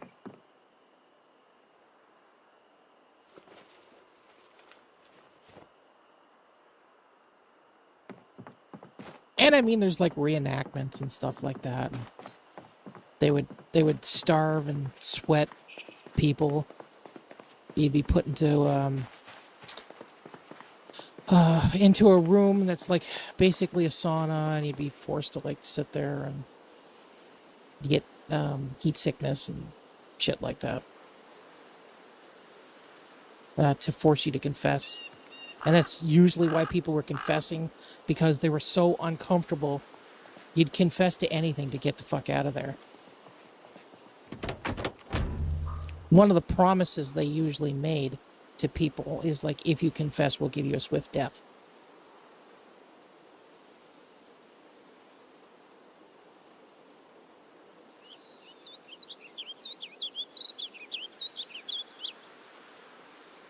Oopsie madoodle.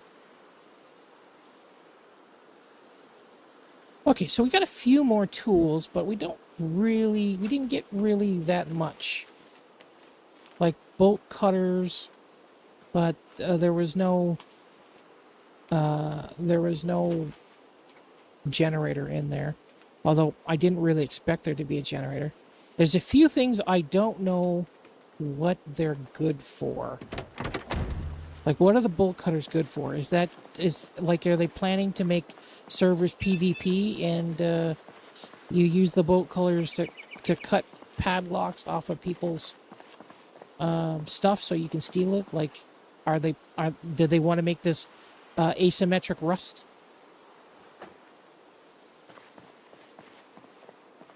I don't think I'm going to like it if they do that. Okay, let's find some food while we're here. I think this is a restaurant too. This is a clothing store.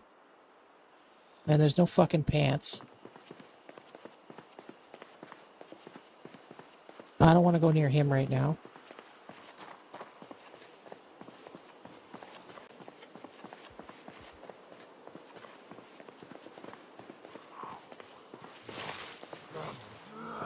Like, one of the main problems of history is that, for the most part, it's written in the perspective of the time.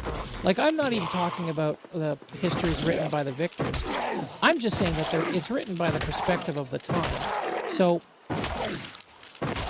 if you have somebody who, for instance, acts strange or is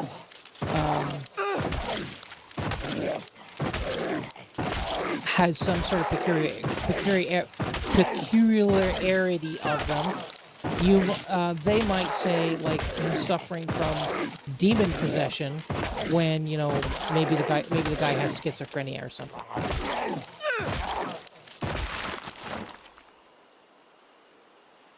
Or, like, you get a rash, like somebody might get a rash, and then you would say that it's an infestation of some kind of bug or something, instead of, like, just a reaction.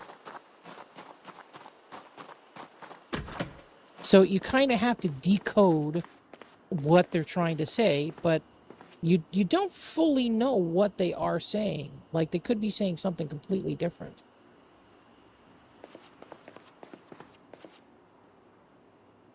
Okay, there is quite a few stuff in here. Okay, we're eating this maple syrup right now.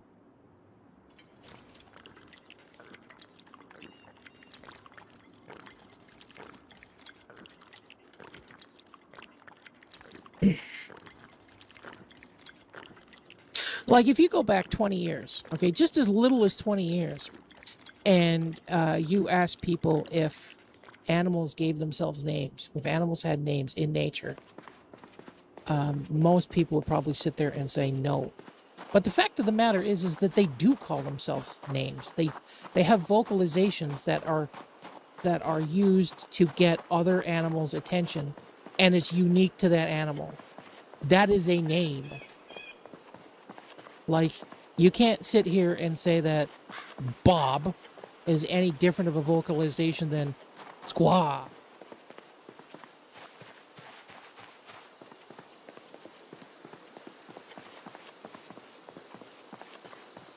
And they used to think that only humans had, like, really good memories, but, like, or communication. Like, so, okay, a big proof of communication is you take and this is an actual experiment. They took these crows and some people wore certain types of masks, and fucked with them and just basically like made them uncomfortable and made them upset. Whereas the person with another type of mask gave them food or treated them nicely or whatever. And what happened is that even after generations, after 30 years since the experiment was run, the descendants of those birds knew who to look out for. So the only two ways that could have occurred is some kind of genetic memory, and looking at the genome, that doesn't seem possible or likely. Like epigenetics might do that, but how do you transmit a person's face through epigenetics? But they've also been able to learn to decode some of these calls, so they're able to they know that like a certain call would mean this person that's coming up this road is wearing a red jacket, and they know, or they can infer that the thing that the animal is saying is red jacket, red covering, red outside, something of that nature, because at the end of the line, they are clearly identifying the difference of the color. Like they switch out the color of the jacket midway through the exercise, so that the crow on the other side of this experiment suddenly sees a green jacket and doesn't know what the idiot who was talking at the beginning was telling him. Like, I don't see a green jacket. I don't see a red jacket. All I see is a guy with a green jacket, or green outside, or whatever that they're saying. But things like that, like concepts like that, were completely unheard of, like 20 years ago, 30 years ago, 40 years ago. That, like, to suggest that even to a lot of scientists would have been not necessarily absurd, but highly unlikely. But that has changed. We now know that most animals have vocalizations, and what's more is that most animals are multilingual. They can understand the vocalizations of other animals. Like if you go to like a jungle forest that has several different types of, like, primates, monkeys, whatever, and like several different types of birds and stuff like that, the animals will figure out the other animals' call for, it's a snake, there's a cougar, there's an eagle, or something like that, and then everybody in unison will GTFO out of there. And they can verify this by playing back the vocalizations, or like the concept of lying, the concept of tricking another organism into into thinking that something that is not true is true, which is like it's a very complex concept. Like that's not something that like that's a concept that human children still don't really figure out until they're a certain age. But like we can see in the wild, or even in captivity, certain primates will like lie and make the vocalization for a certain type of animal, so that they could hide something that they have found, so that they can eat that thing that they found in peace without having to share it with the other animals. And again, like, we take that type of thing for granted, but to make someone else believe a lie you first have to realize that that other person, that other organism doesn't have the same information as you. You have to know theory of mind. And theory of mind is way more complex than you might realize. It's not something that again, it's not inherent in humans. Children have to develop theory of mind.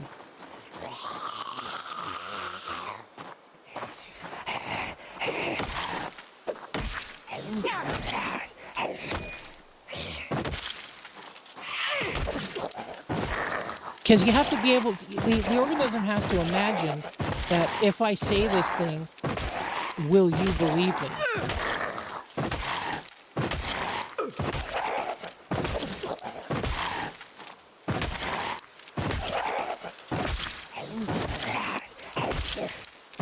Okay, my rest is pretty low. Okay, just die. Come on, die.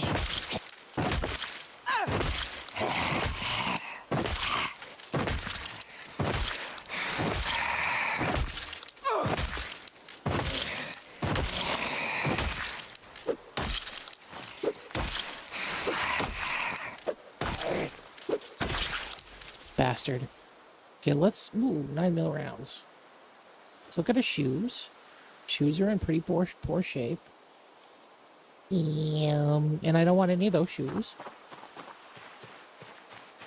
So let's go over here. And there was a really long time where scientists thought that, or the general consensus was that humans were the only animals that could use tools. But that turned out to be wrong, that there was a whole pile of different animals that used various tools. Like even crows use tools.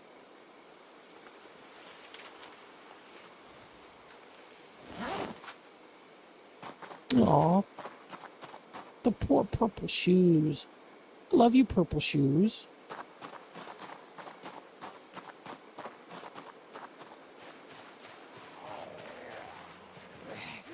Okay, where are you?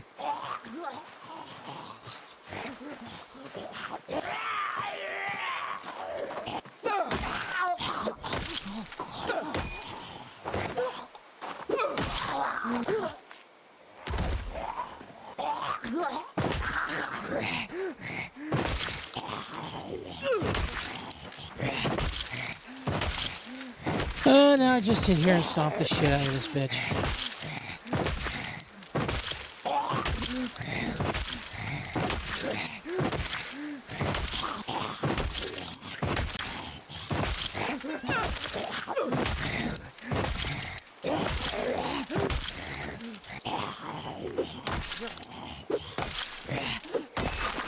Thank you, dumbass.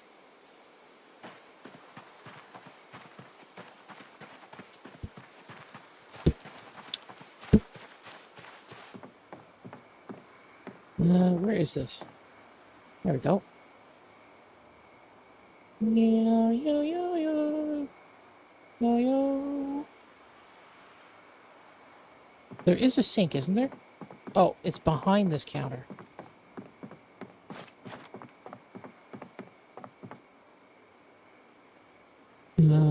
Fill empty bottle.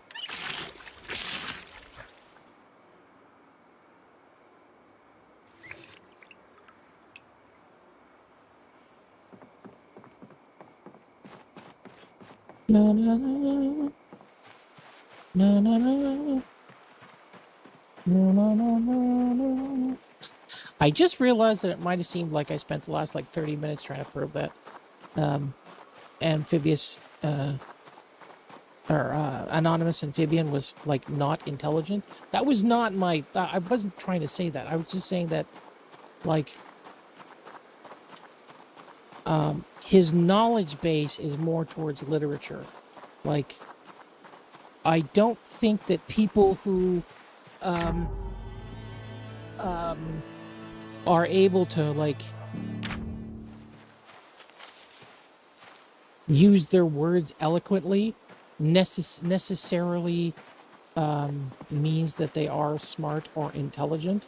Like, you have pretty stupid people that are able to speak very cogently, and you have a lot of the smartest people in the world who can't string two words together because they're like super super awkward or something.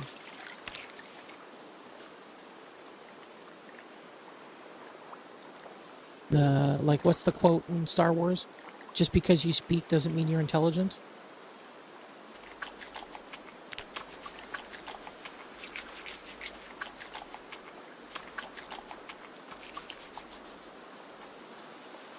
But he also proves quite handily that he doesn't know much outside of like literature and things like that.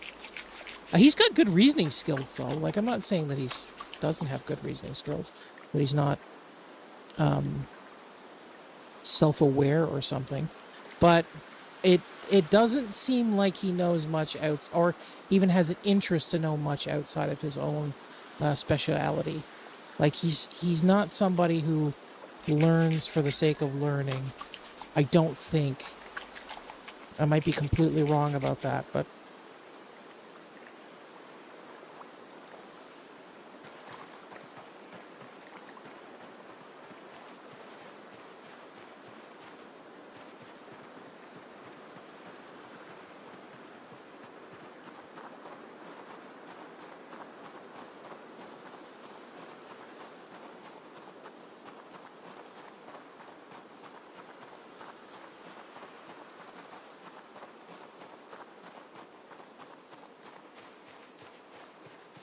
trying to think of somebody who you don't really consider intelligent, a YouTuber that might seem like he's just a goofball for the most part, but has this whole hidden depth to him.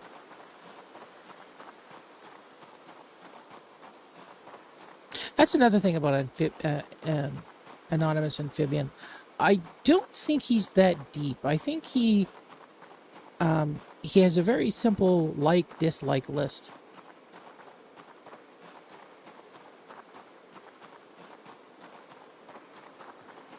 Like, I should shut the fuck up, but I'm probably not going to shut up because I'm an idiot.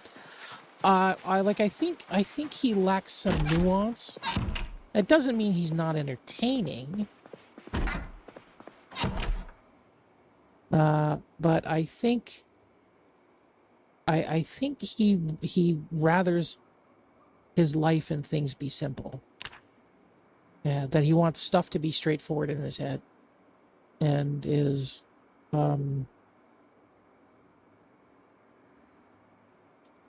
not interested in things that are overly layered. A lot of his quotes are that way too. Like, a lot of his favorite quotes seem to be very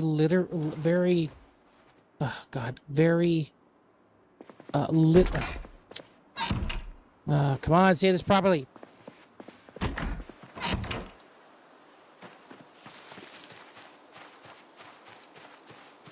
They're very poetic. They have emotional charge, but they lack a deeper meaning. It's more surface commentary on a thing. He does, and he also really enjoys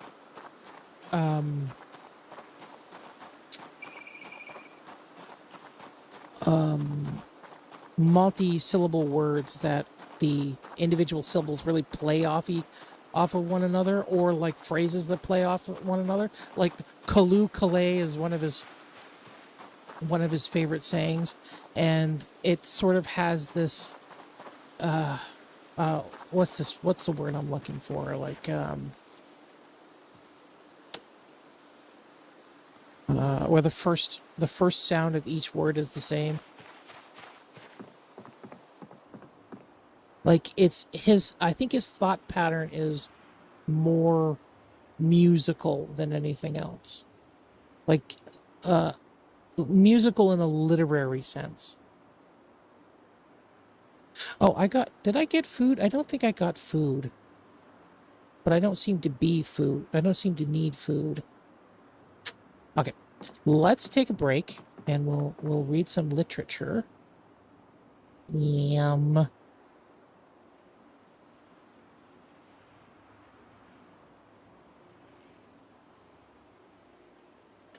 Hmm. Where's my literature box? Oh, here it is. These are all the people I killed. I think I'm going to read 2 comic books. Why did it look like more than 1 comic book went by? Do I have more than 1 of these? I do. Why doesn't that say 2 more? I got 2 comic books stuck together.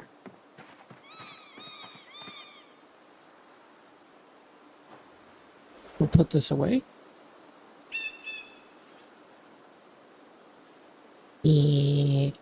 Oh. Oh no, I don't. Why did it say I could read that while I was in the thing? I don't know. Read.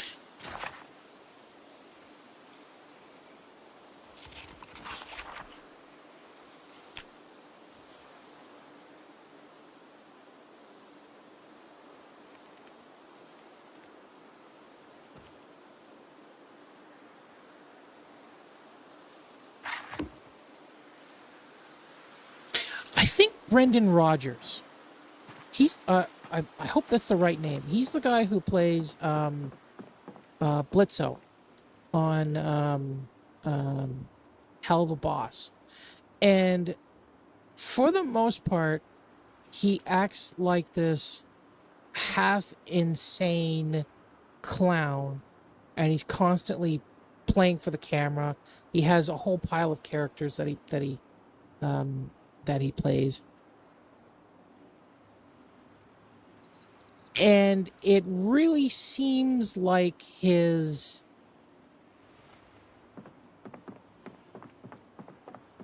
whole personality is this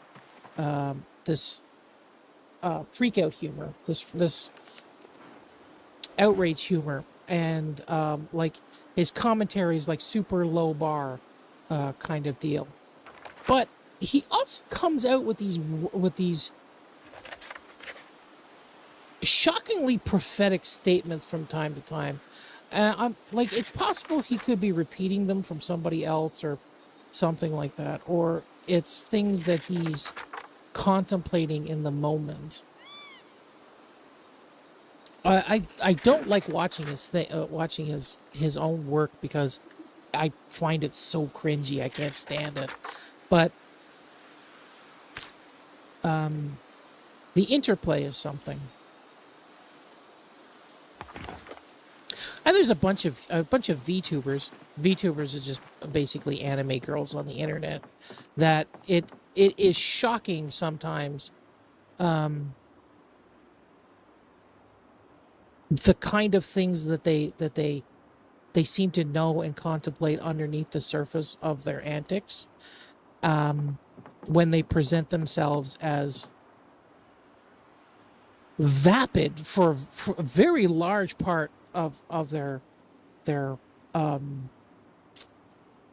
brand seems to be just being vapid. So when you have these weird insights out of them, it's weird. Rosie Belmu is one of them. Rosie Belmu, she laughs at herself, and she's constantly giggling. She's constantly like making fun of things and reacting to videos, and it's I'm sorry to say pretty low denominator stuff for a lot of her content. But then she'll say something that is, again, just weirdly prophetic for someone in her position.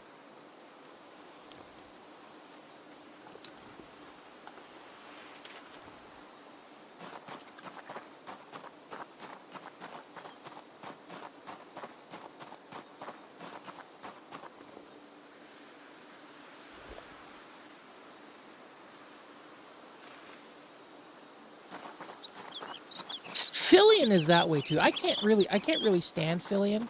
She's another VTuber. I can't really stand Fillion because she intentionally, and who's that fucking Pippa?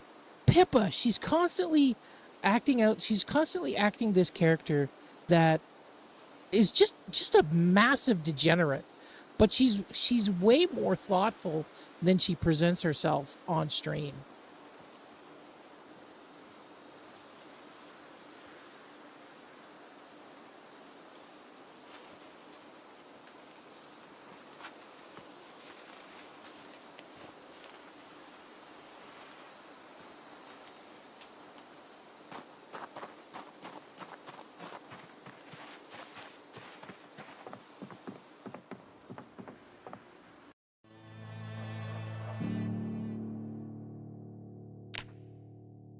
Sometimes I feel like, some of these people have sold out their souls so that they have an audience. Like people just to look at their antics and send them money. Instead of being more philosophical about shit. And I absolutely bemoan the lack of philosophical maturity in the modern world. I think way more people should be contemplating the shit around them. I realize it is shit. I realize that, as an individual, maybe you don't want to engage with the world around you, but I mean, you live here. You kind of have to. If you're going to stick your fingers in your ears and pretend as bad as it is, it's not as bad as it is, you're delusional. I don't like delusionalists.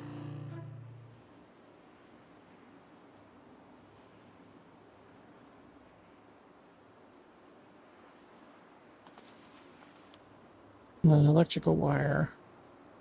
Box batteries. I want to look at the security ring pass. We'll put the respirator filters. So if there's filters, that must mean the respirators actually work. Okay, let's put the knee pads actually on. Oh, I've only got one. I'm going to put the blank keys in there for now.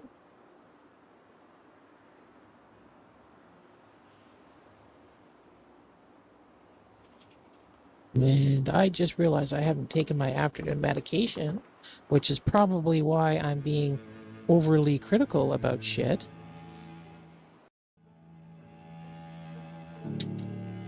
I think I want to keep the fillet knife out. I don't want to put it in with the tools or weapons, because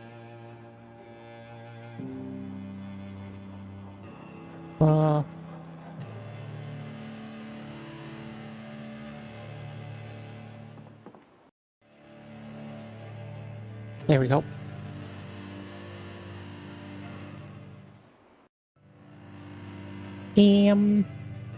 Okay, let's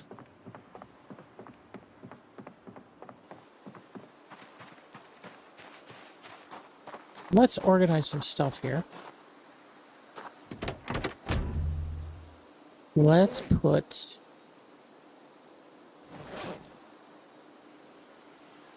we'll grab this shit.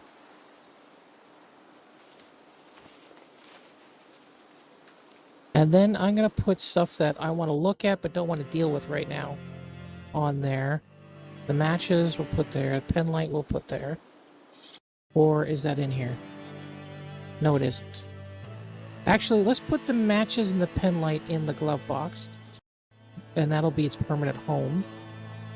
I want to look at the small wood handle because I think that's going to go on the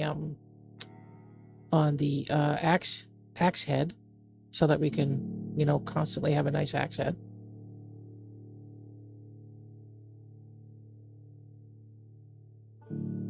I guess this is a key ring that's also a security pass, but whose security pass is it? Large handle, I'm going to put on there as well. Box with nails.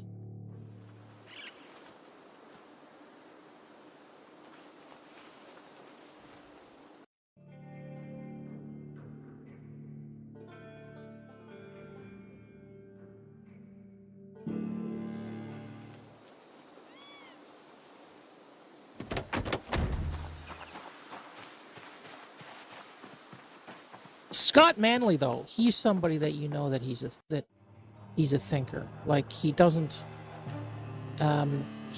goof off for an audience. His entire brand is being intelligent, is being knowledgeable about things, and leveraging that knowledge to do stuff. Like he went from being a gamer, like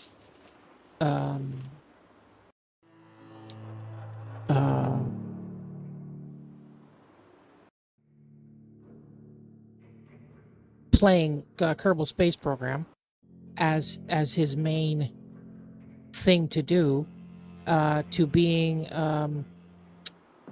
presenting space news and stuff like that.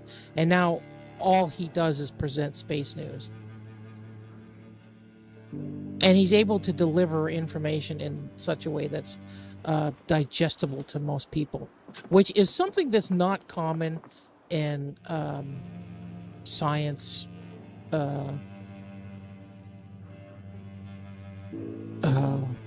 Science commentary, science, whatever.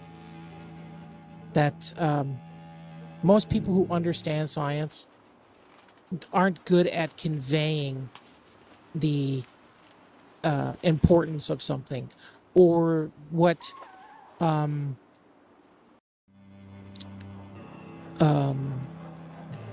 certain thing might mean, or the significance of a certain thing. And a big example of that is like how science communication, that's the word I was fucking looking for, failed to communicate like what exactly global warming was, and how it would eventually affect people, you know, in general. Okay, let's pull this leaf rake out. Like or how powerful the consensus was, like how much of a consensus there was actually existed. And that was never conveyed. Because I mean, if you're talking about giving a balanced opinion, which is what news programs constantly say, we have to give a balanced view, we have to give a counter view. Well, like the actual representation would be 97 scientists saying this is happening, we can't just sit on our asses. 2 scientists saying, well, we don't really know what the cause is, but it is happening. And then 1 crackpot moron saying whatever, that's got like some kind of degree in something, like engineering, or is a geologist. Geologist seems to be the biggest culprit of stupidity in that whole shit show.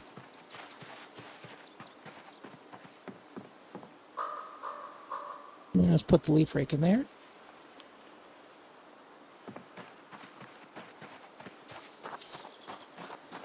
I think Kevin Hill, he's another guy.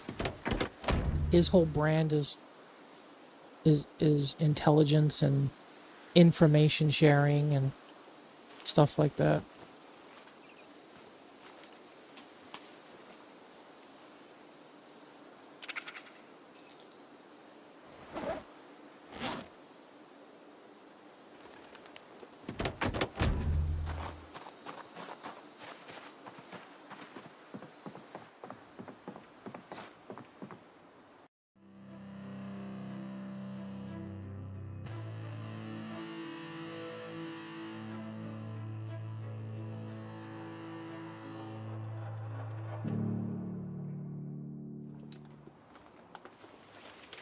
Oh, there's another large handle.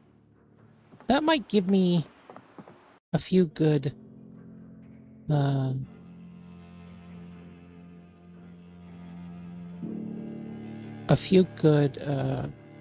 hatchets or something. Okay, what's going to come out of here? Plunger.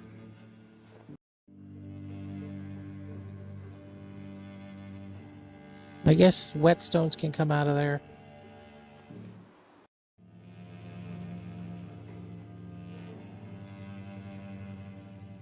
I guess the gasoline can come out of there.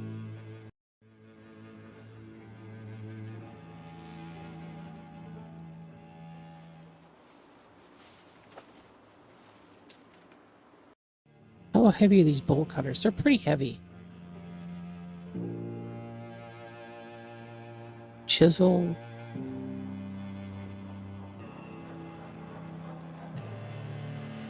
Hacksaw. Measuring tapes. I guess steel wool can come out of there. I don't know what that's going to be used for. But I want to have it.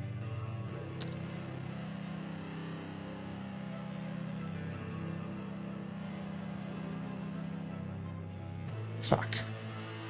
There's so much shit in here that I don't know what's going to be... what I might need it for in the future or whatever. Okay, let's pull out the chisels.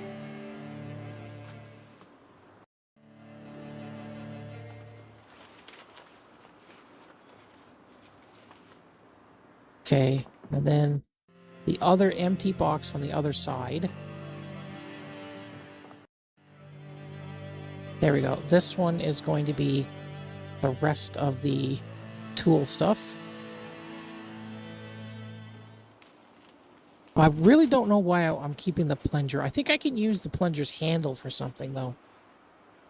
Like, I think that's the Faustian bargain that we can stick ourselves through.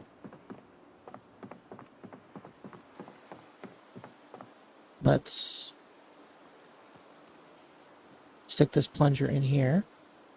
And I don't like these metal shelves here. These metal shelves that are just sitting there really weirdly. They're bugging me. Let's move them down here.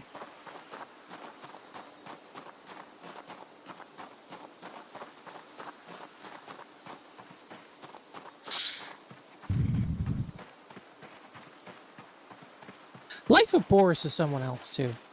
He tends to present himself like he's just like your average dumb guy. But he's pretty thoughtful. I don't think he's very knowledgeable, though, but he's pretty thoughtful.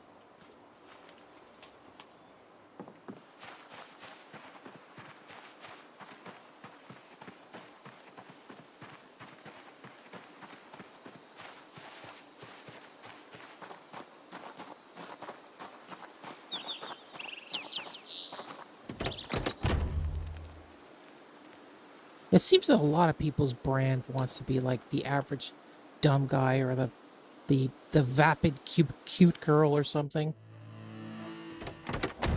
I don't know why anybody would want to be that way.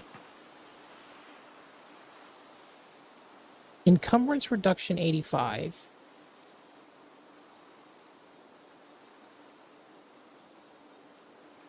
Okay, what is the keychains reduction?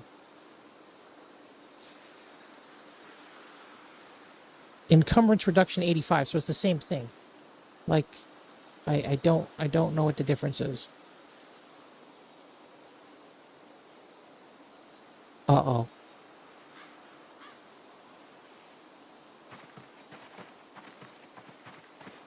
I unequipped my keychain somehow.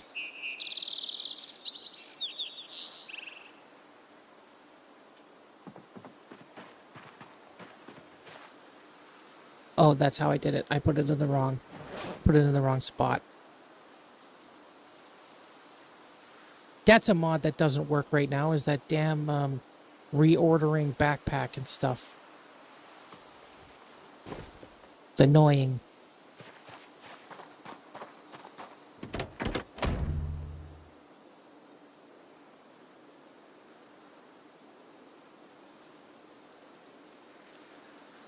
Did I put it in my inventory? Yes, I did. I put the small handles in my inventory.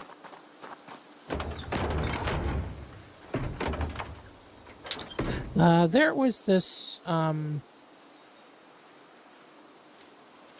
guess he's a philosopher. I don't know what he would be, what you might call him. But, like one of the things he wrote, and some people thought he was joking, but it really doesn't sound like a joke when you read it. It's like this, the 5 rules of stupidity or stupid people or something like that. And one of them is like, regardless of apparent talents or abilities, never underestimate a stupid person for being stupid, basically.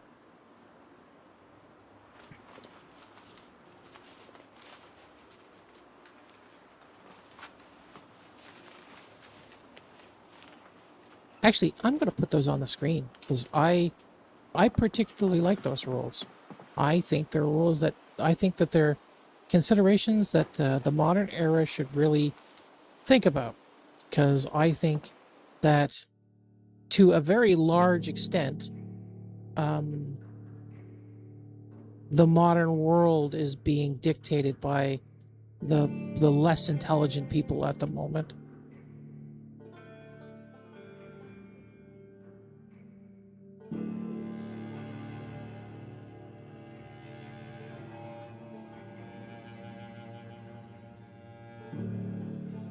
The 5 basic laws of human stupidity.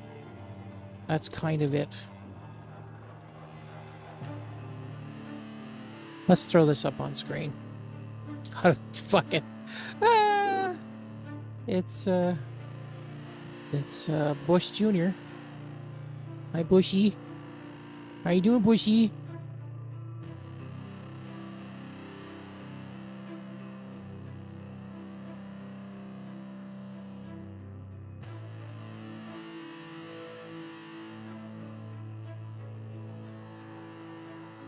There.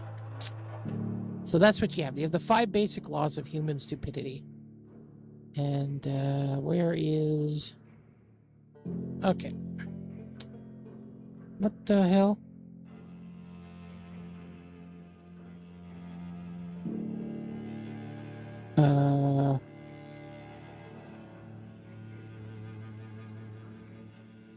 I should be able to read this, but... Oh, it's not French. Or is it French? No, it's not. Yes, it is. You know what? I'm not going to humiliate myself by showing how poor my French skills are right now. Even though, like, I am super French. I should really know how to read French better.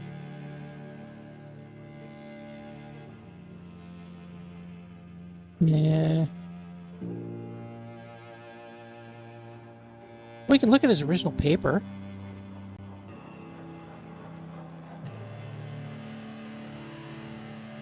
Is this original paper? The Wikipedia article is formatted much more nicely. I'm going to find the Wikipedia article. Because the Wikipedia article is citing him and not the actual book.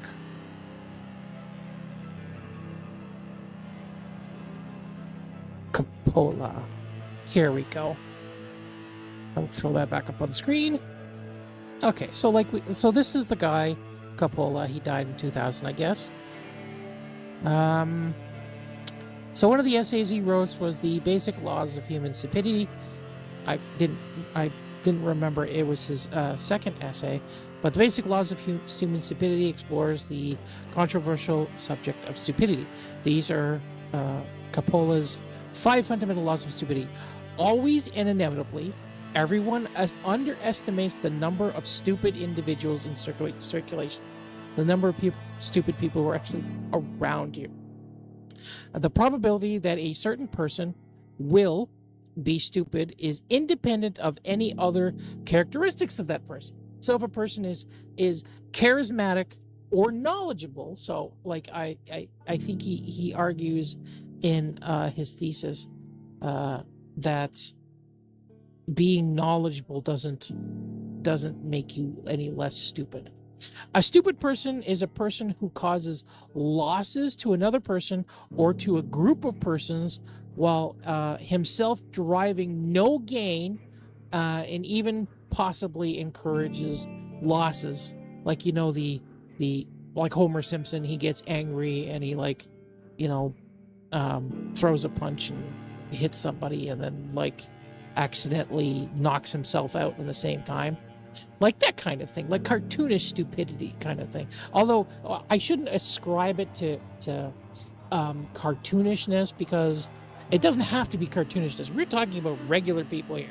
We're talking about someone who's walking down the side of the road and might get pissed off at the person in front of them or behind them or something, or think that somebody's rude, and instead of holding the door, shuts it quickly behind them, like pushes it as hard as they can to, like, shut it in the person's face just to be a dick, but isn't thinking about it, pushes on the glass, the hold back that makes the door close slower, the thing that's at the top of the door, forces the door to close slowly. He pushes too hard, and then the glass breaks. Like, we're talking about that kind of level of stupidity. Non-stupid people always underestimate the damaging power of stupid individuals. Particularly, non-stupid people constantly forget that at all times and places and under any circumstance, to deal and or associate with stupid people always turns out to be a costly mistake. So basically what he's saying there is that if you think you can manage the stupid people under you, you are dead wrong, and you're probably one of the stupid people, because they will make your life, the lives of each other, and everything around them so much harder that it's going to negate any value of dealing with it. A stupid person is the most dangerous type of person. Now, this goes into like an analysis of it, but let's forget about the analysis for now. We will look at this game theory XY axis of, like, the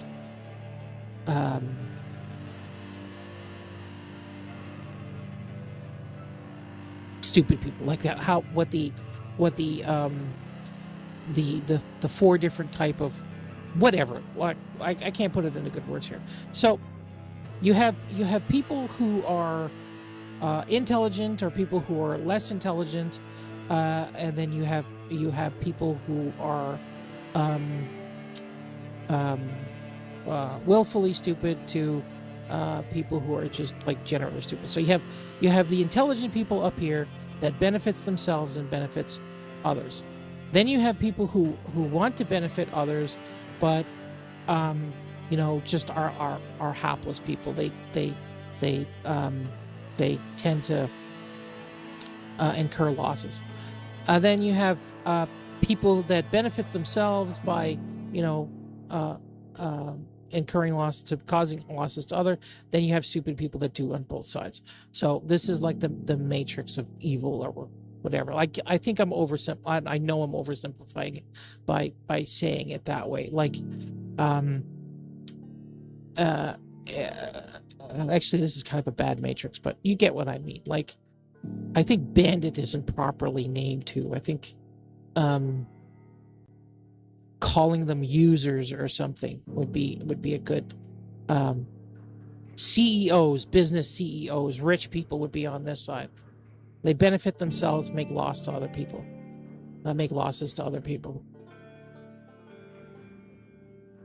So, I'm not going to read the rest of this out loud, but there are a lot of people who thought he was kidding, that this was satire, that he was trying to make some kind of satirical commentary on this kind of analysis. But there's a very large portion of individuals who thought he was being serious, that he was absolutely serious about this. And there are a lot of individuals who think that this is a totally serious assessment on humanity. And then perhaps the bucket of stupid people, the collection of stupid people, is far larger than we think. some further analysis of it, of this concept, the argument is whether or not that a person's intelligence, that intelligence can be is learnable, that it's not something that's like inherent or genetic, or something that you acquire before the age of 12 as good mental practice or mental whatever,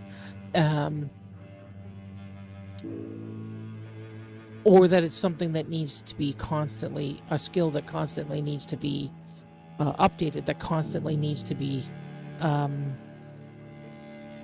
considered and polished up and like worked on, like any other skill. Like if you don't use it, you lose it, like flexing a muscle kind of thing. Okay, let's get back to the game here,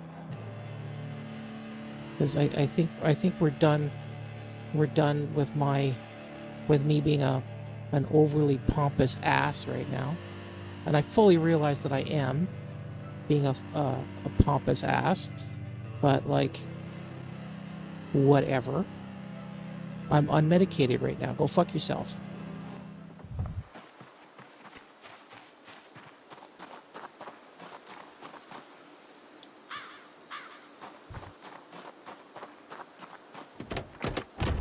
And I think like you can further break down that dichotomy to like people who are intentionally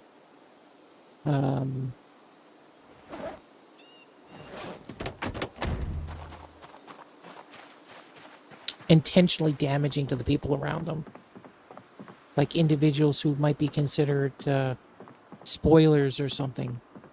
And I don't mean spoilers like a spoiler TV show. I mean like spoiler as in, if I'm going to lose, I'm going to make you lose with me type people. Like you're going down with me. Okay, let's research this, because who the fuck knows what it's going to result in a researching.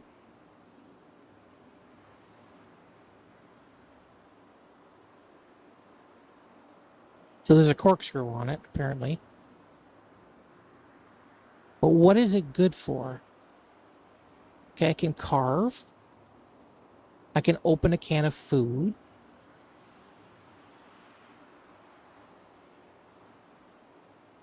Show and recipe uses.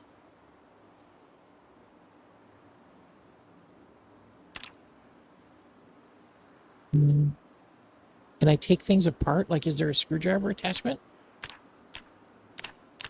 I don't think there's a screwdriver attachment. But it can definitely be used as a knife.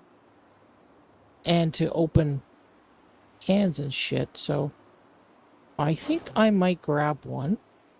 Grab you. Hello. And then we're going to get rid of the... How used is this?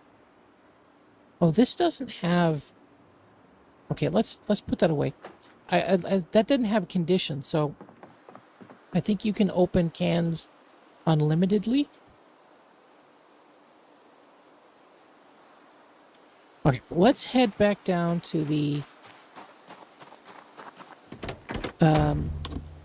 bar, because I think there is a jack that I didn't pick up, and I'm definitely going to need a jack at some point.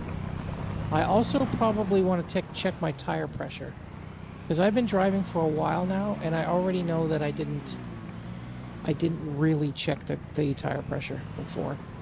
And I need to check those vehicles again where I was for batteries, for good batteries. What's power like? I'm gonna let it idle.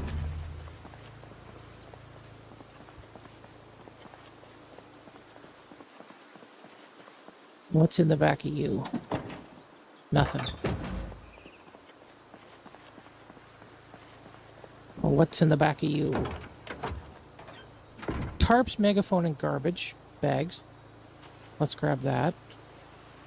I don't know the megaphone. Oh, megaphone might be able to attract more people from further afield. Oh, that might be good.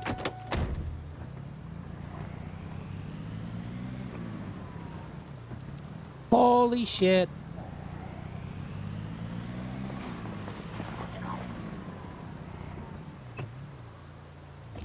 Okay, we're getting out here. And I don't have enough... I really don't have enough condition on my wrench to do much here. So let's see if I can't break them off one at a time. Let's get them to fast walk after me.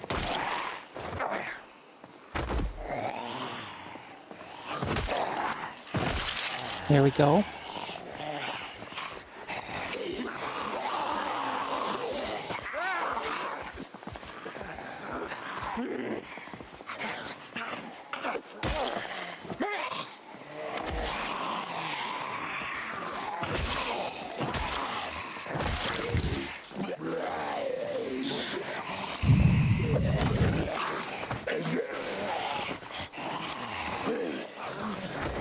Okay, I don't have a weapon now. I don't want to use a hammer or something. Can I use a stick as a weapon?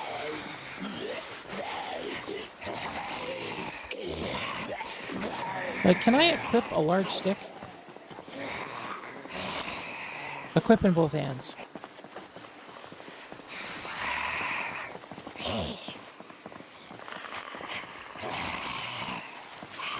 Why am I...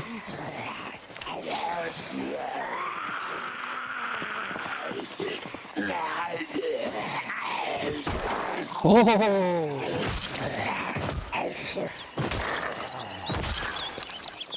That was kind of nice.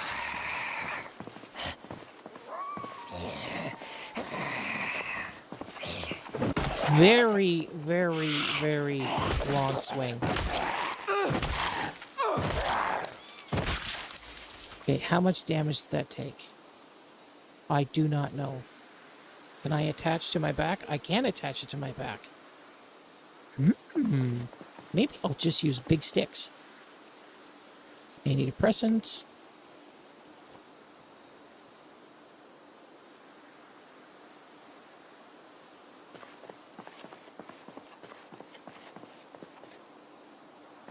Yeah, we'll work on this in a minute.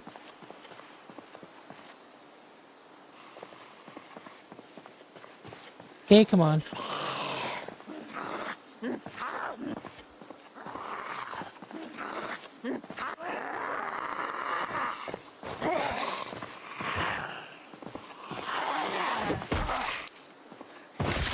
That was very close. Ooh, hunting knife.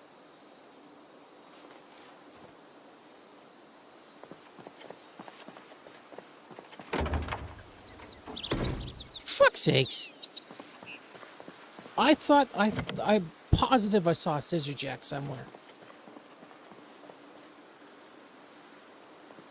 I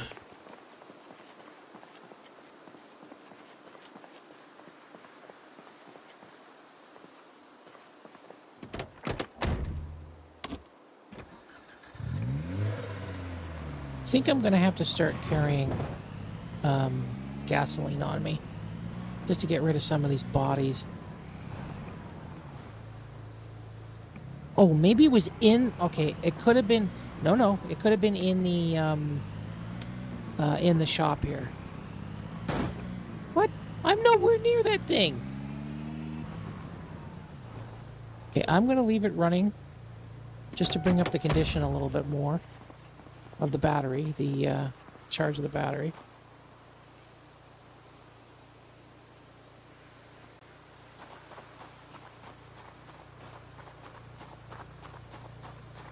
There's clothes here that I actually didn't really look at. Ooh, purple long sleeve. That might be nice. I'm going to keep that in case I need it. Pants, but... I got... What do I have? Do I have jeans? I have jeans. That's got a little more protection than just normal pants. A suit jacket. That'll look dumb. But come winter, if I don't have something nice, that might be the only thing I have. bunch of shit on the floor.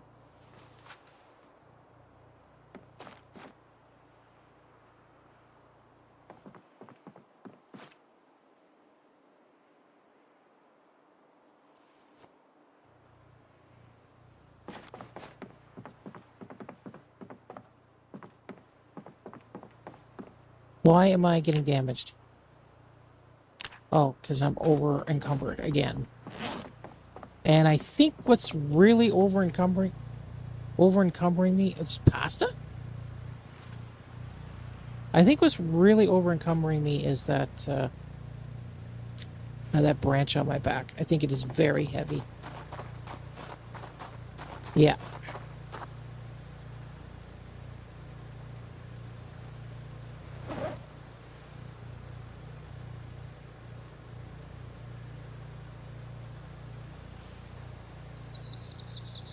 Like it is a major drawback.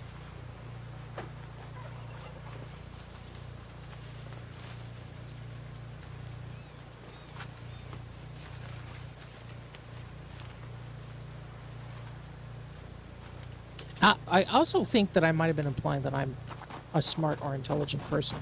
I don't think I am. I think I'm knowledgeable. I think I have a pile of information in my head, but I also think I'm a fucking idiot because I often know what problems and solutions are, but it just doesn't come to me at the right time.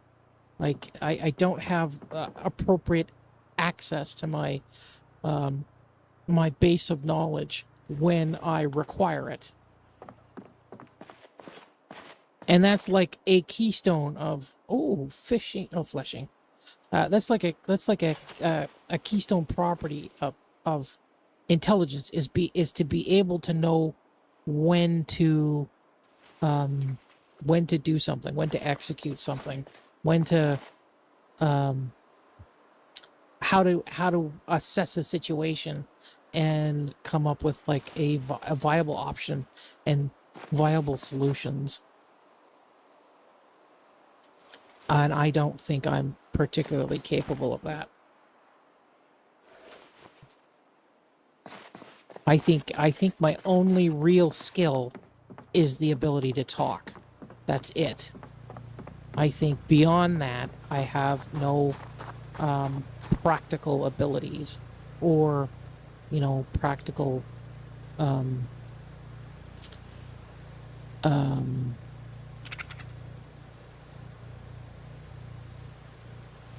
practical things that I can contribute to anything, basically.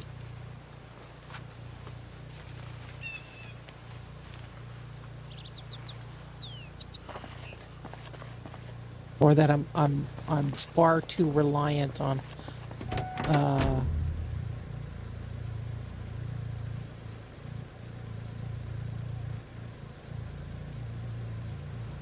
what the hell?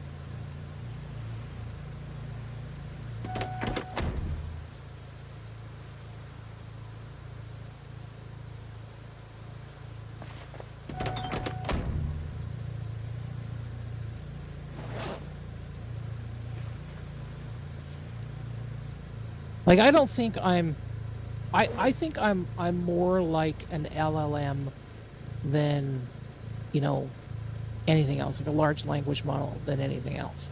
That I have this huge reservoir of knowledge to draw from, but very little wisdom to, make that knowledge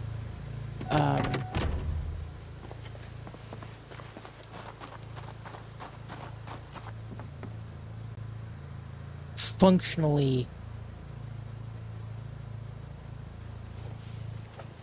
something.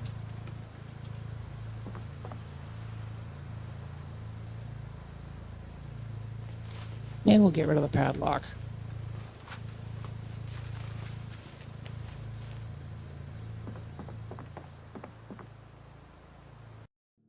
Oh, more knee pads. That's nice.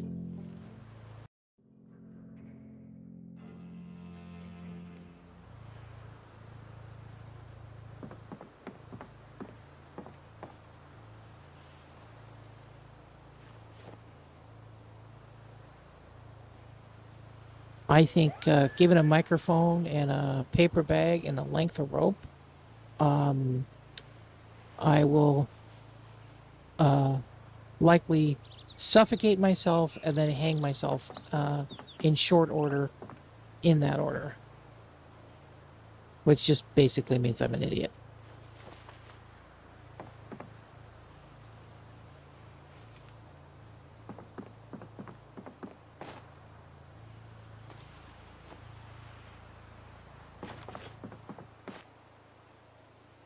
What is that on the ground? Like diapers or something?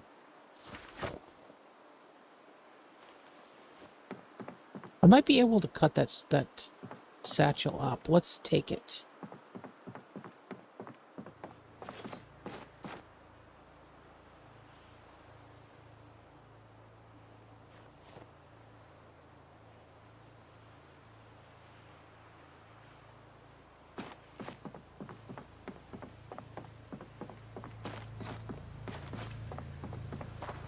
But I do tend to function under stress a lot better. I don't tend to break down under stress and make overly poor decisions.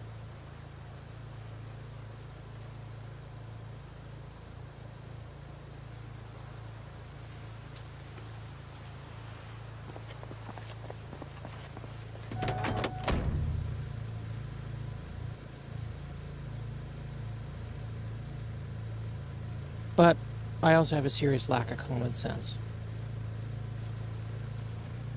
Not that I think common sense is a real thing. I just have a serious lack of being able to recall things that I should know. Like things that are like, you know, the the old saying that your parents may tell you, like, you know better. I don't really think I know better. I think that I'm incapable of remembering from moment to moment. I'll look in the same location 5 or 6 times for something that that I have lost and that I'm looking for, even though I know for certain that it's not there.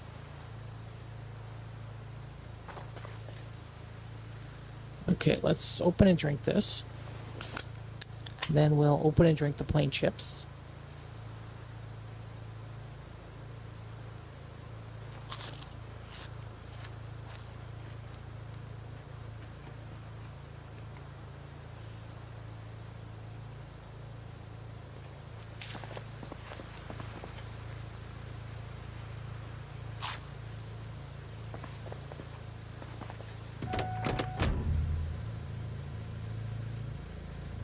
I can almost smell the gasoline. Wait, to put. This thing's doing.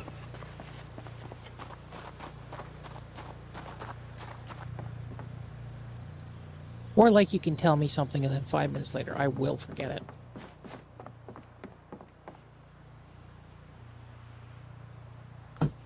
But then, like, I will have excellent recall on a whole pile of other shit that... So it seems like I'm doing it on purpose, but I'm really not doing it on purpose.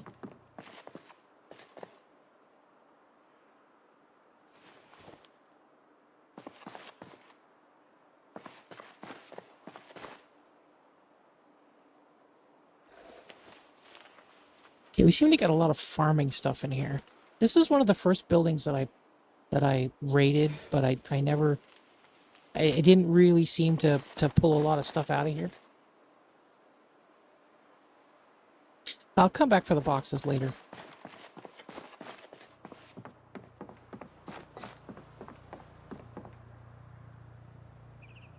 I'll miss the point of things a lot too.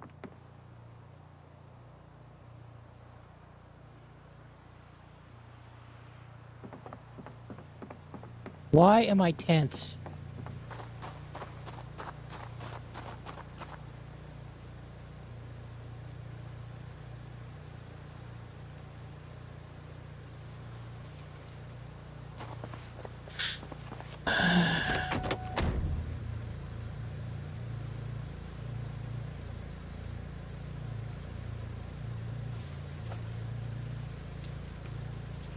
60%. That's good. We're getting up there. Soon the battery's going to be fully charged.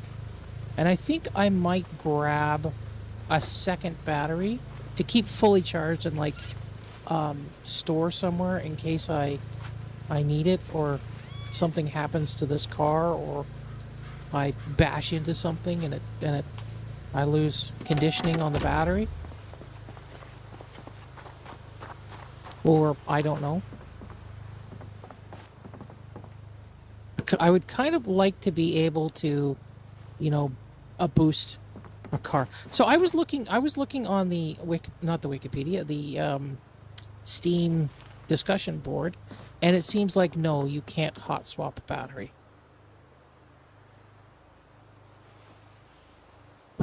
Which is something you can do in a vehicle. I saw some people saying that you shouldn't do that. That's like super dangerous, and you have like high voltage and shit like that. It's like, it's not that high voltage. Well, first of all, it's not high voltage to begin with. You're talking about high ampage. Like the battery carries a lot of amps on it. It doesn't carry a lot of volts. It carries 10 volts. That's all it carries. That's all it will ever carry. But it will. You can get like 200 amps off the fucking thing. Just because that's, the nature of car batteries is that they need to pull a lot of amps to drive the starter motor and things like that. But it is super easy to protect yourself from not getting electrocuted by simply not touching the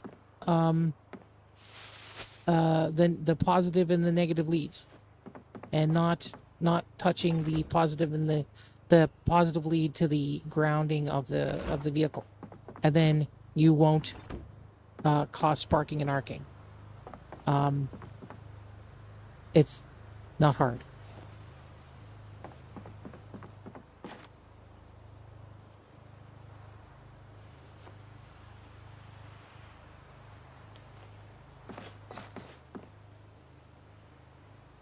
Like, people talking about electricity like it's some sort of magic. It ain't. It's just electricity. It's a thing. And if you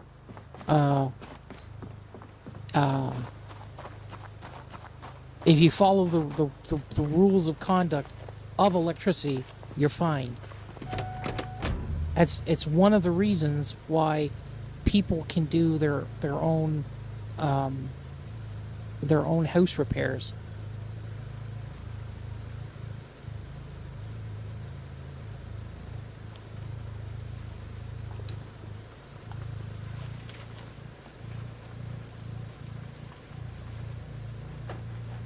I don't think there's many places in the world where you're not allowed doing your own electrical repairs. And not only that, but like something I don't think that should be allowed to happen is that landlords, if they hire somebody, anybody, I do mean anybody, they hire somebody off the street because they work on behalf of the landlord, they do not need to have any kind of license in any trade to do any work on the building, which I think is a little psychotic. Like, there's a difference between you doing work on your own building and work being done for a tenant on a tenant's behalf in their apartment or whatever.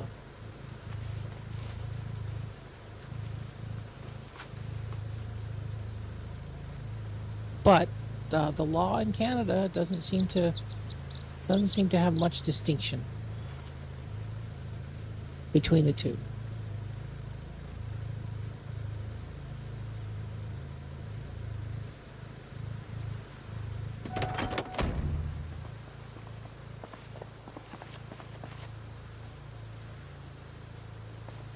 Okay.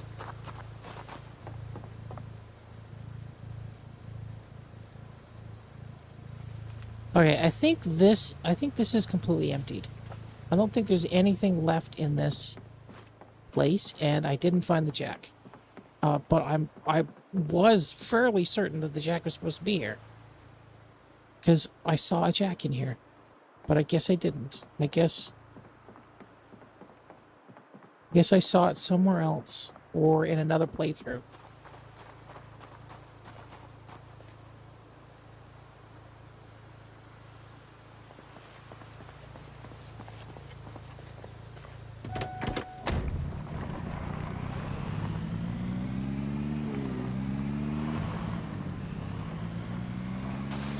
I've already siphoned those vehicles out, so there's no use siphoning them again.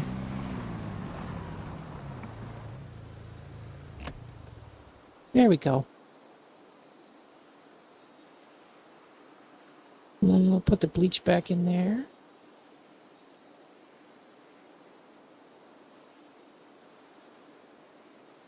This is a good jacket, so I think I'm going to keep this in the base somewhere instead of sitting outside over here. Because all of these are zombie clothes, and they're all in terrible condition. Or what I could do is I could put it in here, which I seem to be putting stuff that I want to save, but I have no place to put them. So, well, where's the coat? Where's the jacket? I thought I picked the jacket up. I guess I didn't. Let's put these knee pads on, though. Where on right knee?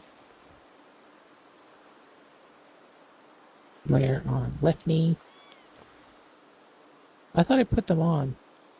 No, I put knee pads on. I mean, I put elbow pads on.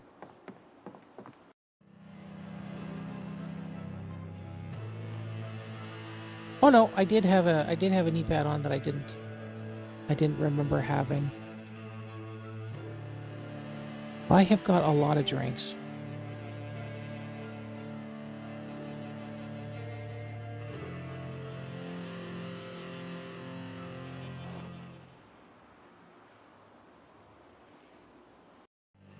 What am I going to take out of here? I don't think I want to take anything out of here. I think I'm just going to drink the ginger ale.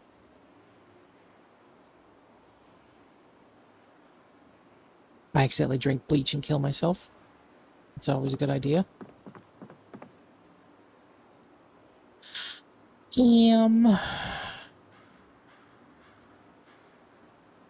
Okay, cleaning products. I don't really know if I want to keep these bags. I used them to organize inventory that I'm just laying on the ground to make it like quickly be able to pick them up. But I don't really know if that's such a good idea. Like, I think you can just lay shit on the ground without any kind of worry. I don't think you have to worry about it at all. Well, let's put the knee pads in here.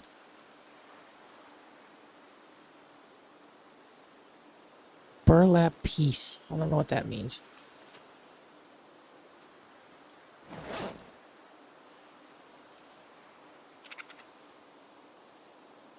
Okay, and this is now full. So I am quickly running out of storage. Like, whatever. I think I'm keeping too much crap. But I really I don't know what will be good, what won't be good.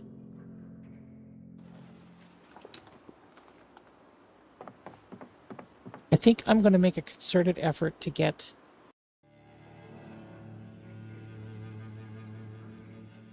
I keep saying that. I keep saying I want the generator. I want the generator.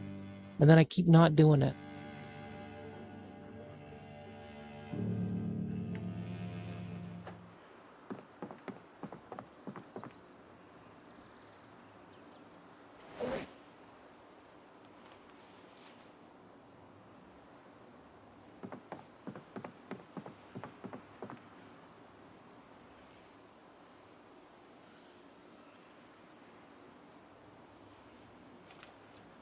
I think it would probably also help out immensely if I went to the warehouse.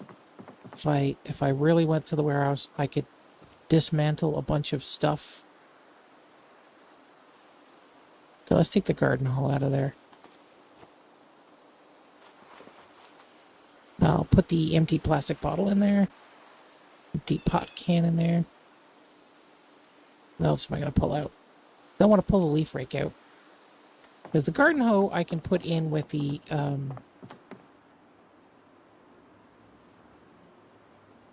with this stuff. I'm wondering if they rejiggered all of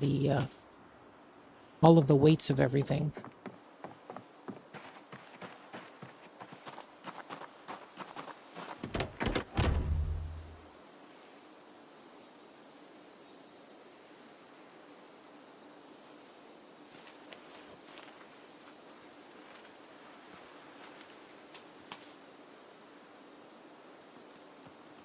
Man. So much crap.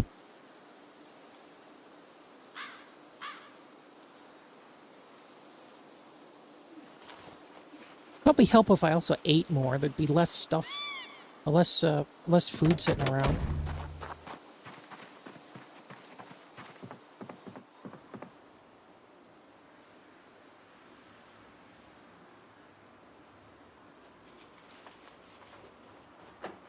Although I think I had like 3 boxes of food at one time. In my last playthrough. Or one of my last playthroughs.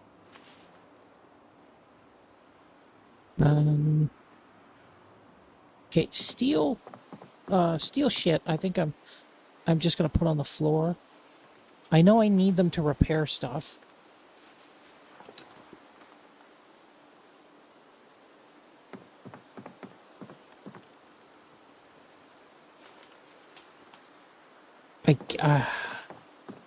Man.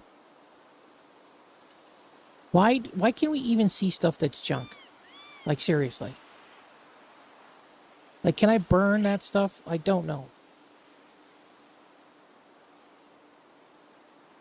Okay, I want to put that jacket in here. Let's grab all the plastic bags. Keeping the plastic bags is useless too. Like, garbage bags over plastic bags for sure.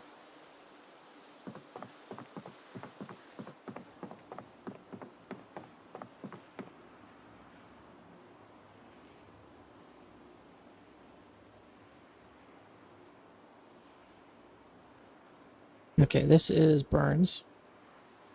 This is the burn box.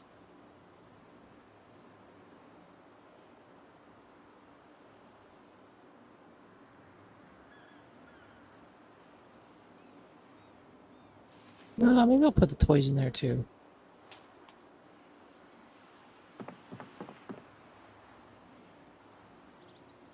Oh, hose? Oh, did they put a hose and garden hose in there to make the joke? Because you have hose and hose.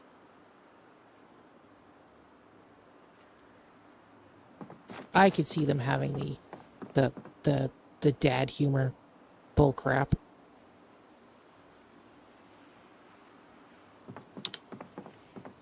Okay.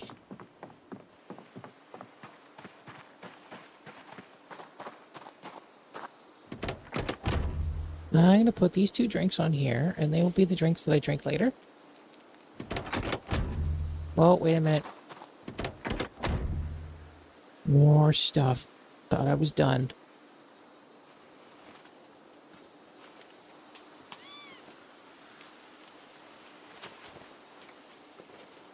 I think one of the problems with... The hell was that?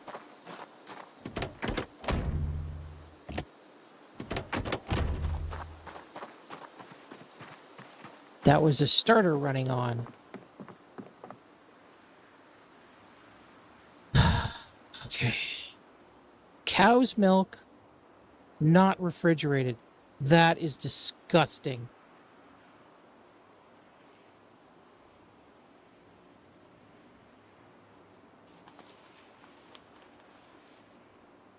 That is disgusting. Unrefrigerated cow's milk. You have got to be kidding me.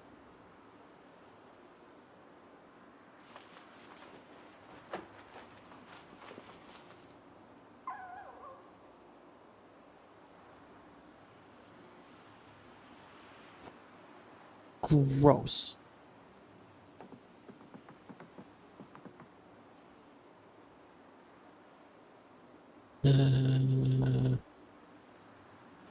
Okay, I guess milk is non-refrigerated. Ugh. Ugh. Ugh.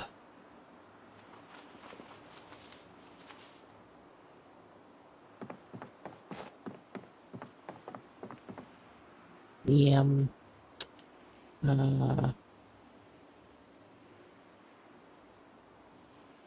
Oh no, compost bag doesn't go there. Okay, these will go here. Do I actually have 2 books of anything yet? I don't think I do. Like I've been rather non-judicious grabbing these things. No, I don't have any duplicates yet. But what I think I am going to do is I'm going to try to pull... where is tools? Yes. So I kind of want to pull the rake. Not off the rake. No, not the rake.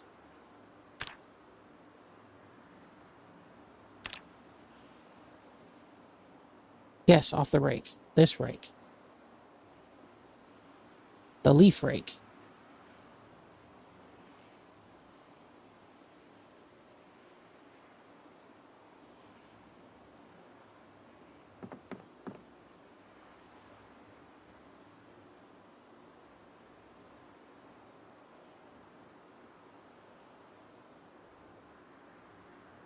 Scythe you need. Garden hoe, normal rake. Oh, welding torch is in the wrong one.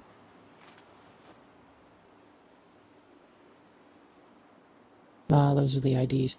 Okay. Did I put shit in here? Like, did I put a... Yeah, I put a leaf rake in here. I put the plunger in there. Because I think those would be better served.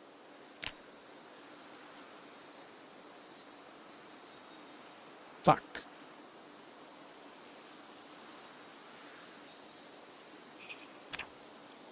Items required. Rake.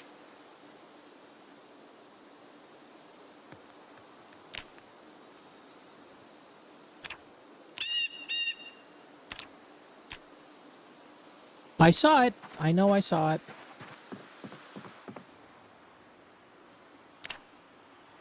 There. Large handle. So what, the leaf rake actually has no use?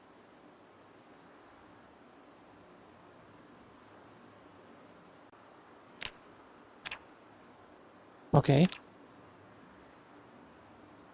None of those words has the word leaf in it.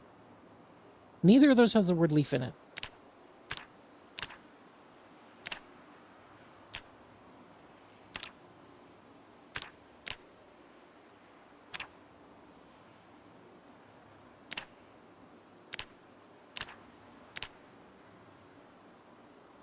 Yeah, neither of those things have the word leaf in it. Like, fuck you.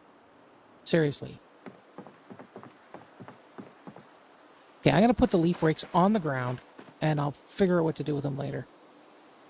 Like, I can't even get the handle off the plunger either.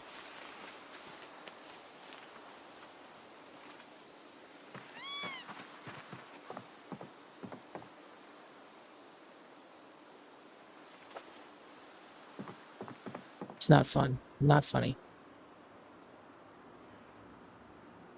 Okay, I do have a welding torch. I thought I didn't have one, but I guess I do.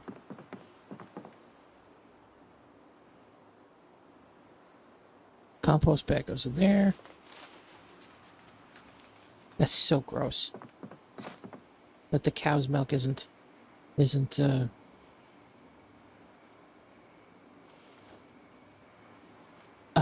isn't refrigerated. It's like it's not even butter at that. There's not even milk at that point. It's not even.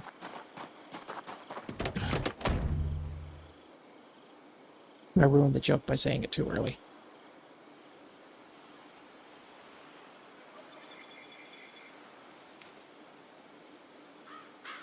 Okay, there we go.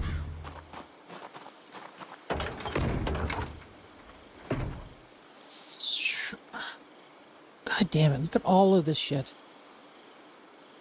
Just from one store.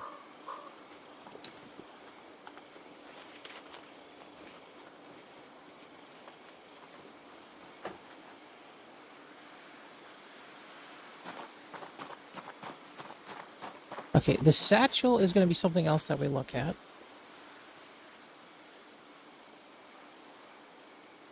I'm keeping these pants here. This long sleeve shirt. Let's grab these boxer thingies. Where did I put those garbage bags?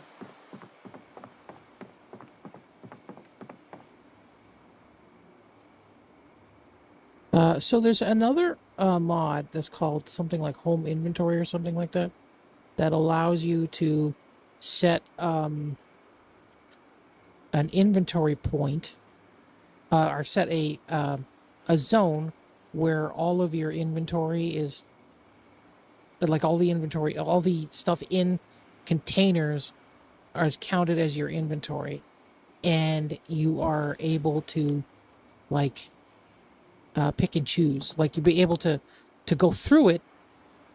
I think it's got a search function too. And then you'll automatically walk to its location and try to pick it up.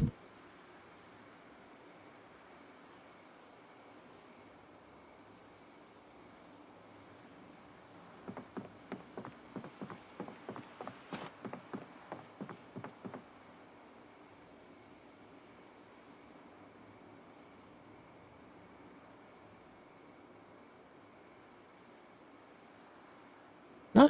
We're out of room already? Ah, fuck off. Okay, I think we're going to go to the warehouse. Because it doesn't matter how many times I screw up picking up a fuck off.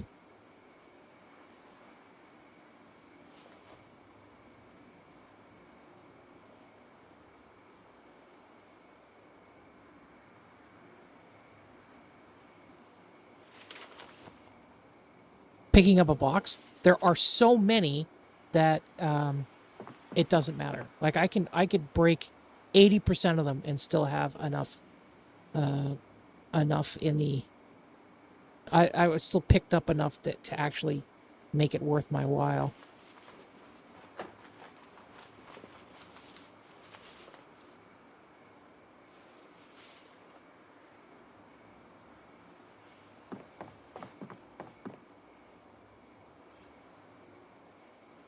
I can't believe how much I enjoy inventory management. This should be boring. Where is the box of... There it is.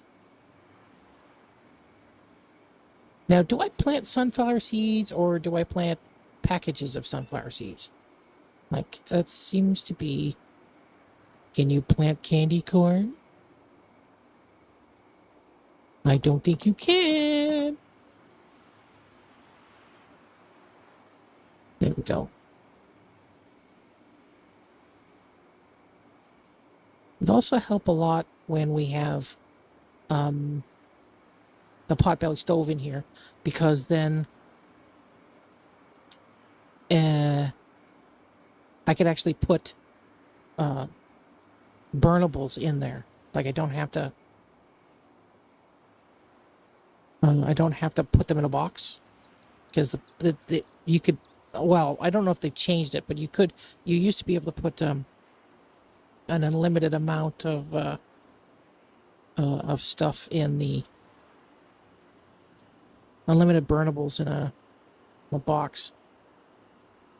In the fire.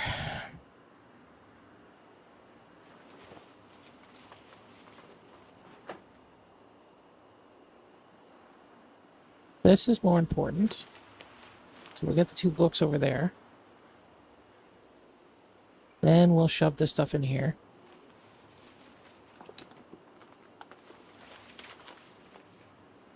There we go. I wonder what happened to make it so I can't stack 3 on top of each other anymore. Did they just make them bigger, a little bit bigger? Oh, too much food now. Okay, things are going in garbage bags.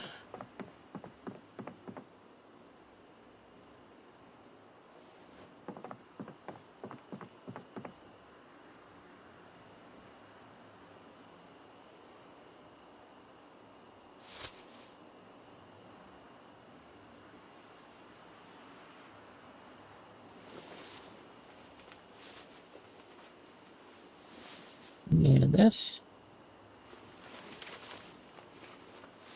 I think I do have a medical box. Yes, I do.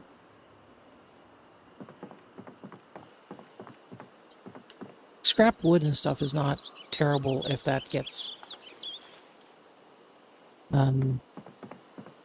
deleted accidentally.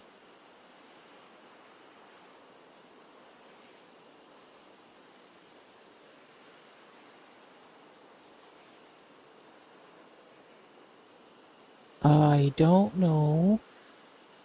Okay, let's take all the rags out.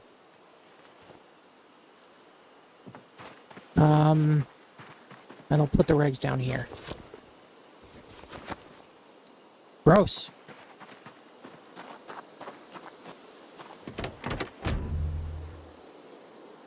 Can I put this here? If I grab this cola, can I put this here? Oh no, I can put this in the glove box.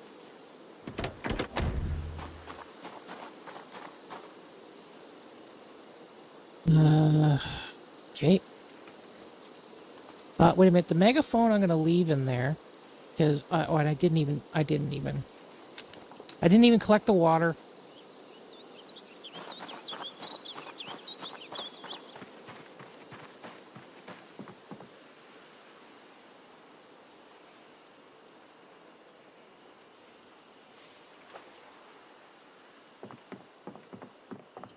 Dum da dum dum dum.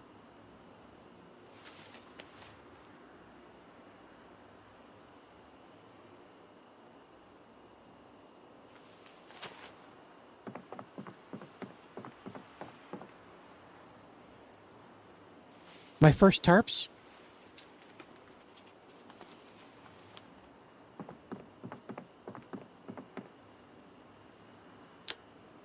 I don't know why, but I just want the pasta in here more than I want the cans in there. It's just, I know this is a video game, but I mean, it just seems gross to have pasta on the floor. But I'd put cans on the floor. Because, you know, they're cans. Okay, now let's take this. Let's take this steel thing out of here. And again, we'll walk it across the street.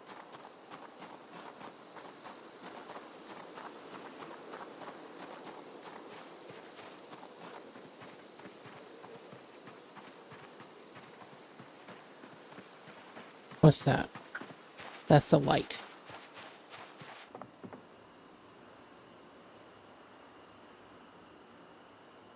I don't know where I put the other one, but it's somewhere in here. Or maybe I put it in the garbage can. I don't know where I put it. I don't have a shovel, though. Does shovels still exist in the game? Am I bloody? I'm a little bit bloody. Let's go wash the blood off. Maybe that'll help me deal with my anxiety a bit.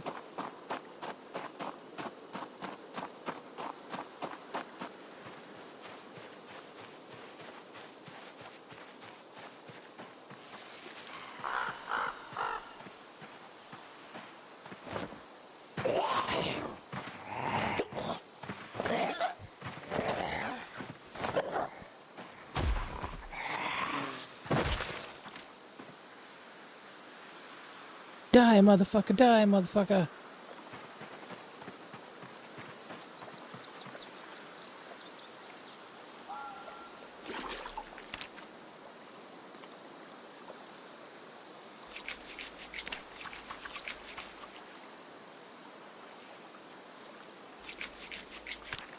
Okay. I don't think I have any wrenches anymore. I think I used them all.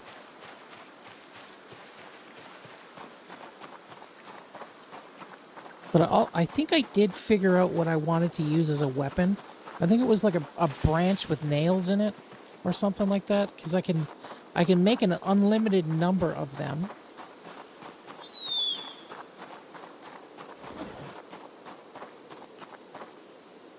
Okay, we're going to keep those two things. Let's grab the... I think there's a smaller box of nails. I have a cartoon of nails, and then I have a box of nails.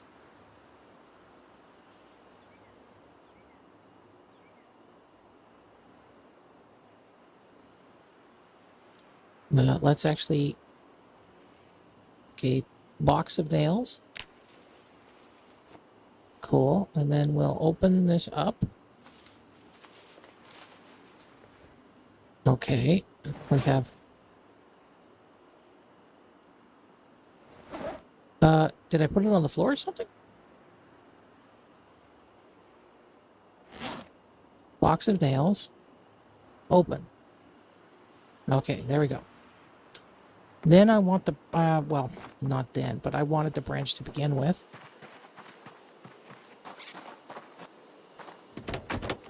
Where's the branch? There's the branch. Now all my tools are here too, so...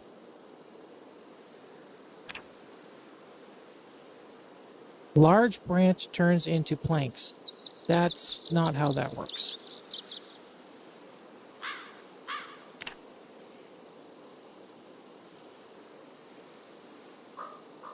Weaponry. Okay, so, no, I don't need a spear. I need something like super simple.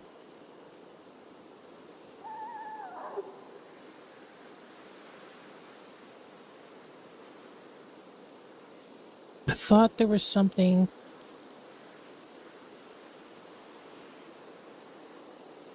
I thought there was something here that was like super simple to use. The hell? So, Project Zomboid Carpentry.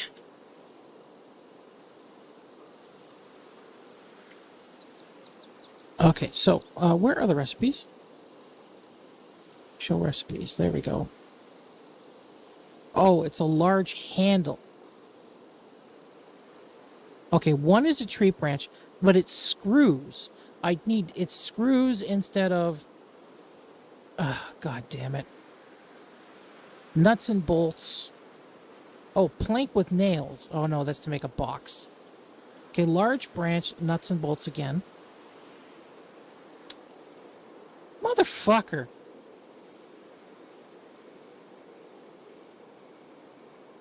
Where am I...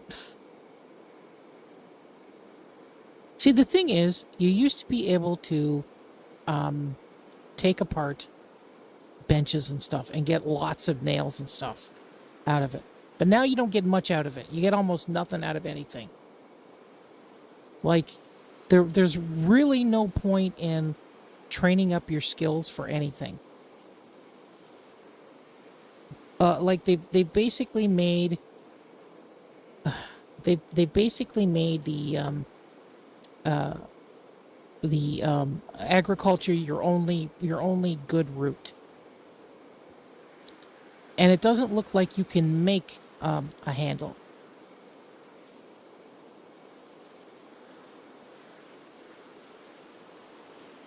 Or maybe you can.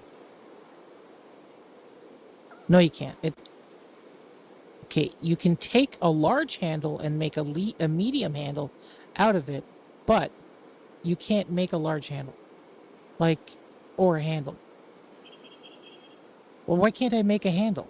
Like, what? What's magical about a handle? This sucks so much.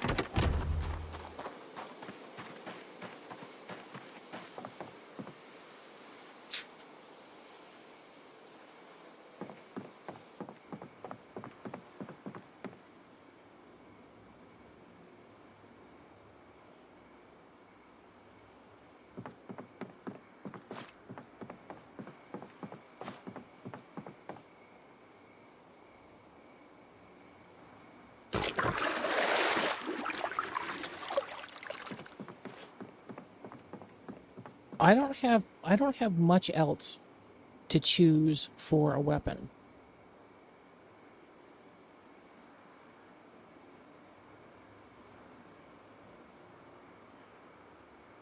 I'm like out of wrenches now, and I don't really want to be out of wrenches.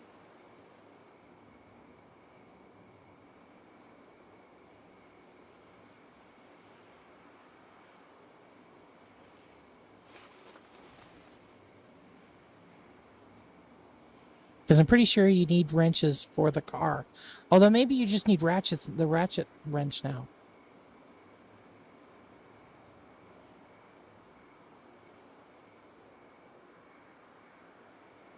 Too dark to... Fuck you! I was almost done! Oh, you are a miserable cunt.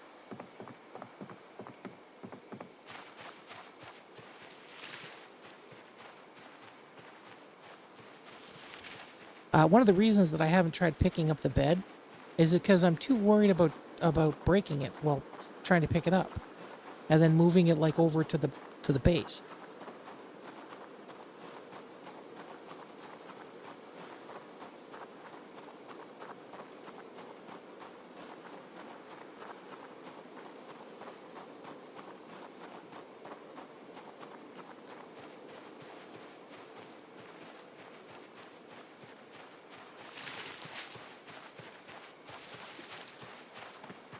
This is a little brighter than it's supposed to be, I think. Oh, let's turn the alarm on just in case. Okay, that's the wrong door. This is the right door.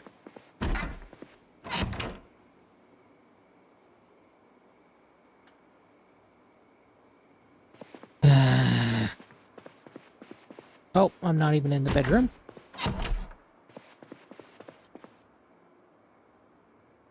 Sleep. Yes.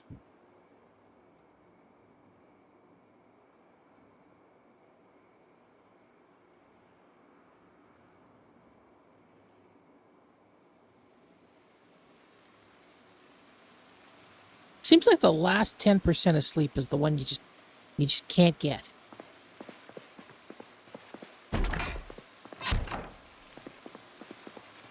Okay.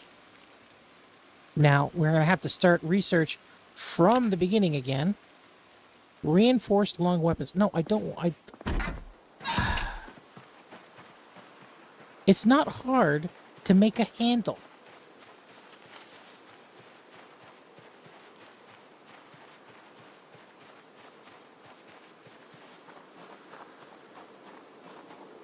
I think I'm sick of this idiocy for now. Like, being constantly confronted with the fact that, you know, you can't do certain things just for balancing, for game balancing, and not reality. Like, I'm supposed to be able to take a disc brake, a rotor from a car and somehow sharpen it or something to it and attach it to a piece of wood, but not be able to shape a handle. How does that make sense?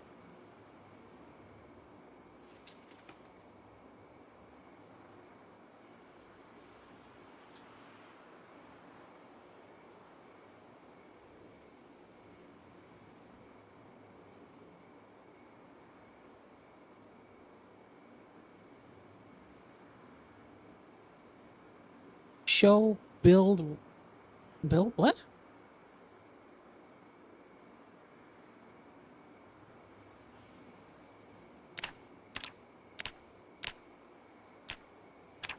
The large handle. None of these are large handles. This menu is so it's just not it needs work. Carved trowel. Set to be unused in weapons. Crafting recipes.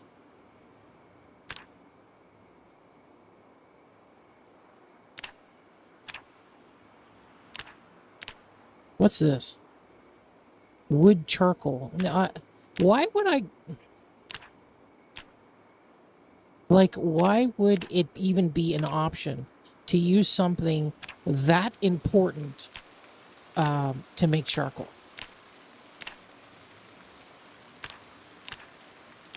Like, when would you ever be too desperate? Okay, carved medium handle. Okay, make a... Okay, man, no. I need a large handle to make a medium handle.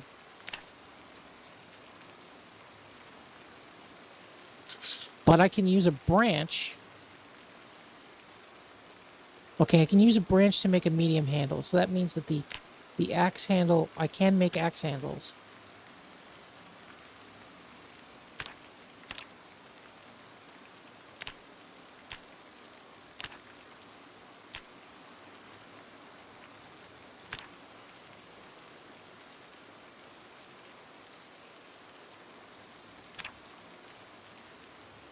Okay, I can use a branch, large branch, end nails, and a hammer. Okay, let me go get that.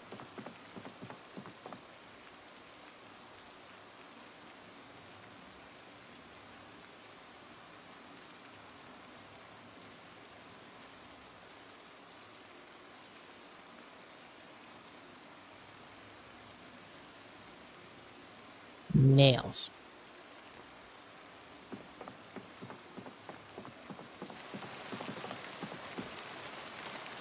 And a large branch. I'm not sure if it wants just a branch or a large branch.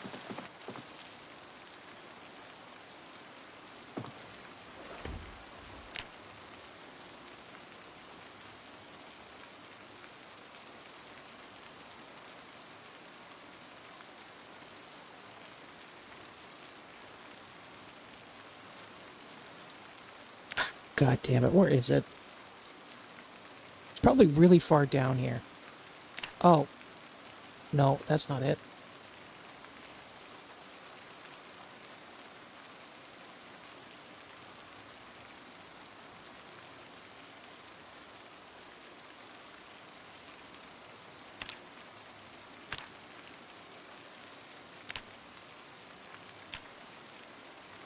That's it.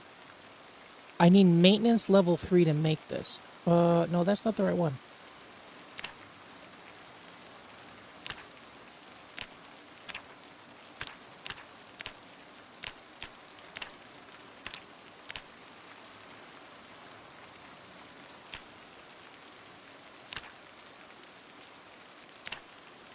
Oh, I can make a large handle. Okay. But I need carving level 3. Where's carving? Oh, here's carving.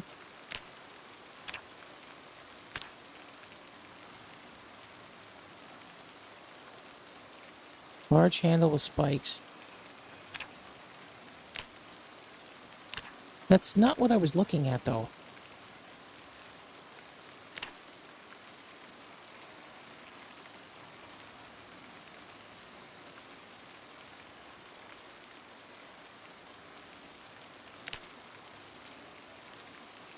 Learn bone spike. What?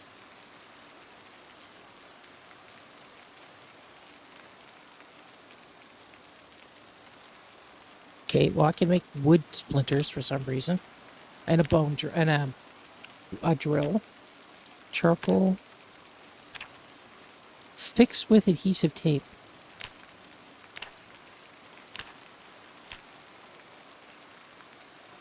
Oh, where do I get bones? Because I'm not getting bones off the... Oh, I can make a baseball bat, but I need carving level 9 for that.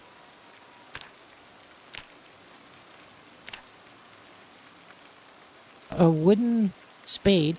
Oh. Okay.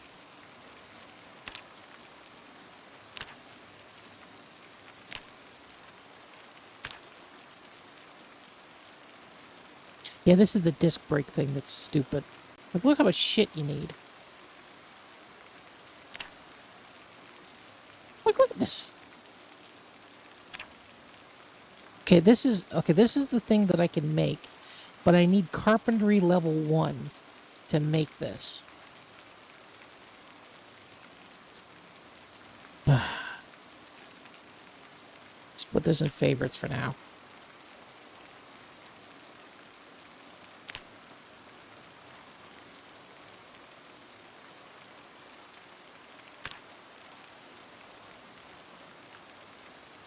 I can make a cudgel. I need a hand drill? Oh. I need a saw blade. Jesus Christ. Look at all of this shit. Like, who's going to make more than just the simple weapons?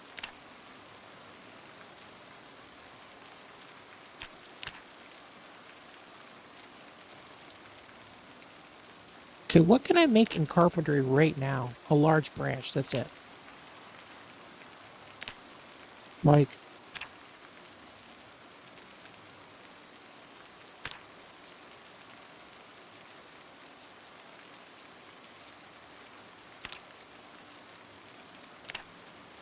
This is so stupid. What are all these sunshine? Oh, I need light to do that. All of this is so stupid.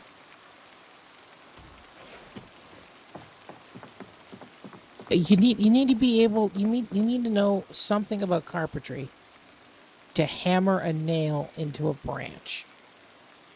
How, in what world does that make sense? You know what? I'm kind of sick of this game now. Probably play it again tomorrow, but I'm fucking sick of it right now. Fucking make... Like, seriously!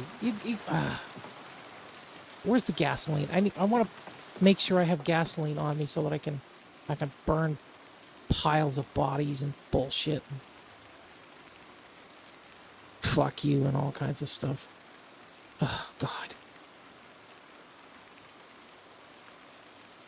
First of all, like... And I mean, like, you can't keep gasoline in a plastic bottle. It'll eat through the plastic bottle. Fairly quickly, actually.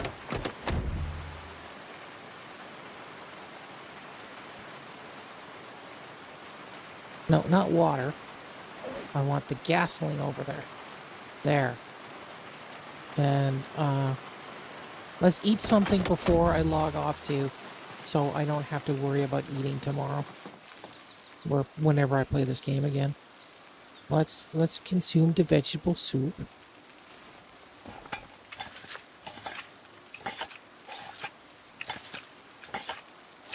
Oh, I still don't have a weapon, do I?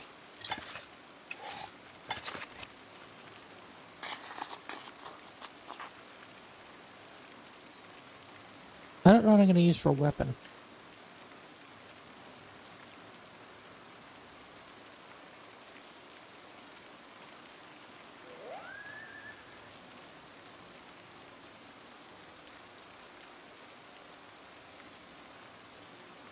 Yeah, I don't know what I'm going to use for a weapon.